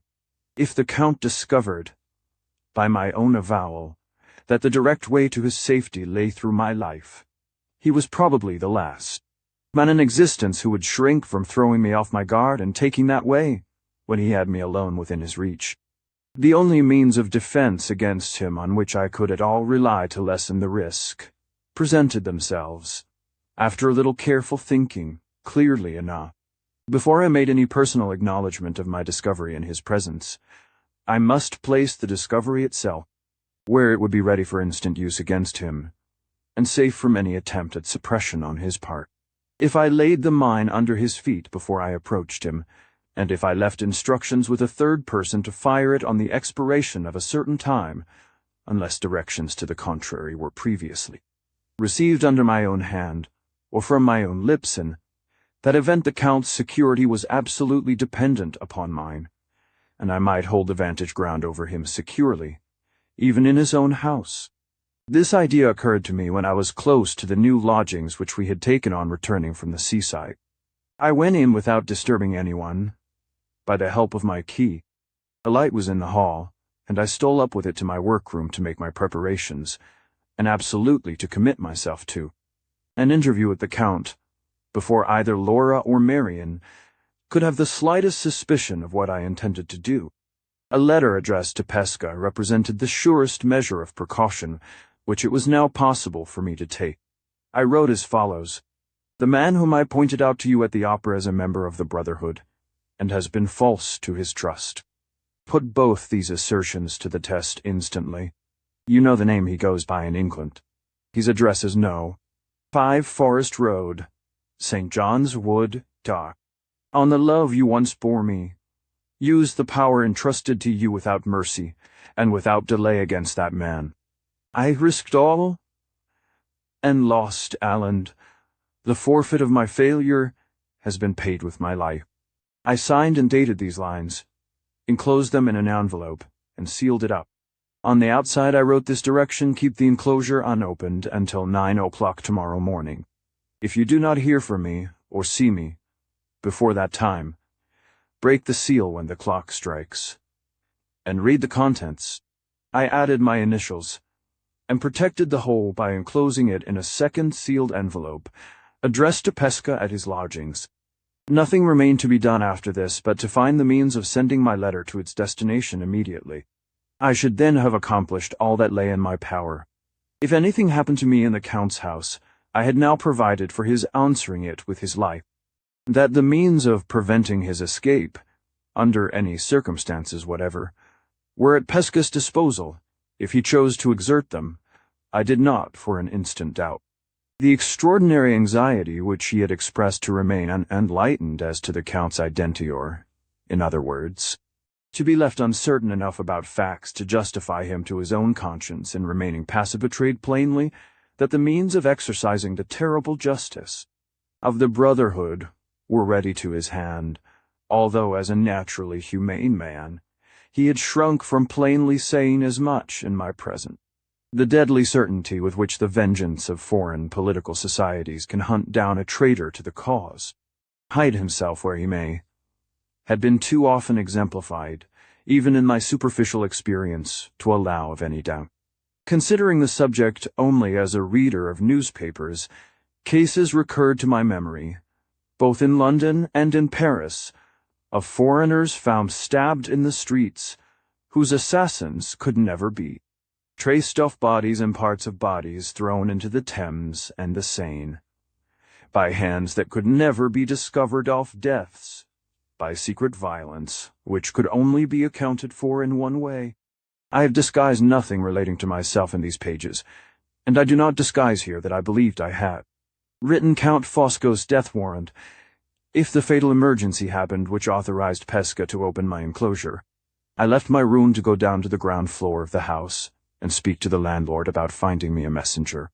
He happened to be ascending the stairs at the time, and we met on the landing. His son, a quick lad, was the messenger he proposed to me on hearing what I wanted. We had the boy upstairs, and I gave him his directions. He was to take the letter in a cab, to put it into Professor Pesca's own hands, and to bring me back a line of acknowledgment from that gentleman returning in a cab, and keeping it at the door for my use. It was then nearly 10:30. I calculated that the boy might be back in 20 minutes, and that I might drive to St. John's Wood on his return in 20 minutes more. When the lad had departed on his errand, I returned to my own room for a little while, to put certain papers in order, so that they might be easily found in case of the worst. The key of the old-fashioned bureau in which the papers were kept I sealed up, and left it on my table, with Marian's name written on the outside of the little packet. This done, I went downstairs to the sitting-room, in which I expected to find Laura and Marian awaiting my return from the opera. I felt my hand trembling for the first time when I laid it on the lock of the door. No one was in the room but Marian. She was reading, and she looked at her watch in surprise when I came in. "How early you are back," she said. "You must have come away before the opera was over." "Yes," I replied. Neither Pesca nor I waited for the end. "Where is Laura?" She had one of her bad headaches this evening, and I advised her to go to bed when we had done tea. I left the room again on the pretext of wishing to see whether Laura was asleep. Marian's quick eyes were beginning to look inquiringly at my face. Marian's quick instinct was beginning to discover that I had something weighing on my mind. When I entered the bedchamber, and softly approached the bedside by the dim flicker of the night lamp, my wife was asleep. We had not been married quite a month yet. If my heart was heavy, if my resolution for a moment faltered again, when I looked at her face turned faithfully to my pillow and her sleep, when I saw her hand resting open on the coverlet, as if it was waiting unconsciously for gingerly there was some excuse for me, I only allowed myself a few minutes to kneel down at the bedside, and to look close at her, so close that her breath, as it came and went, fluttered on my face. I only touched her hand and her cheek with my lips at parting. She stirred in her sleep and murmured my name, but without waking. I lingered for an instant at the door to look at her again. "God bless and keep you, my darling," I whispered, and left her. Marian was at the stairhead waiting for me. She had a folded slip of paper in her hand. "The landlord's son has brought this for you," she said. "He has got a cab at the door. Says you ordered him to keep it at your disposal." "Quite right, Marian. I want the cab. I am going out again." I descended the stairs as I spoke, and looked into the sitting-room to read the slip of paper by the light on the table. It contained these 2 sentences in Pesca's handwriting. "Your letter is received. If I don't see you before the time you mention, I will break the seal when the clock strikes." I placed the paper in my pocketbook and made for the door. Marian met me on the threshold, and pushed me back into the room, where the candlelight fell full on my face. She held me by both hands, and her eyes fastened searchingly on mine. "I see," she said, in a low, eager whisper. "You are trying the last chance tonight." "Yes, the last chance and the best," I whispered back. "Not alone. Oh, Walter, for God's sake, not alone. Let me go with you. Don't refuse me because I'm only a woman. I must go. I will go. I'll wait outside in the cab." It was my turn now to hold her. She tried to break away from me and get down first to the door. "If you want to help me," I said, "stop here and sleep in my wife's room tonight. Only let me go away with my mind easy about Laura, and I answer for everything else. Come, Marion, give me a kiss, and show that you have the courage to wait till I come back." I dared not allow her time to say a word more. She tried to hold me again. I unclasped her hands and was out of the room in a moment. The boy below heard me on the stairs and opened the hall door. I jumped into the cab before the driver could get off the box. "Forest Road, St. John's Wood." I called to him through the front window. "Double fare if you get there in a quarter of an hour." "You'll do it, sir." I looked at my watch. 11 o'clock. Not a minute to lose. The rapid motion of the cab, the sense that every instant now was bringing me nearer to the Count, the conviction that I was embarked at last, without let or hindrance on my hazardous enterprise, heated me into such a fever of excitement that I shouted to the man to go faster and faster. As we left the streets and crossed St. John's Wood Road, my impatience so completely overpowered me that I stood up in the cab and stretched my head out of the window to see the end of the journey before we reached it. Just as a church clock in the distance struck the quarter past, we turned into the Forest Road. I stopped the driver a little way from the Count's house, paid and dismissed him, and walked on to the door. As I approached the garden gate, I saw another person advancing towards it also from the direction opposite to mine. We met under the gas lamp in the road and looked at each other. I instantly recognized the light-haired foreigner with the scar on his cheek, and I thought he recognized me. He said nothing, and instead of stopping at the house, as I did, he slowly walked on. Was he in the Forest Road by accident, or had he followed the Count home from the opera? I did not pursue those questions. After waiting a little till the foreigner had slowly passed out of sight, I rang the gate bell. It was then 20 minutes past 11, late enough to make it quite easy for the Count to get rid of me by the excuse that he was in bed. The only way of providing against this contingency was to send in my name without asking any preliminary questions, and to let him know at the same time that I had a serious motive for wishing to see him at that late hour. Accordingly, while I was waiting, I took out my card and wrote under my name on important business. The maidservant answered the door while I was writing the last word in pencil, and asked me distrustfully what I pleased to want. "Be so good as to take that to your master," I replied, giving her the card. I saw by the girl's hesitation of manner that if I had asked for the Count in the first instance, she would only have followed her instructions by telling me he was not at home. She was staggered by the confidence with which I gave her the card. After staring at me in great perturbation, she went back into the house with my message, closing the door and leaving me to wait in the garden. In a minute or so she reappeared. Her master's compliments, and would I be so obliging as to say what my business was? "Take my compliments back," I replied, "and say that the business cannot be mentioned to anyone but your master." She left me again returned, and this time asked me to walk in. I followed her at once. In another moment, I was inside the Count's house. 7. There was no lamp in the hall, but by the dim light of the kitchen candle, which the girl had brought upstairs with her, I saw an elderly lady steal noiselessly out of a back room on the ground floor. She cast one viperish look at me as I entered the hall, but said nothing, and went slowly upstairs without returning my bow. My familiarity with Marion's journal sufficiently assured me that the elderly lady was Madame Fosco. The servant led me to the room which the Countess had just left. I entered it, and found myself face to face with the Count. He was still in his evening dress, except his coat, which he had thrown across a chair. His shirt sleeves were turned up at the wrists, but no higher. A carpet-bag was on one side of him, and a box on the other. Books, papers, and articles of wearing apparel were scattered about the room. On a table, at one side of the door, stood the cage, so well known to me by description, which contained his white mice. The canaries and the cockatoo were probably in some other room. He was seated before the box, packing it, when I went in, and rose with some papers in his hand to receive me. His face still betrayed plain traces of the shock that had overwhelmed him at the opera. His fat cheeks hung loose. His cold gray eyes were furtively vigilant. His voice, look, and manner were all sharply suspicious alike. As he advanced a step to meet me and requested, with distant civility, that I would take a chair. "You come here on business, sir?" he said. "No. I am at a loss to know what that business can possibly be." The unconcealed curiosity with which he looked hard in my face while he spoke convinced me that I had passed unnoticed by him at the opera. He had seen Pesca first, and from that moment till he left the theatre he had evidently seen nothing else. My name would necessarily suggest to him that I had not come into his house with other than a hostile purpose towards himself, but he appeared to be utterly ignorant thus far of the real nature of my errand. "I am fortunate in finding you here tonight," I said.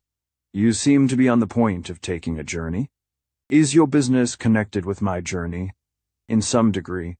"In what degree? Do you know where I am going to?" "No. I only know why you are leaving London." He slipped by me with the quickness of thought, locked the door, and put the key in his pocket. "You and I, Mr. Hartright, are excellently well acquainted with one another by reputation," he said. "Did it, by any chance, occur to you when you came to this house that I was not the sort of man you could trifle with?" "It did occur to me," I replied, "and I have not come to trifle with you. I am here on a matter of life and death. And if that door which you have locked was open at this moment, nothing you could say or do would induce me to pass through it." I walked farther into the room and stood opposite to him on the rug before the fireplace. He drew a chair in front of the door and sat down on it, with his left arm resting on the table. The cage with the white mice was close to him, and the little creatures scampered out of their sleeping place. As his heavy arm shook the table and peered at him through the gaps in the smartly painted wires. "On a matter of life and death," he repeated to himself. "Those words are more serious, perhaps, than you think." "What do you mean?" "What I say." The perspiration broke out thickly on his broad forehead. His left hand stole over the edge of the table. There was a drawer in it, with a lock, and the key was in the lock. His finger and thumb closed over the key, but did not turn it. "So you know why I am leaving London?" he went on. "Tell me the reason, if you please."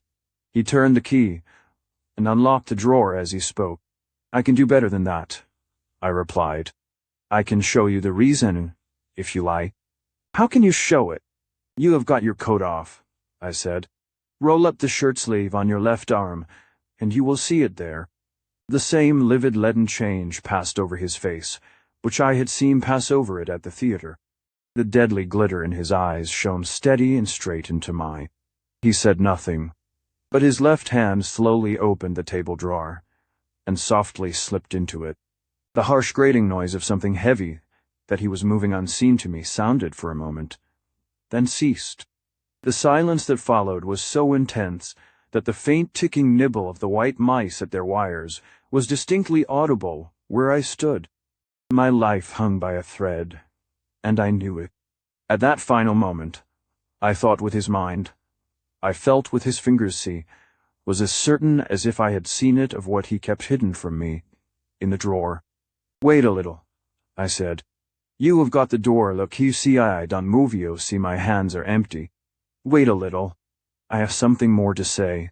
"You have said enough," he replied, with a sudden composure so unnatural and so ghastly that it tried my nerves as no outbreak of violence could have tried them. "I want one moment for my own thoughts, if you please. Do you guess what I am thinking about?" "Perhaps I do."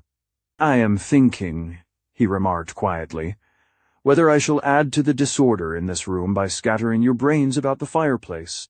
If I had moved at that moment, I saw in his face that he would have done it.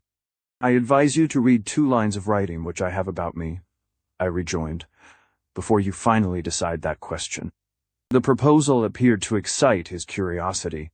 He nodded his head. I took Pesca's acknowledgment of the receipt of my letter out of my pocketbook, handed it to him at arm's length, and returned to my former position in front of the fireplace. He read the lines aloud. "Your letter is received. If I don't hear from you before the time you mention, I will break the seal when the clock strikes." Another man in his position would have needed some explanation of those words. Count felt no such necessity.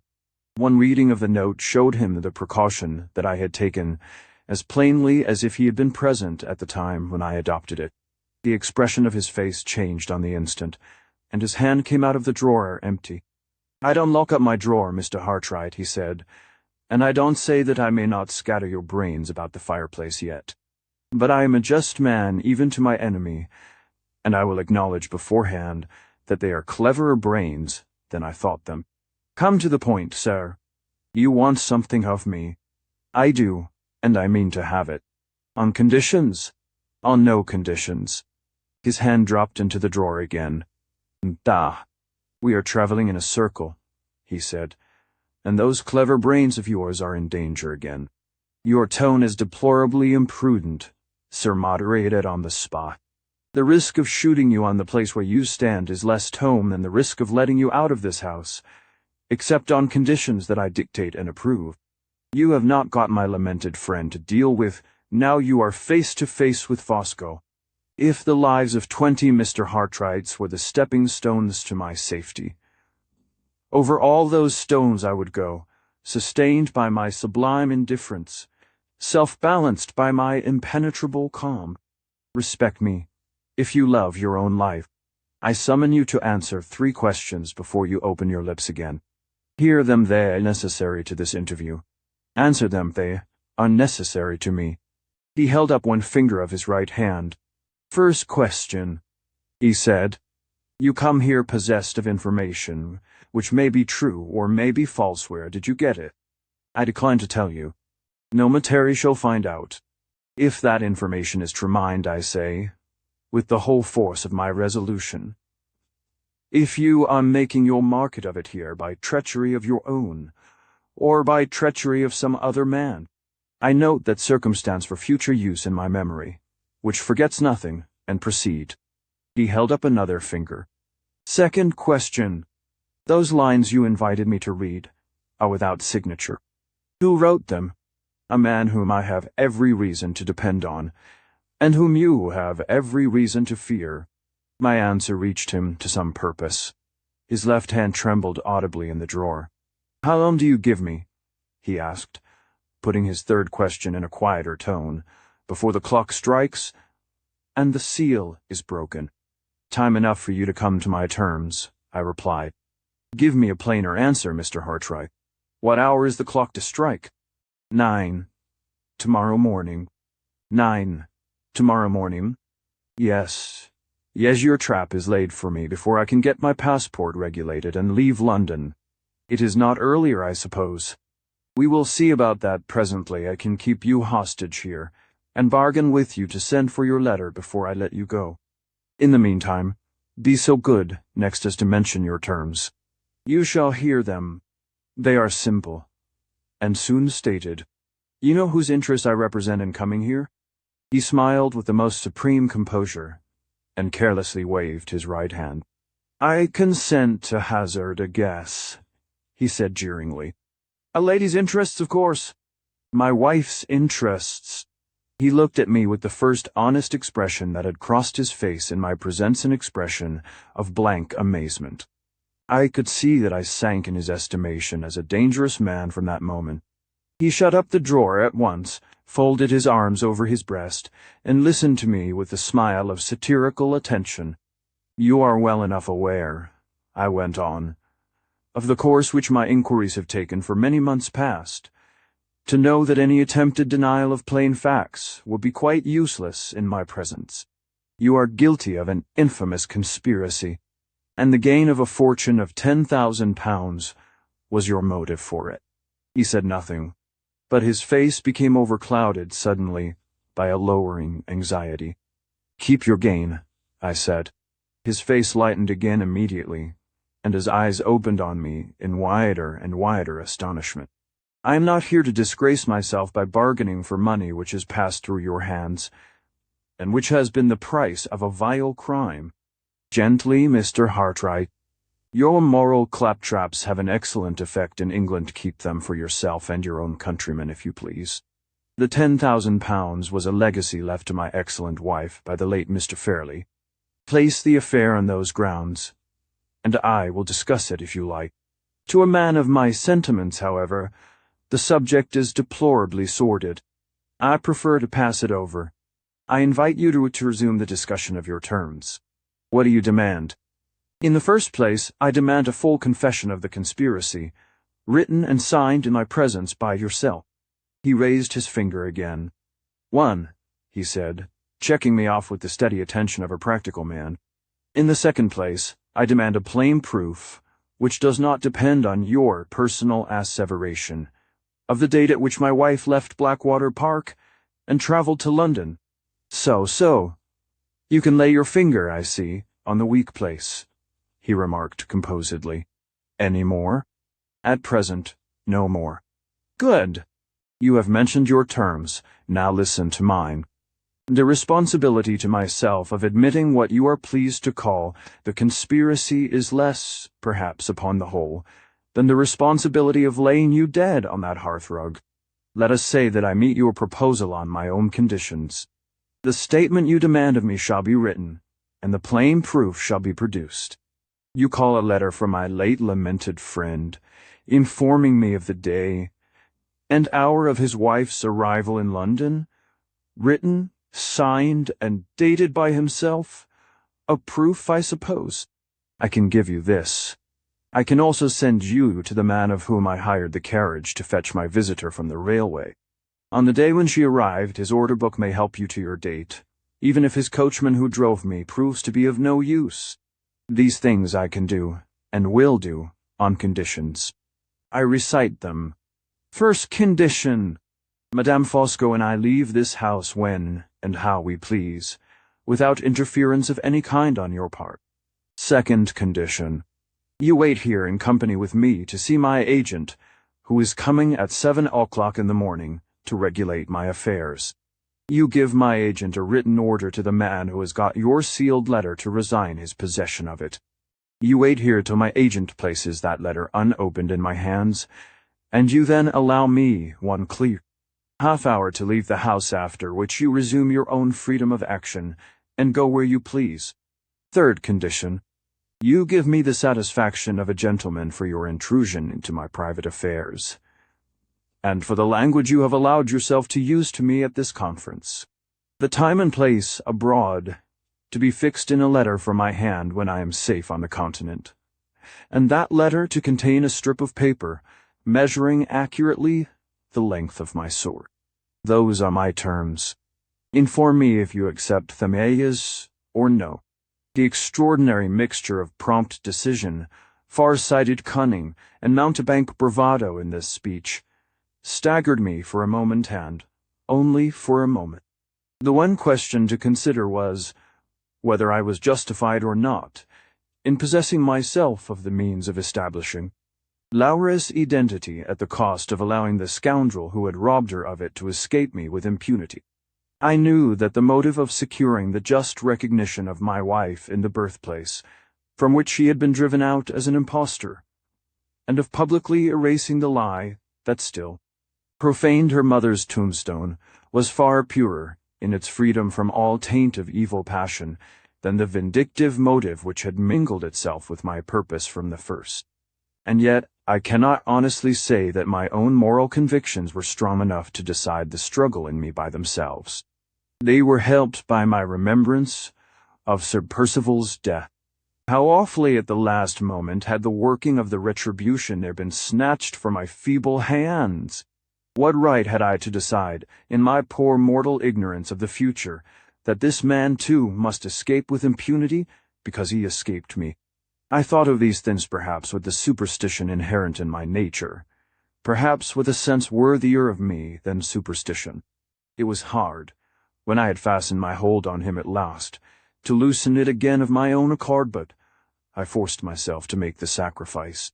In plainer words, I determined to be guided by the one higher motive of which I was certain, the motive of serving the cause of Laura and the cause of truth. I accept your conditions, I said, with one reservation on my part. What reservation may that be? He asked. It refers to the sealed letter, I answered. I require you to destroy it unopened in my presence as soon as it is placed in your hands.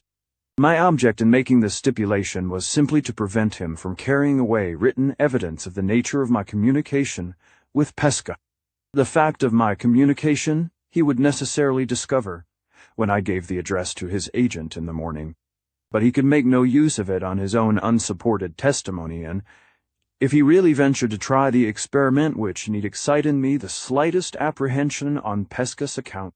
I grant your reservation, he replied, after considering the question gravely for a minute or two. It is not worth dispute the letter shall be destroyed when it comes into my hands. He rose, as he spoke, from the chair in which he had been sitting opposite to me up to this time. With one effort he appeared to free his mind from the whole pressure on it of the interview between us thus far. "Aus!" he cried, stretching his arms luxuriously. The skirmish was hot while it lasted. Take a seat, Mr. Hartright. We meet as mortal enemies hereafter. Let us, like gallant gentlemen, exchange polite attentions. In the meantime, permit me to take the liberty of calling for my wife. He unlocked and opened the door. "Eleanor," he called out in his deep voice. The lady of the viperish face came in. Madame Foscombe. "Hartright," said the Count, introducing us with easy dignity. "My angel," he went on, addressing his wife, "will your labors of packing up allow you time to make me some nice strong coffee? I have writing business to transact with Mr. Hartright, and I require the full possession of my intelligence to do justice to myself." Madame Fosco bowed her head, twice sternly to me, once submissively to her husband, and glided out of the room. The Count walked to a writing table near the window, opened his desk, and took from it several quires of paper and a bundle of quill pens. He scattered the pens about the table, so that they might lie ready in all directions to be taken up when wanted, and then cut the paper into a heap of narrow slips of the form used by professional writers for the press. "I shall make this a remarkable document," he said, looking at me over his shoulder. "Habits of literary composition are perfectly familiar to me. One of the rarest of all the intellectual accomplishments that a man can possess is the grand faculty of arranging his ideas. Immense privilege. I possess it. Do you?" He marched backwards and forwards in the room, until the coffee appeared, humming to himself, and marking the places at which obstacles occurred in the arrangement of his ideas by striking his forehead from time to time with the palm of his hand.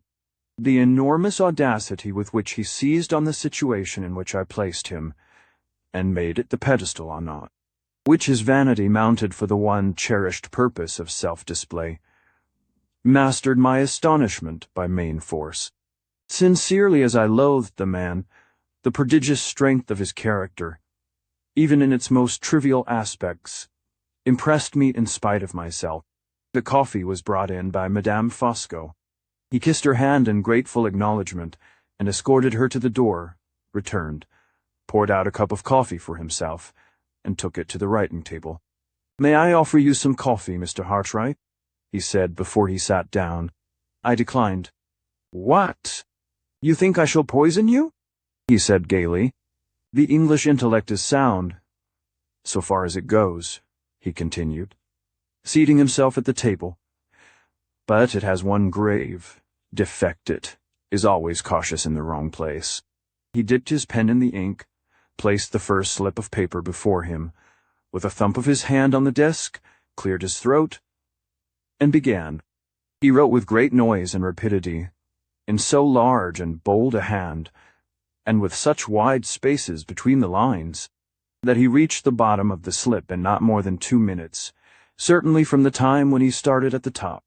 Each slip as he finished it was paged and tossed over his shoulder out of his way on the floor. When his first pen was worn out, that went over his shoulder too, and he pounced on a second from the supply scattered about the table. Slip after slip, by dozens, by 50s, by hundreds, flew over his shoulders on either side of him, till he had snowed himself up in paper all round his chair. Hour after hour passed in there. I sat watching. There he sat writing. He never stopped, except to sip his coffee, and when that was exhausted, to smack his forehead from time to time. 1 o'clock struck. 2, 3, 4 on. Still the slips flew about all round him. Still the untiring pen scraped its way ceaselessly from top to bottom of the page. Still the white chaos of paper rose higher and higher all round his chair. At 4 o'clock I heard a sudden splutter of the pen, indicative of the flourish with which he signed his name. "Bravo!" he cried, springing to his feet with the activity of a young man, and looking me straight in the face with a smile of superb triumph. "Done, Mr. Hartright," he announced with a self-renovating thump of his fist on his broad breast. "Done. To my own profound satisfaction and to your profound astonishment, when you read what I have written. The subject is exhausted, the manifesco is not. I proceed to the arrangement of my slipstow. The revision of my slipstow, the reading of my slips addressed emphatically to your private ear. 4 o'clock has just struck. Good. Arrangement, revision, reading, from 4 to 5. Short snooze of restoration for myself, from 5 to 6. Final preparations from 6 to 7. Affair of agent and sealed letter from 7 to 8. At 8, en route. Behold the program.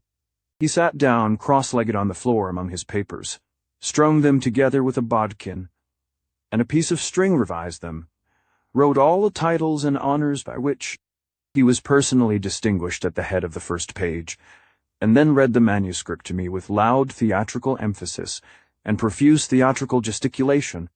The reader will have an opportunity, ere long, of forming his own opinion of the document. It will be sufficient to mention here that it answered my purpose. He next wrote me the address of the person from whom he had hired the fly, and handed me Sir Percival's letter. It was dated from Hampshire on the 25th of July, and it announced the journey of Lady Glyde to London on the 26th. Thus, on the very day, the 25th, when the doctor's certificate declared that she had died in St. John's Wood, she was alive, by Sir Percival's own showing, at Blackwater, and on the day after, she was to take a journey. When the proof of that journey was obtained from the flyman, the evidence would be complete. 5:15, said the Count, looking at his watch. Time for my restorative snooze. I personally resemble Napoleon the Great, as you may have remarked. Mr. Hartright also resemble that immortal man in my power of commanding sleep at will. Excuse me one moment. I will summon Madame Fosco to keep you from feeling dull. Knowing as well as he did that he was summoning Madame Fosco to ensure my not leaving the house while he was asleep, I made no reply, and occupied myself in tying up the papers which he had placed in my possession. The lady came in, cool, pale, and venomous as ever. "Amuse, Mr. Hartright, my angel," said the Count. He placed a chair for her, kissed her hand for the second time, withdrew to a sofa, and in 3 minutes was as peacefully and happily asleep as the most virtuous man in existence.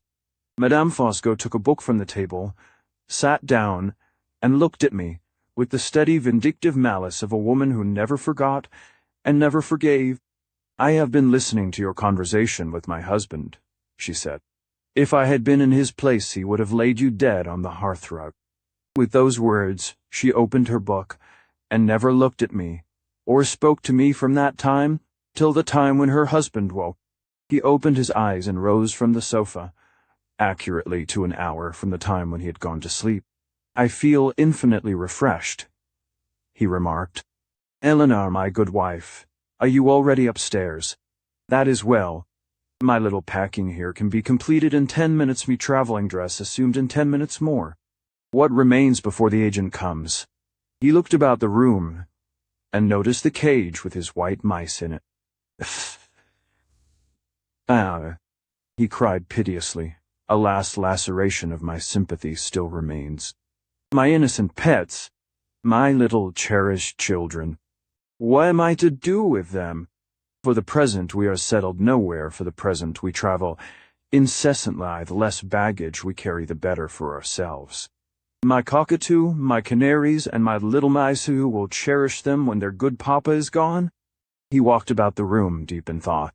He had not been at all troubled about writing his confession, but he was visibly perplexed and distressed about the far more important question of the disposal of his pets. After long consideration, he suddenly sat down again at the writing table. "An idea!" he exclaimed. "I will offer my canaries and my cockatoo to this vast metropolis, me agent, shall present them in my name to the Zoological Gardens of London. The document that describes them shall be drawn out on the spot." He began to write, repeating the words as they flowed from his pen. Number 1. Cockatoo of transcendent plumage attraction, of himself, to all visitors of taste. Number 2. Canaries of unrivaled vivacity and intelligence worthy of the Garden of Eden, worthy also of the garden in the Regent's Park. Homage to British zoology, offered by Fosco. The pen spluttered again, and the flourish was attached to his signature. "Count, you have not included the mice," said Madame Fosco. He left the table, took her hand, and placed it on his heart. "All human resolution, Eleanor," he said solemnly, "has its limits. My limits are inscribed on that document. I cannot part with my white mice. Bear with me, my angel, and remove them to their traveling cage upstairs." "Admirable tenderness," said Madame Fosco, admiring her husband with a last viperish look in my direction. She took up the cage carefully and left the room. The Count looked at his watch. In spite of his resolute assumption of composure, he was getting anxious for the agent's arrival. The candles had long since been extinguished, and the sunlight of the new morning poured into the room. It was not till 5 minutes past 7 that the gate bell rang, and the agent made his appearance. He was a foreigner with a dark beard. "Mr. Hartright, Monsieur Rubel," said the Count, introducing us. He took the agent, a foreign spy, in every line of his face, if ever there was one yet, into a corner of the room, whispered some directions to him, and then left us together. Monsieur Rubel, as soon as we were alone, suggested with great politeness that I should favor him with his instructions. I wrote 2 lines to Pesca, authorizing him to deliver my sealed letter to the bearer, directed the note, and handed it to Monsieur Rubel. The agent waited with me till his employer returned, equipped in traveling costume. The Count examined the address of my letter before he dismissed the agent. "I thought so," he said, turning on me with a dark look, and altering again in his manner from that moment. He completed his packing, and then sat consulting a traveling map, making entries in his pocketbook, and looking every now and then impatiently at his watch. Not another word, addressed to myself, passed his lips. The near approach of the hour for his departure, and the proof he had seen of the communication established between Pesca and myself, had plainly recalled his whole attention to the measures that were necessary for securing his escape. A little before 8 o'clock, Monsieur Rubel came back with my unopened letter in his hand. The Count looked carefully at the superscription and the seal, lit a candle, and burnt the letter. "I perform my promise," he said. "But this matter, Mr. Hartright, shall not end here." The agent had kept at the door the cab in which he had returned. He and the maidservant now busied themselves in removing the luggage.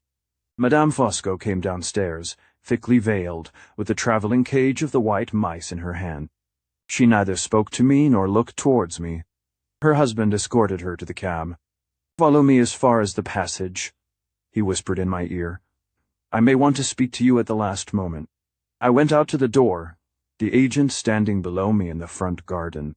The Count came back alone, and drew me a few steps inside the passage. "Remember the 3rd condition," he whispered. "You shall hear from me. Mr. Hartright may claim from you the satisfaction of a gentleman sooner than you think for." He caught my hand before I was aware of him, and wrung it hard, then turned to the door, stopped, and came back to me again. "One word more," he said confidentially. "When I last saw Miss Halcombe, she looked thin and ill. I'm anxious about that admirable woman. Take care of her, sir. With my hand on my heart, I solemnly implore you, take care of Miss Halcombe." Those were the last words he said to me before he squeezed his huge body into the cab and drove off. The agent and I waited at the door a few moments looking after him. While we were standing together, a second cab appeared from a turning a little way down the road. It followed the direction previously taken by the Count's cab, and as it passed the house and the open garden gate, a person inside looked at us out of the window. The stranger at the opera again, the foreigner with a scar on his left cheek. "You wait here with me, sir, for half an hour more," said Monsieur Rubel. "I do." We returned to the sitting room. I was in no humor to speak to the agent, or to allow him to speak to me. I took out the papers which the Count had placed in my hands, and read the terrible story of the conspiracy told by the man who had planned and perpetrated it.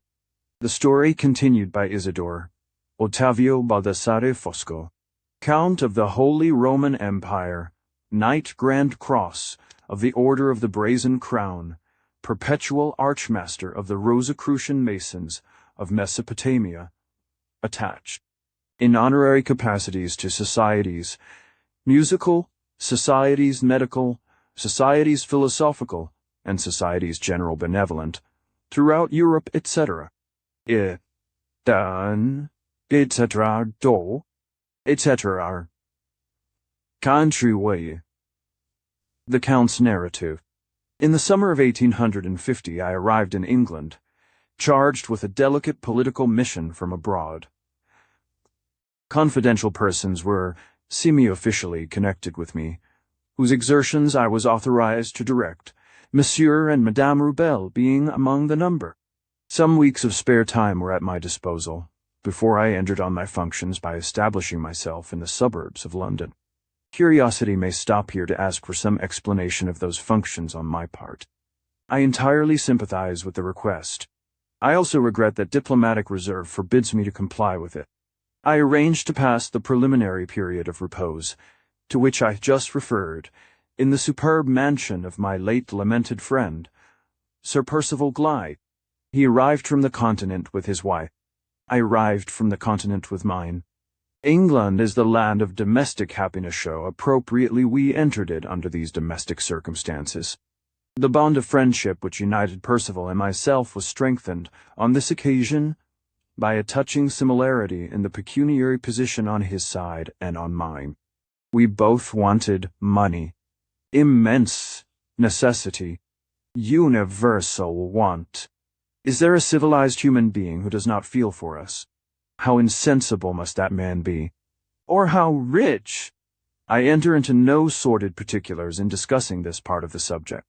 My mind recoils from them. With a Roman austerity, I show my empty purse and Percival's to the shrinking public gaze. Let us allow the deplorable fact to assert itself, once for all, in that manner, and pass on. We were received at the mansion by the magnificent creature who is inscribed on my heart as Marian, who is known in the colder atmosphere of society as Miss Halcombe. Just heaven! With what inconceivable rapidity I learnt to adore that woman. At 60, I worshipped her with the volcanic ardor of 89. All the gold of my rich nature was poured hopelessly at her feet. My wife, poor angel, my wife who adores me, got nothing but the shillings and the pennies. Such is the world. Such man. Such love.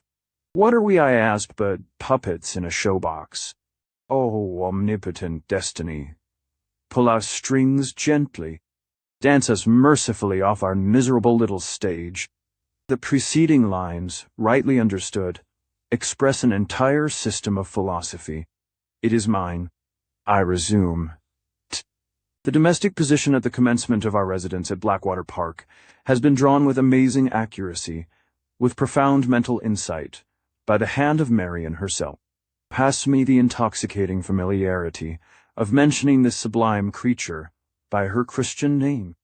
Accurate knowledge of the contents of her journal-toe, which I obtained access by clandestine means, unspeakably precious to me in remembrance warns my eager pen from topics which this essentially exhaustive woman has already made her own.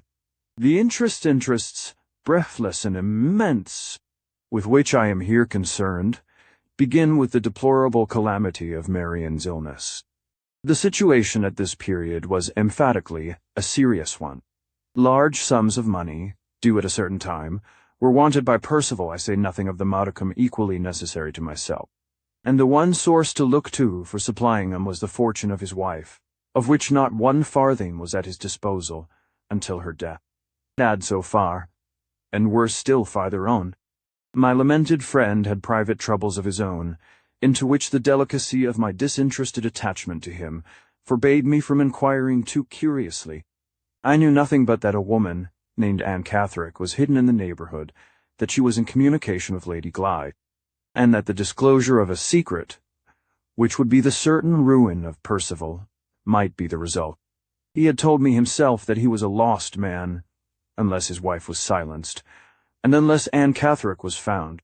If he was a lost man, what would become of our pecuniary interests? Courageous as I am by nature, I absolutely trembled at the idea.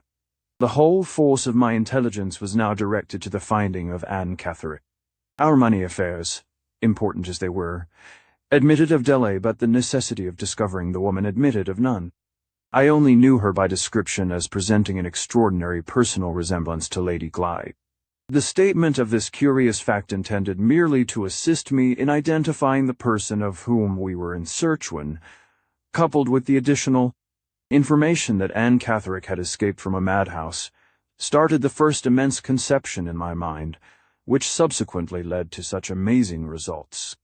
That conception involved nothing less than the complete transformation of 2 separate identities.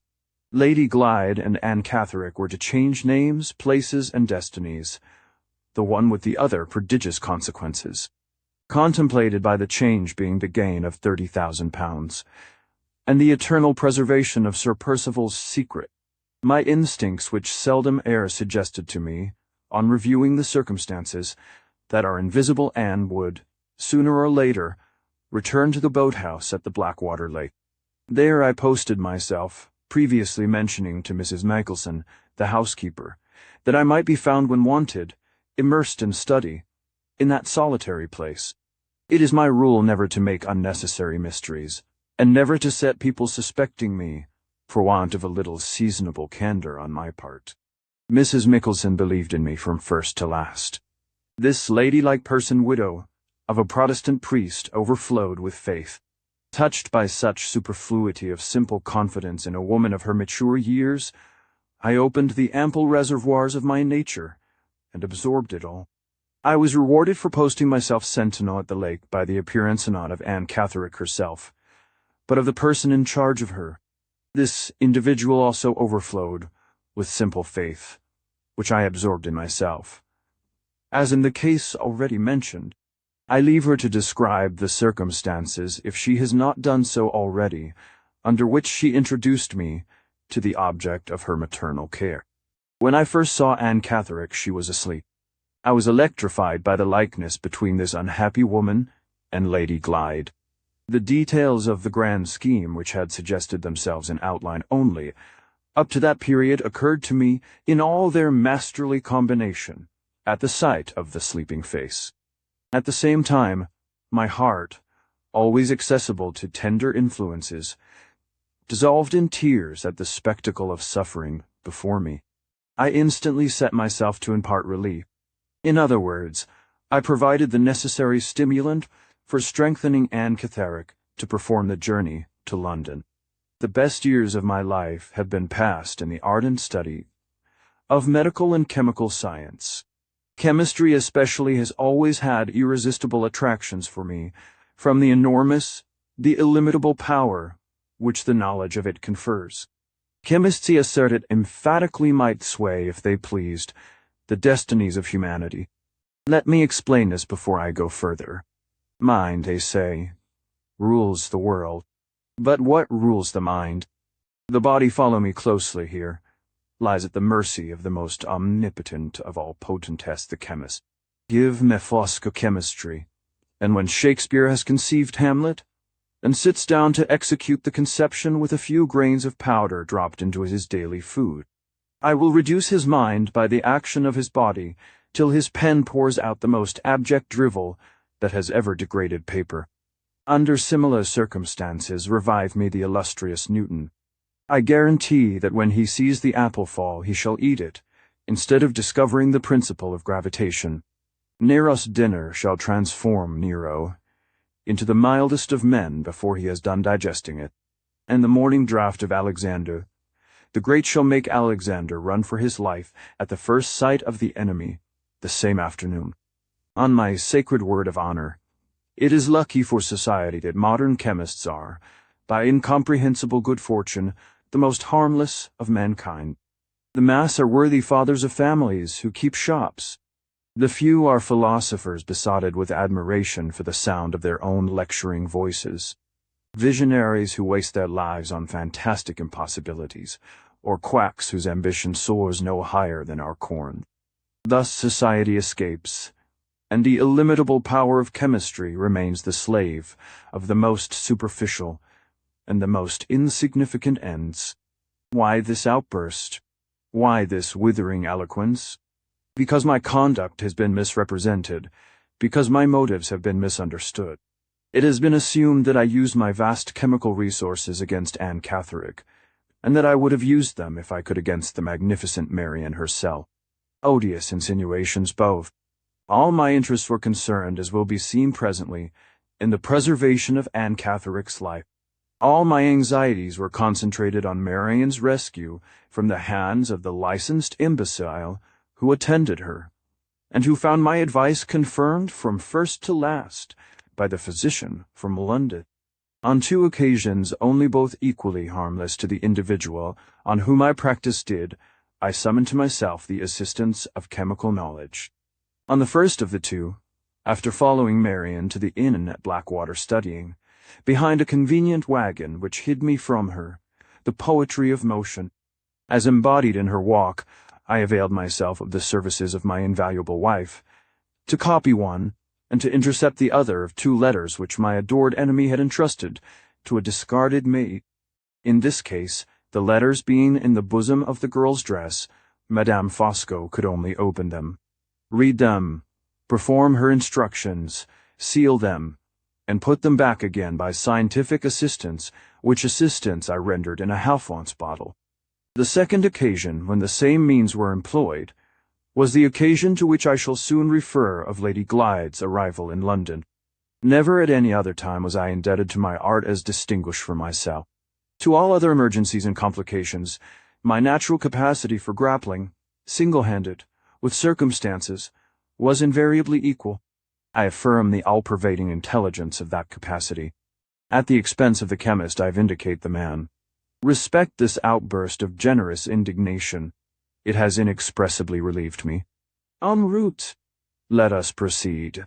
Having suggested to Mrs. Clement or Clements, I am not sure which, that the best method of keeping Anne out of Percival's reach was to remove her to London, having found that my proposal was eagerly received, and having appointed a day to meet the travellers at the station, and to see them leave it, I was at liberty to return to the house, and to confront the difficulties which still remained to be met. My first proceeding was to avail myself of the sublime devotion of my wife. I had arranged with Mrs. Clements that she should communicate her London address in Anne's interests to Lady Glyde. But this was not enough. Designing persons in my absence might shake the simple confidence of Mrs. Clements, and she might not write after all. Who could I find capable of travelling to London by the train she travelled by, and of privately seeing her home? I asked myself this question. The conjugal part of me immediately answered Madame Fosco. After deciding on my wife's mission to London, I arranged that the journey should serve a double purpose. A nurse for the suffering Marian, equally devoted to the patient and to myself, was a necessity of my position. One of the most eminently confidential and capable women in existence was by good fortune at my disposal. I refer to that respectable matron, Madame Rubel, to whom I addressed a letter at her residence in London by the hands of my wife. On the appointed day, Mrs. Clements and Anne Catherick met me at the station. I politely saw them off. I politely saw Madame Fosco off by the same train. The last thing at night, my wife returned to Blackwater, having followed her instructions with the most unimpeachable accuracy. She was accompanied by Madame Rubel, and she brought me the London address of Mrs. Clements. After events proved this last precaution to have been unnecessary. Mrs. Clements punctually informed Lady Glyde of her place of abode. With a wary eye on future emergencies, I kept the letter. The same day I had a brief interview with the doctor, at which I protested, in the sacred interests of humanity, against his treatment of Marian's case. He was insolent, as all ignorant people are. I showed no resentment. I deferred quarreling with him till it was necessary to quarrel to some purpose. My next proceeding was to leave Blackwater myself. I had my London residence to take in anticipation of coming events. I had also a little business of the domestic sort to transact with Mr. Frederick Fairley. I found the house I wanted in St. John's Wood. I found Mr. Fairley at Limeridge, Cumberland.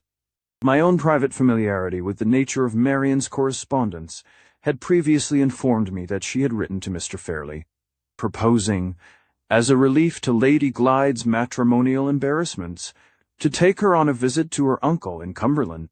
This letter I had wisely allowed to reach its destination, feeling at the time that it could do no harm, and might do good.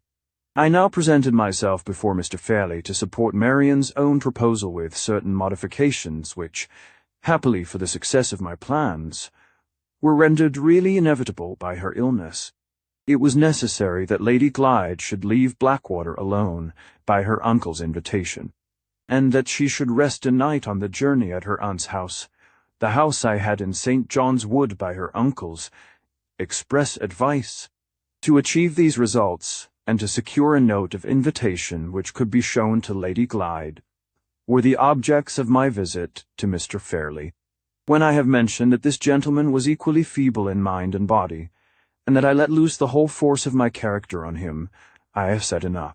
I came, saw, and conquered Fairley. On my return to Blackwater Park with a letter of invitation, I found that the doctor's imbecile treatment of Marian's case had led to the most alarming results. The fever had turned to typhus. Lady Glyde, on the day of my return, tried to force herself into the room to nurse her sister. She and I had no affinities of sympathy. She had committed the unpardonable outrage on my sensibilities. Of calling me a spicy was stumbling block in my way and in Percival's, but for all that, my magnanimity forbade me to put her in danger of infection with my own hand. At the same time, I offered no hindrance to her putting herself in danger. If she had succeeded in doing so, the intricate knot which I was slowly and patiently operating on might perhaps have been cut by circumstances. As it was, the doctor interfered, and she was kept out of the room. I had myself previously recommended sending for advice to London. This course had been now taken. The physician, on his arrival, confirmed my view of the case. The crisis was serious, but we had hope of our charming patient on the 5th day, from the appearance of the typhus. I was only once absent from Blackwater at this time when I went to London by the morning train to make the final arrangements at my house in St. John's Wood, to assure myself by private inquiry that Mrs. Clements had not moved, and to settle one or two little preliminary matters with the husband of Madame Rubel. I returned at night. 5 days afterwards the physician pronounced our interesting Marian to be out of all danger, and to be in need of nothing but careful nursing. This was the time I had waited for. Now that medical attendance was no longer indispensable, I played the first move in the game by asserting myself against the doctor. He was one among many witnesses in my way whom it was necessary to remove. A lively altercation between us in which Percival, previously instructed by me, refused to interfere, served the purpose in view. I descended on the miserable man in an irresistible avalanche of indignation and swept him from the house. The servants were the next encumbrances to get rid of. Again I instructed Percival, whose moral courage required perpetual stimulants, and Mrs. Mickelson was amazed one day by hearing from her master that the establishment was to be broken up. We cleared the house of all the servants but one, who was kept for domestic purposes, and whose lumpish stupidity we could trust to make no embarrassing discoveries. When they were gone, Nothing remained but to relieve ourselves of Mrs. Micklesona result, which was easily achieved by sending this amiable lady to find lodgings for her mistress at the seaside. The circumstances were now exactly what they were required to be. Lady Glyde was confined to her room by nervous illness, and the lumpish housemaid, I forget her name, was shut up there at night in attendance on her mistress. Marian, though fast recovering, still kept her bed, with Mrs. Ruble for nurse. No other living creatures but my wife, myself, and Percival were in the house. With all the chances thus in our favor, I confronted the next emergency, and played the second move in the game. The object of the second move was to induce Lady Glyde to leave Blackwater unaccompanied by her sister. Unless we could persuade her that Marian had gone on to Cumberland first, there was no chance of removing her, of her own free will, from the house. To produce this necessary operation in her mind, we concealed our interesting invalid in one of the uninhabited bedrooms at Blackwater. At the dead of night, Madame Fosco, Madame Rubel, and myself, Percival, not being cool enough to be trusted, accomplished the concealment. The scene was picturesque, mysterious, dramatic in the highest degree. By my directions the bed had been made, in the morning, on a strong, movable framework of wood. We had only to lift the framework gently at the head and foot, and to transport our patient where we pleased, without disturbing herself or her bed. No chemical assistance was needed or used in this case. Our interesting Marian lay in the deep repose of convalescence. We placed the candles, and opened the doors beforehand. I, in right of my great personal strength, took the head of the framework, me wife, and Madame Rubel took the foot. I bore my share of that inestimably precious burden, with a manly tenderness, with a fatherly care. Where's the modern Rembrandt who could depict our midnight procession? Alas for the arts! Alas for this most pictorial of subjects! The modern Rembrandt is nowhere to be found. The next morning, my wife and I started for London, leaving Marian secluded, in the uninhabited middle of the house, under care of Madame Rubel, who kindly consented to imprison herself with her patient for 2 or 3 days. Before taking our departure, I gave Percival Mr. Fairley's letter of invitation to his niece, instructing her to sleep on the journey to Cumberland at her aunt's house, with directions to show it to Lady Glyde on hearing from me. I also obtained from him the address of the asylum in which Anne Catherick had been confined, and a letter to the proprietor, announcing to that gentleman the return of his runaway patient to medical care. I had arranged at my last visit to the metropolis to have our modest domestic establishment ready to receive us when we arrived in London by the early train. In consequence of this wise precaution, we were enabled that same day to play the third move in the Gemanthe, getting possession of Anne Catherick. Dates are of importance here. I combine in myself the opposite characteristics of a man of sentiment and a man of business. I have all the dates at my fingers' ends. On Wednesday, the 24th of July, 1850, I sent my wife in a cab to clear Mrs. Clements out of the way, in the first place. A supposed message from Lady Glyde in London was sufficient to obtain this result. Mrs. Clements was taken away in the cab, and was left in the cab, while my wife, on pretence of purchasing something, at a shop gave her the slip, and returned to receive her expected visitor at our house in St. John's Wood. It is hardly necessary to add that the visitor had been described to the servants as Lady Glyde. In the meanwhile, I had followed in another cab, with a note for Anne Catherick, merely mentioning that Lady Glyde intended to keep Mrs. Clements to spend the day with her, and that she was to join them under care of the good gentleman waiting outside, who had already saved her from discovery in Hampshire by Sir Percival. The good gentleman sent in this note by a street boy, and paused for results a door or two farther on. At the moment when Anne appeared at the house door and closed it, this excellent man had the cab door open ready for her, absorbed her into the vehicle, and drove off. Pass me here one exclamation in parenthesis. How interesting this is! On the way to Forest Road, my companion showed no fear. I can be paternal, no man, more so when I please, and I was intensely paternal on this occasion. What titles I had to her confidence! I had compounded the medicine which had done her goody, had warned her of her danger from Sir Percival, Perhaps I trusted too implicitly to these titles, perhaps. I underrated the keenness of the lower instincts in persons of toll. Weak intellect, it is certain that I neglected to prepare her sufficiently for a disappointment on entering my house. When I took her into the drawing-room, she saw no one present but Madame Fosco, who was a stranger to her. She exhibited the most violent agitation if she had scented danger in the air. As a dog scents the presence of some creature unseen, her alarm could not have displayed itself more suddenly and more causelessly. I interposed in vain. The fear from which she was suffering I might have soothed, but the serious heart disease, under which she labored, was beyond the reach of all moral palliatives. To my unspeakable horror, she was seized with convulsions, a shock to the system, in her condition, which might have laid her dead at any moment at our feet. The nearest doctor was sent for, and was told that Lady Glyde required his immediate services. To my infinite relief, he was a capable man.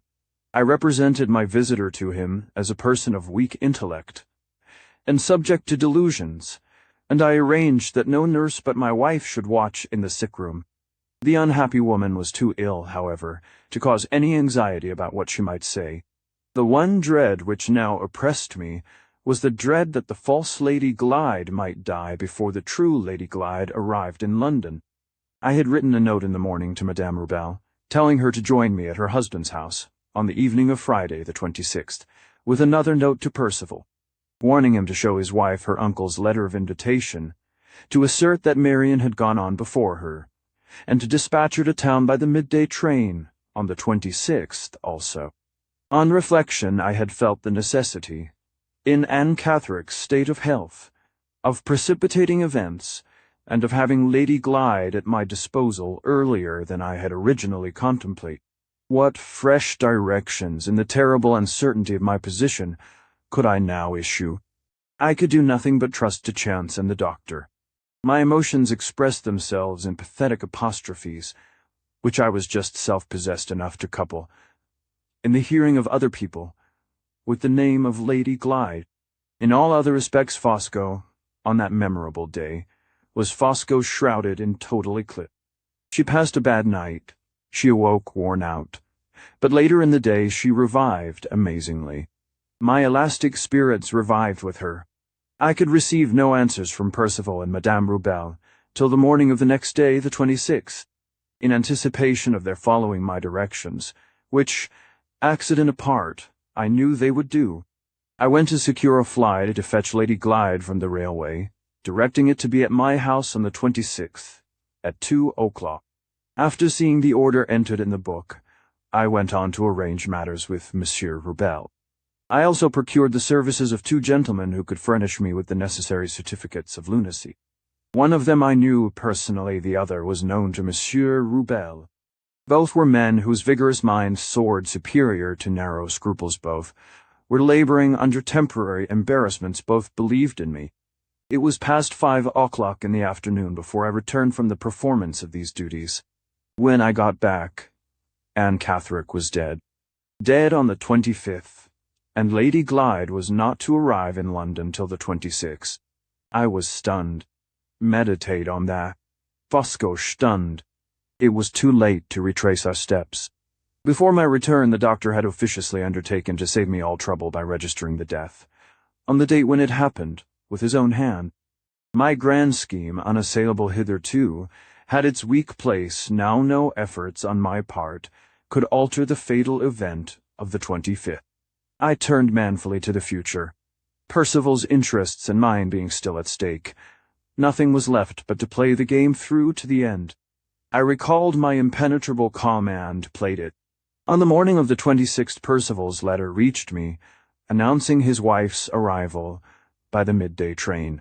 Madame Rubel also wrote to say she would follow in the evening. I started in the fly, leaving the false Lady Glyde dead in the house, to receive the true Lady Glyde on her arrival by the railway at 3 o'clock. Hidden under the seat of the carriage, I carried with me all the clothes Anne Catherick had worn. Humming into my house, they were destined to assist the resurrection of the woman who was dead in the person of the woman who was living. What a situation! I suggest it to the rising romance writers of England. I offer it, as totally new, to the worn-out dramatists of France. Lady Glyde was at the station. There was great crowding and confusion, and more delay than I liked in case any of her friends had happened to be on the spot, in reclaiming her luggage. Hurst questions as we drove off, implored me to tell her news of her sister. I invented news of the most pacifying kind, assuring her that she was about to see her sister at my house. My house on this occasion only was in the neighborhood of Leicester Square, and was in the occupation of Monsieur Robel, who received us in the hall. I took my visitor upstairs into a back room, the two medical gentlemen being there and waiting on the floor beneath to see the patient, and to give me their certificates. After quieting Lady Glyde by the necessary assurances about her sister, I introduced my friends separately to her presence. They performed the formalities of the occasion briefly, intelligently, conscientiously. I entered the room again as soon as they had left it, and at once precipitated events by a reference of the alarming kind to Miss Halcombe's state of health. Results followed as I had anticipated. Lady Glyde became frightened and turned faint. For the second time, and the last, I called science to my assistance. A medicated glass of water and a medicated bottle of smelling salts relieved her of all further embarrassment and alarm. Additional applications later in the evening procured her the inestimable blessing of a good night's rest. Madame Rubel arrived in time to preside at Lady Glyde's toilet. Her own clothes were taken away from her at night, and Anne Catherick's were put on her in the morning, with the strictest regard to propriety, by the matronly hands of the good Rubel. Throughout the day I kept our patient in a state of partially suspended consciousness, until the dexterous assistance of my medical friends enabled me to procure the necessary order rather earlier than I had ventured to hope. That evening, the evening of the 27th, Madame Rubel and I took our revived Anne Catherick to the asylum. She was received with great surprise, but without suspicion, thanks to the order and certificates, to Percival's letter, to the likeness, to the clothes, and to the patient's own confused mental condition at the time. I returned at once to assist Madame Fosco in the preparations for the burial of the false Lady Glyde, having the clothes and luggage of the true Lady Glyde in my possession. They were afterwards sent to Cumberland by the conveyance which was used for the funeral. I attended the funeral, with becoming dignity, attired in the deepest mourning. My narrative of these remarkable events, written under equally remarkable circumstances, closes here. The minor precautions which I observed in communicating with Limmeridge House are already known. So is the magnificent success of my enterprise. So are the solid pecuniary results which followed it. I have to assert with the whole force of my conviction that the one weak place in my scheme would never have been found out, if the one weak place in my heart had not been discovered first. Nothing but my fatal admiration for Marian restrained me from stepping in to my own rescue when she effected her sister's escape. I ran the risk, and trusted in the complete destruction of Lady Glyde's identity. If either Marian or Mr. Hartright attempted to assert that identity, they would publicly expose themselves to the imputation of sustaining a rank deception. They would be distrusted and discredited accordingly, and they would therefore be powerless to place my interests or Percival's secret in jeopardy. I committed one error in trusting myself to such a blindfold calculation of chances as this. I committed another when Percival had paid the penalty of his own obstinacy and violence, by granting Lady Glyde a second reprieve from the madhouse, and allowing Mr. Hartright a second chance of escaping me. In brief, Fosco at this serious crisis was untrue to himself. Deplorable and uncharacteristic fault. Behold the cause, in my heart behold, in the image of Marian Halcombe, the first and last weakness of Fosco's life. At the ripe age of 60, I make this unparalleled confession. Youths, I invoke your sympathy. Maidens, I claim your tears. A word more, and the attention of the reader concentrated breathlessly on myself shall be released. My own mental insight informs me that 3 inevitable questions will be asked here by persons of inquiring minds. They shall be stated. They shall be answered. First question. What is the secret of Madame Fosco's unhesitating devotion of herself to the fulfillment of my boldest wishes, to the furtherance of my deepest plans?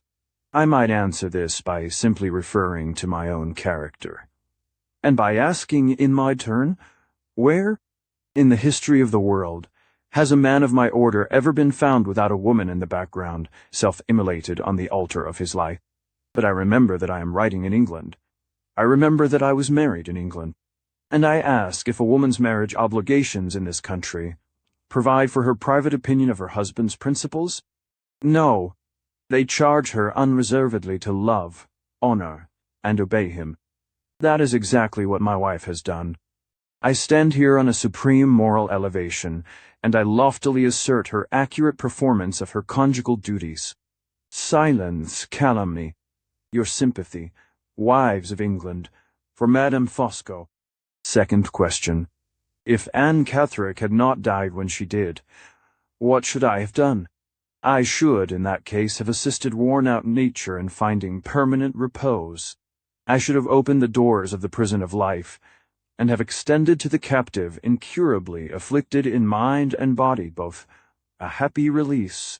Third question. On a calm revision of all the circumstances, my conduct worthy of any serious blame? Most emphatically, no. Have I not carefully avoided exposing myself to the odium of committing unnecessary crime? With my vast resources in chemistry, I might have taken Lady Glyde's life. At immense personal sacrifice, I followed the dictates of my own ingenuity, my own humanity, my own caution, and took her identity instead. Judge me by what I might have done. How comparatively innocent, how indirectly virtuous I appear in what I really did. I announced on beginning it that this narrative would be a remarkable document. It has entirely answered my expectations. Receive these fervid lines, me last legacy to the country I leave forever. They are worthy of the occasion, and worthy of Mole. Fosco. The story concluded by Walter Hartright. 1. When I closed the last leaf of the Count's manuscript, the half-hour during which I had engaged to remain at Forest Road had expired.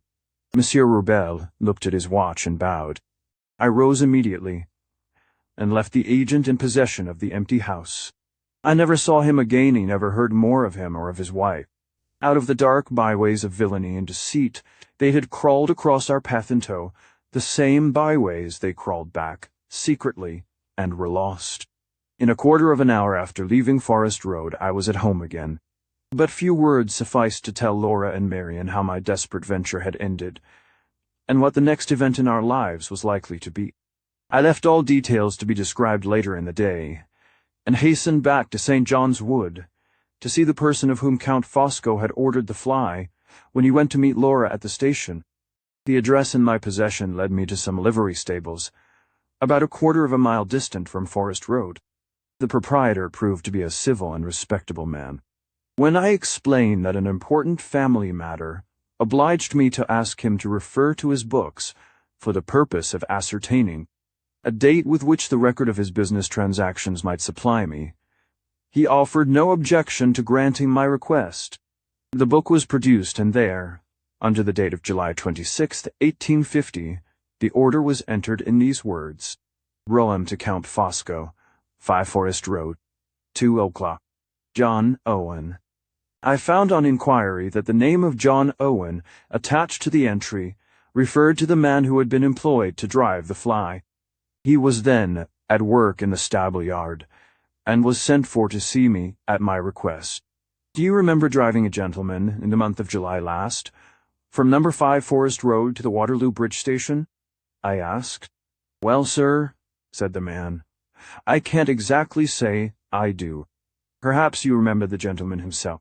Can you call to mind driving a foreigner, last summer, a tall gentleman, and remarkably fat? The man's face brightened directly. I remember him, sir. The fattest gentleman as ever I see, and the heaviest customer as ever I drove. Yes, you call him to mind, sir. We did go to the station, and it was from Forest Road. There was a parrot, or summit like it, screeching in the window. The gentleman was in a mortal hurry about the lady's luggage, and he gave me a handsome present for looking sharp and getting the boxes. Getting the boxes. I recollected immediately that Laura's own account of herself on her arrival in London described her luggage as being collected for her by some person whom Count Fosco brought with him to the station. This was the man. "Did you see the lady?" I asked. "What did she look like? Was she young or old?" "Well, sir, what with the hurry and the crowd of people pushing about, I can't rightly say what the lady looked like. I can't call nothing to mind about her that I know of, excepting her name."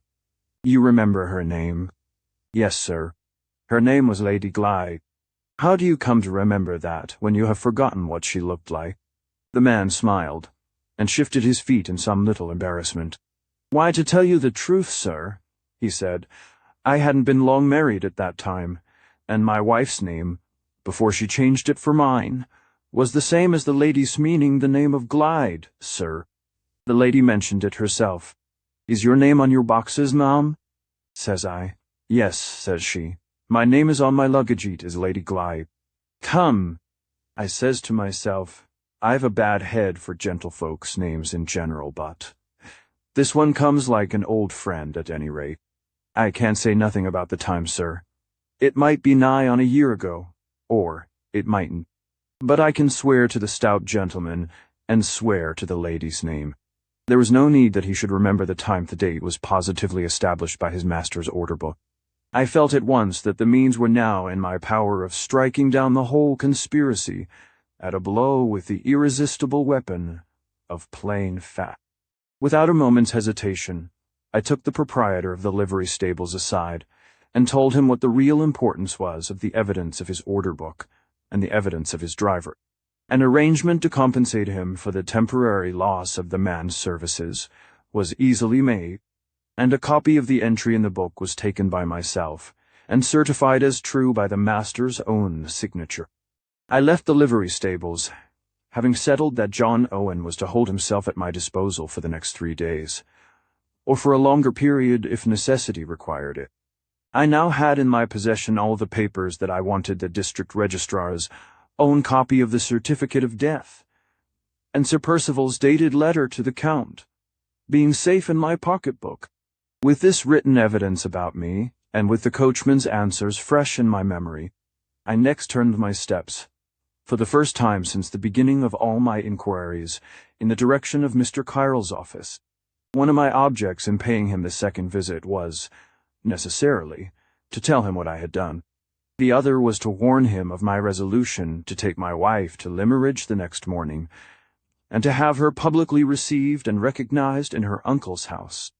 I left it to Mr. Kyle to decide under these circumstances, and in Mr. Gilmore's absence, whether he was or was not bound, as the family solicitor, to be present on that occasion in the family interests. I will say nothing of Mr. Kyle's amazement, or of the terms in which he expressed his opinion of my conduct from the first stage of the investigation to the last.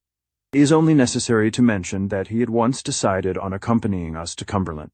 We started the next morning by the early train. Laura, Marion, Mr. Kyle, and myself in one carriage, and John Owen, with a clerk from Mr. Kyle's office, occupying places in another. On reaching the Limmeridge station, we went first to the farmhouse at Todd's Corner. It was my firm determination that Laura should not enter her uncle's house till she appeared there publicly recognized as his niece. I left Marion to settle the question of accommodation with Mrs. Todd, as soon as the good woman had recovered from the bewilderment of hearing what our errand was in Cumberland, and I arranged with her husband that John Owen was to be committed to the ready hospitality of the farm servants. These preliminaries completed, Mr. Kyle and I set forth together for Limmeridge House. I cannot write at any length of our interview with Mr. Fairley, for I cannot recall it to mind without feelings of impatience and contempt which make the scene, even in remembrance only, utterly repulsive to me. I prefer to record simply that I carried my point. Mr. Fairley attempted to treat us on his customary plan, dingy style, We passed without notice his polite insolence at the outset of the interview. We heard without sympathy the protestations with which he tried next to persuade us that the disclosure of the conspiracy had overwhelmed him. He absolutely whined and whimpered at last, like a fretful child. How was he to know that his niece was alive when he was told that she was dead? He would welcome dear Laura with pleasure, if we would only allow him time to recover.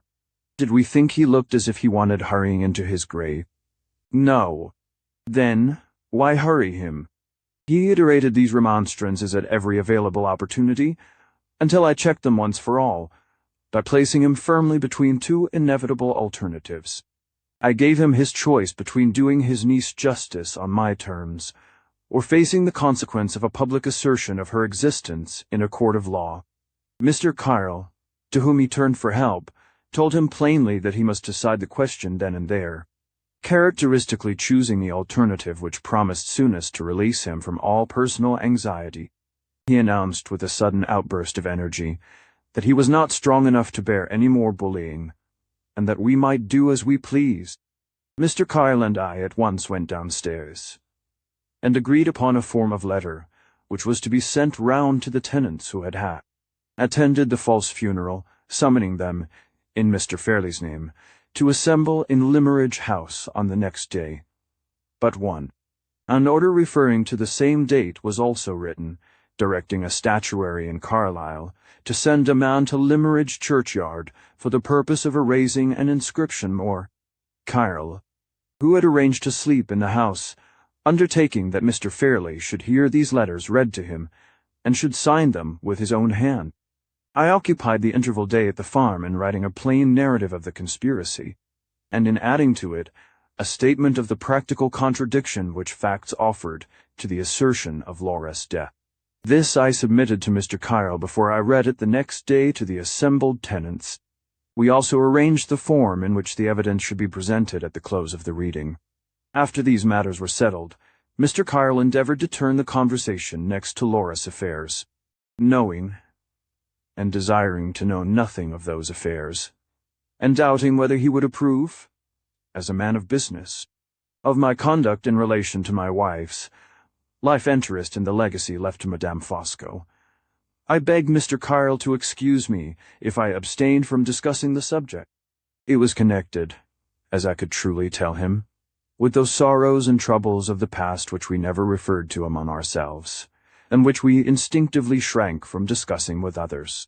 My last labor, as the evening approached, was to obtain the narrative of the tombstone, by taking a copy of the false inscription on the grave before it was erased. The day cometh a day when Laura once more entered the familiar breakfast-room at Limeridge House. All the persons assembled rose from their seats as Marian and I led her in. A perceptible shock of surprise, an audible murmur of interest ran through them at the sight of her face. Mr. Fairley was present by my express stipulation, with Mr. Kyle by his side. His valet stood behind him with a smelling bottle ready in one hand, and a white handkerchief, saturated with eau de cologne, in the other. I opened the proceedings by publicly appealing to Mr. Fairley to say whether I appeared there with his authority, and under his express sanction. He extended an arm, on either side, to Mr. Kyle, and to his valet was by them, assisted to stand on his legs, and then expressed himself in these terms: "Allow me to present Mr. Hartright. I am as great an invalid as ever, and he is so very obliging as to speak for me. The subject is dreadfully embarrassing. Please hear him, and don't make a noise." With those words he slowly sank back again into the chair, and took refuge in his scented pocket-handkerchief. The disclosure of the conspiracy followed, after I had offered my preliminary explanation. First of all, in the fewest and the plainest words. I was there present, I informed my hearers to declare, first, that my wife, then sitting by me, was the daughter of the late Mr. Philip Fairley; secondly, to prove by positive facts that the funeral which they had attended in Limeridge churchyard was the funeral of another woman; thirdly, to give them a plain account of how it had all happened. Without further preface, I at once read the narrative of the conspiracy, describing it in clear outline, and dwelling only upon the pecuniary motive for it, in order to avoid complicating my statement by unnecessary reference to Sir Percival's secret. This done, I reminded my audience of the date on the inscription in the churchyard, the 25th, and confirmed its correctness by producing the certificate of death. I then read them Sir Percival's letter of the 25th, announcing his wife's intended journey from Hampshire to London on the 26th. I next showed that she had taken that journey, by the personal testimony of the driver of the fly, and I proved that she had performed it on the appointed day, by the order book at the livery stables. Marian then added her own statement of the meeting between Laura and herself at the madhouse, and of her sister's escape, after which I closed the proceedings by informing the persons present of Sir Percival's death and of my marriage. Mr. Kyle rose when I resumed my seat, and declared, as the legal adviser of the family, that my case was proved by the plainest evidence he had ever heard in his life. As he spoke those words, I put my arm round Laura, and raised her so that she was plainly visible to everyone in the room. "Are you all of the same opinion?" I asked, advancing towards them a few steps, and pointing to my wife. The effect of the question was electrical. Far down at the lower end of the room, one of the oldest tenants on the estate started to his feet, and led the rest with him in an instant. I see the man now, with his honest brown face and his iron-gray hair, mounted on the window-seat, waving his heavy riding-whip over his head, and leading the cheers. There she is, alive and hearty, God bless her. "Gia tun, lads! Gia tun!" The shout that answered him, reiterated again and again, was the sweetest music I ever heard. The labourers in the village and the boys from the school, assembled on the lawn, caught up the cheering and echoed it back on us. The farmers' wives clustered round Laura, and struggled which should be first to shake hands with her, and to implore her, with the tears pouring over their own cheeks, to bear up bravely and not to cry. She was so completely overwhelmed that I was obliged to take her from them and carry her to the door. There I gave her into Marian's care, Marian, who had never failed us yet, whose courageous self-control did not fail us now. Left by myself at the door, I invited all the persons present, after thanking them in Laura's name, and mine too. Follow me to the churchyard, and see the false inscription struck off the tombstone with their own eyes. They all left the house, and all joined the throng of villagers collected round the grave, where the statuary's man was waiting for us. In a breathless silence, the first sharp stroke of the steel sounded on the marble. Not a voice was heard, not a soul moved, till those 3 words, Laura, Lady Glyde, had vanished from sight. Then there was a great heave of relief among the crowd, as if they felt that the last fetters of the conspiracy had been struck off Laura herself, and the assembly slowly withdrew. It was late in the day before the whole inscription was erased. 1 line only was afterwards engraved in its place: Anne Catherick, July 25th, 1850. I returned to Limmeridge House early enough in the evening to take leave of Mr. Kyle. He and his clerk, and the driver of the fly, went back to London by the night train. On their departure, an insolent message was delivered to me from Mr. Fairley, who had been carried from the coat room in a shattered condition, when the first outbreak of cheering answered my appeal to the tenantry. The message conveyed to us Mr. Fairley's best congratulations, and requested to know whether we contemplated stopping in the house. I sent back word that the only object for which we had entered his doors was accomplished, that I contemplated stopping in no man's house but my own, and that Mr. Fairley need not entertain the slightest apprehension of ever seeing us or hearing from us again. We went back to our friends at the farm to rest that night, and the next morning escorted to the station, with the heartiest enthusiasm and goodwill, by the whole village, and by all the farmers in the neighbourhood. We returned to London.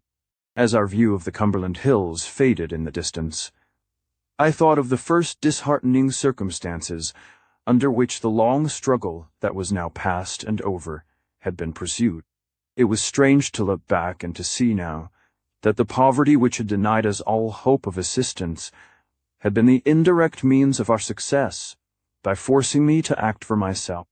If we had been rich enough to find legal help, what would have been the result?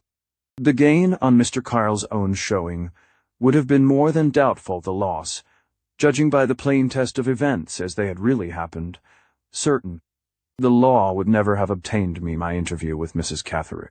The law would never have made Pesca the means of forcing a confession from the Count. Two more events remain to be added to the chain before it reaches fairly from the outset of the story to the close.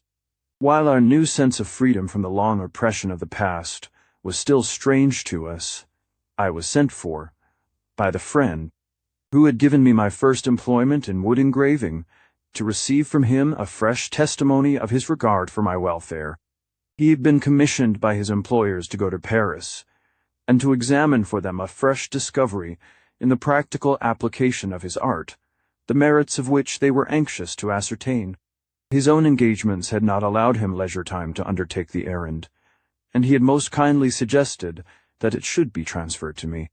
I could have no hesitation in thankfully accepting the offer, for if I acquitted myself of my commission as I hoped I should, the result would be a permanent engagement on the illustrated newspaper, to which I was now only occasionally attached.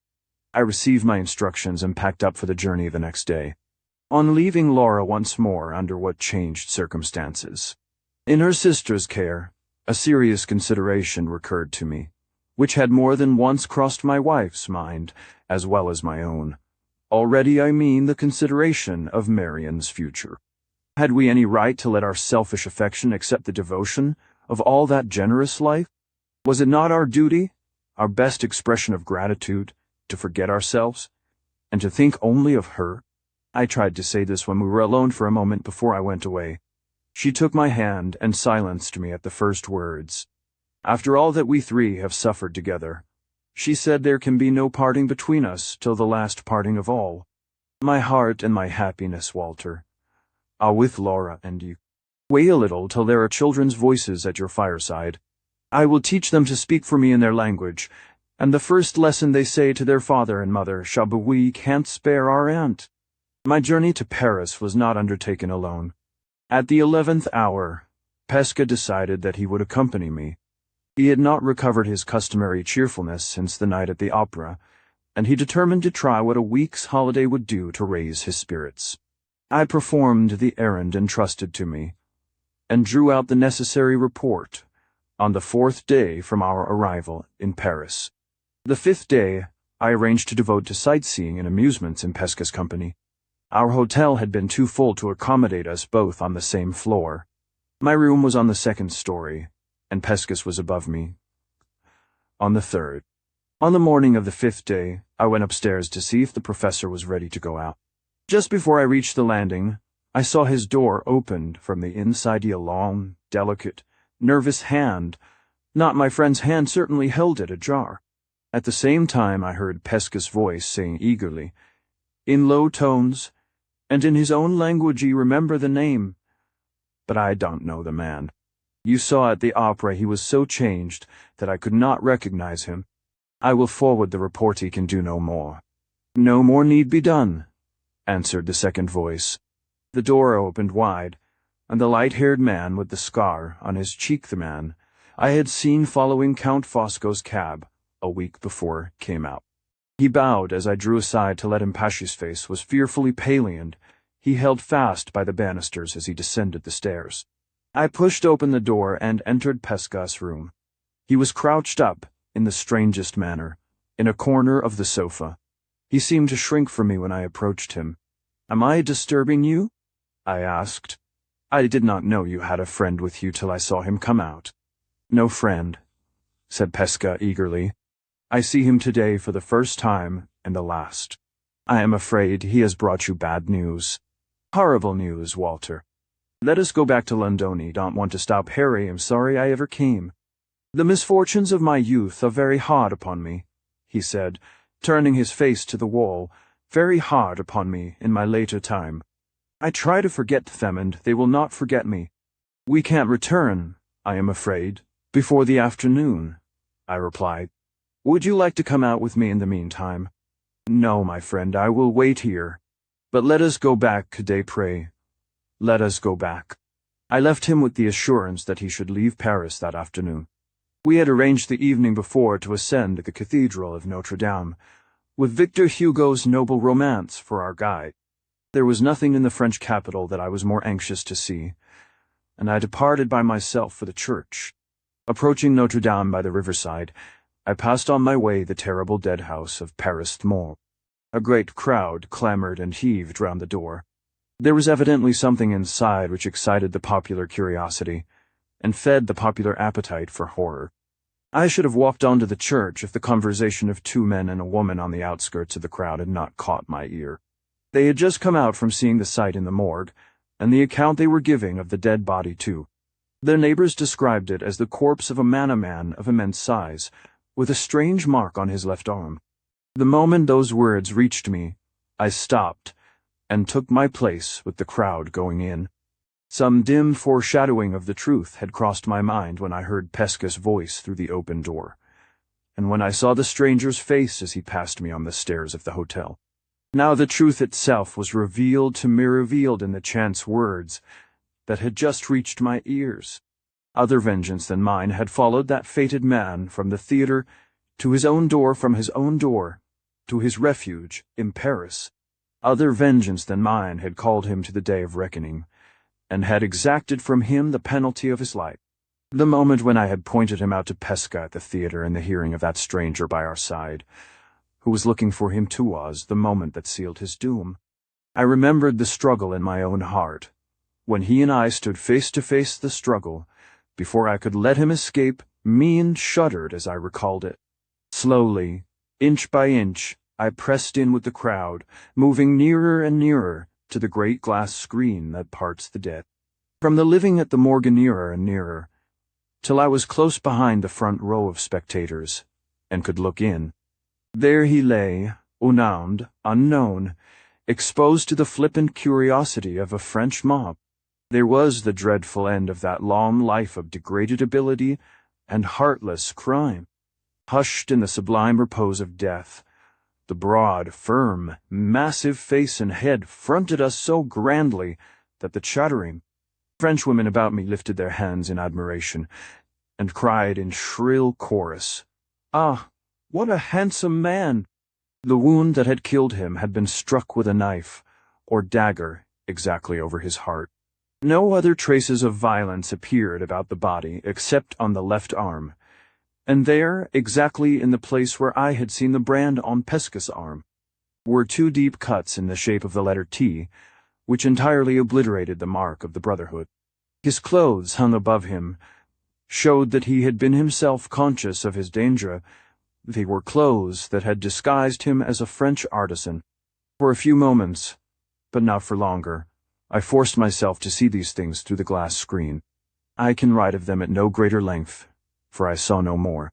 The few facts in connection with his death, which I subsequently ascertained partly from Pesca and partly from other sources, may be stated here before the subject is dismissed from these pages.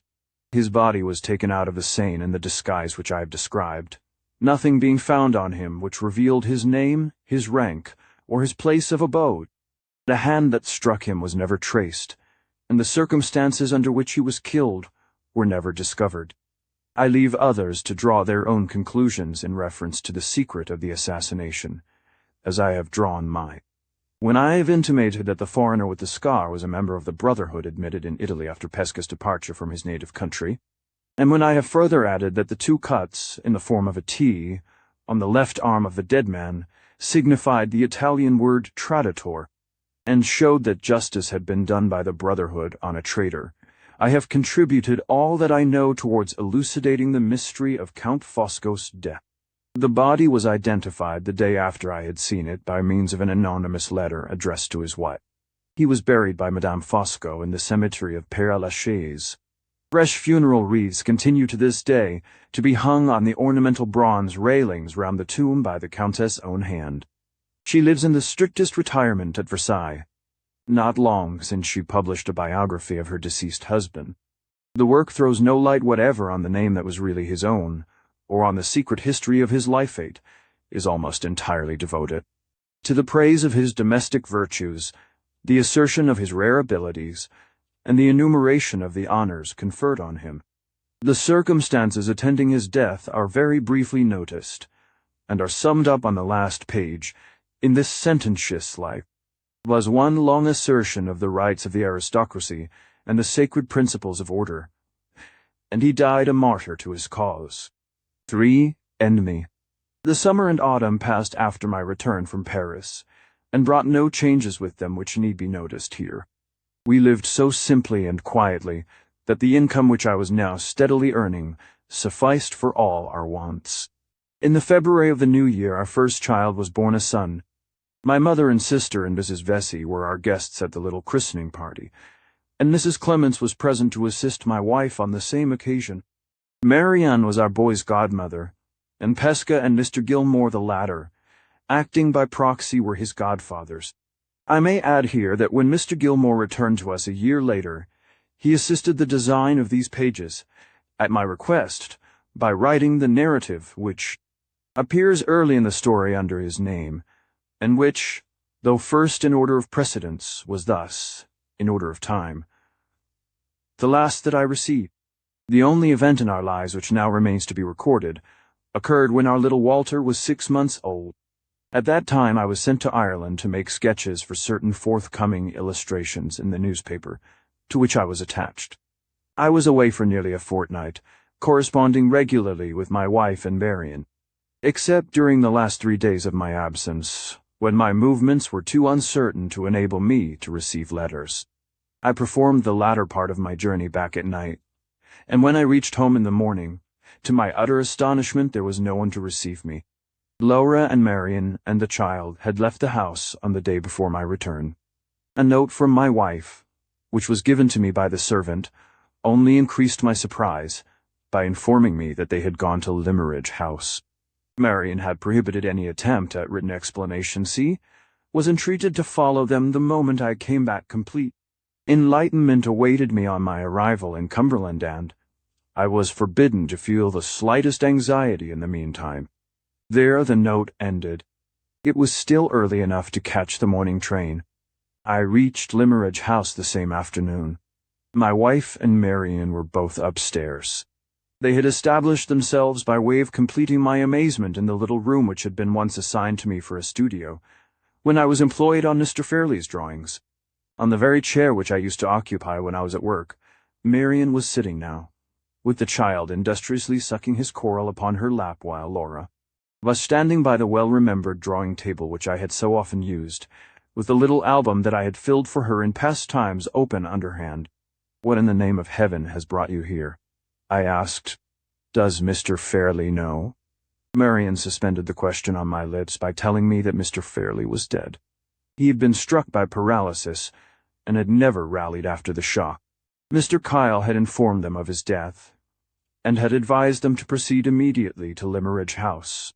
Some dim perception of a great change dawned on my mind. Laura spoke before I had quite realized it. She stole close to me to enjoy the surprise which was still expressed in my face. "My darling Walter," she said, "must we really account for our boldness in coming here? I am afraid, love, I can only explain it by breaking through our rule, and referring to the past." "There is not the least necessity for doing anything of the kind," said Marian. "We can be just as explicit and much more interesting by referring to the future." She rose and held up the child, kicking and crowing in her arms. "Do you know who this is, Walter?" she asked, with bright tears of happiness gathering in her eyes.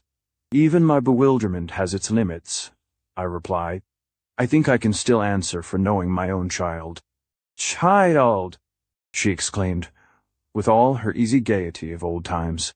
"Do you talk in that familiar manner of one of the landed gentry of England? Are you aware when I present this illustrious baby to your notice, in whose presence you stand?" "Evidently not. Let me make 2 eminent personages known to one another, Mr. Walter Hartright, heir of Limeridge." So she spoke. In writing those last words, I have written all. The pen falters in my hand. The long, happy labor of many months is over. Marian was the good angel of our lives. Let Marian end our story. The end.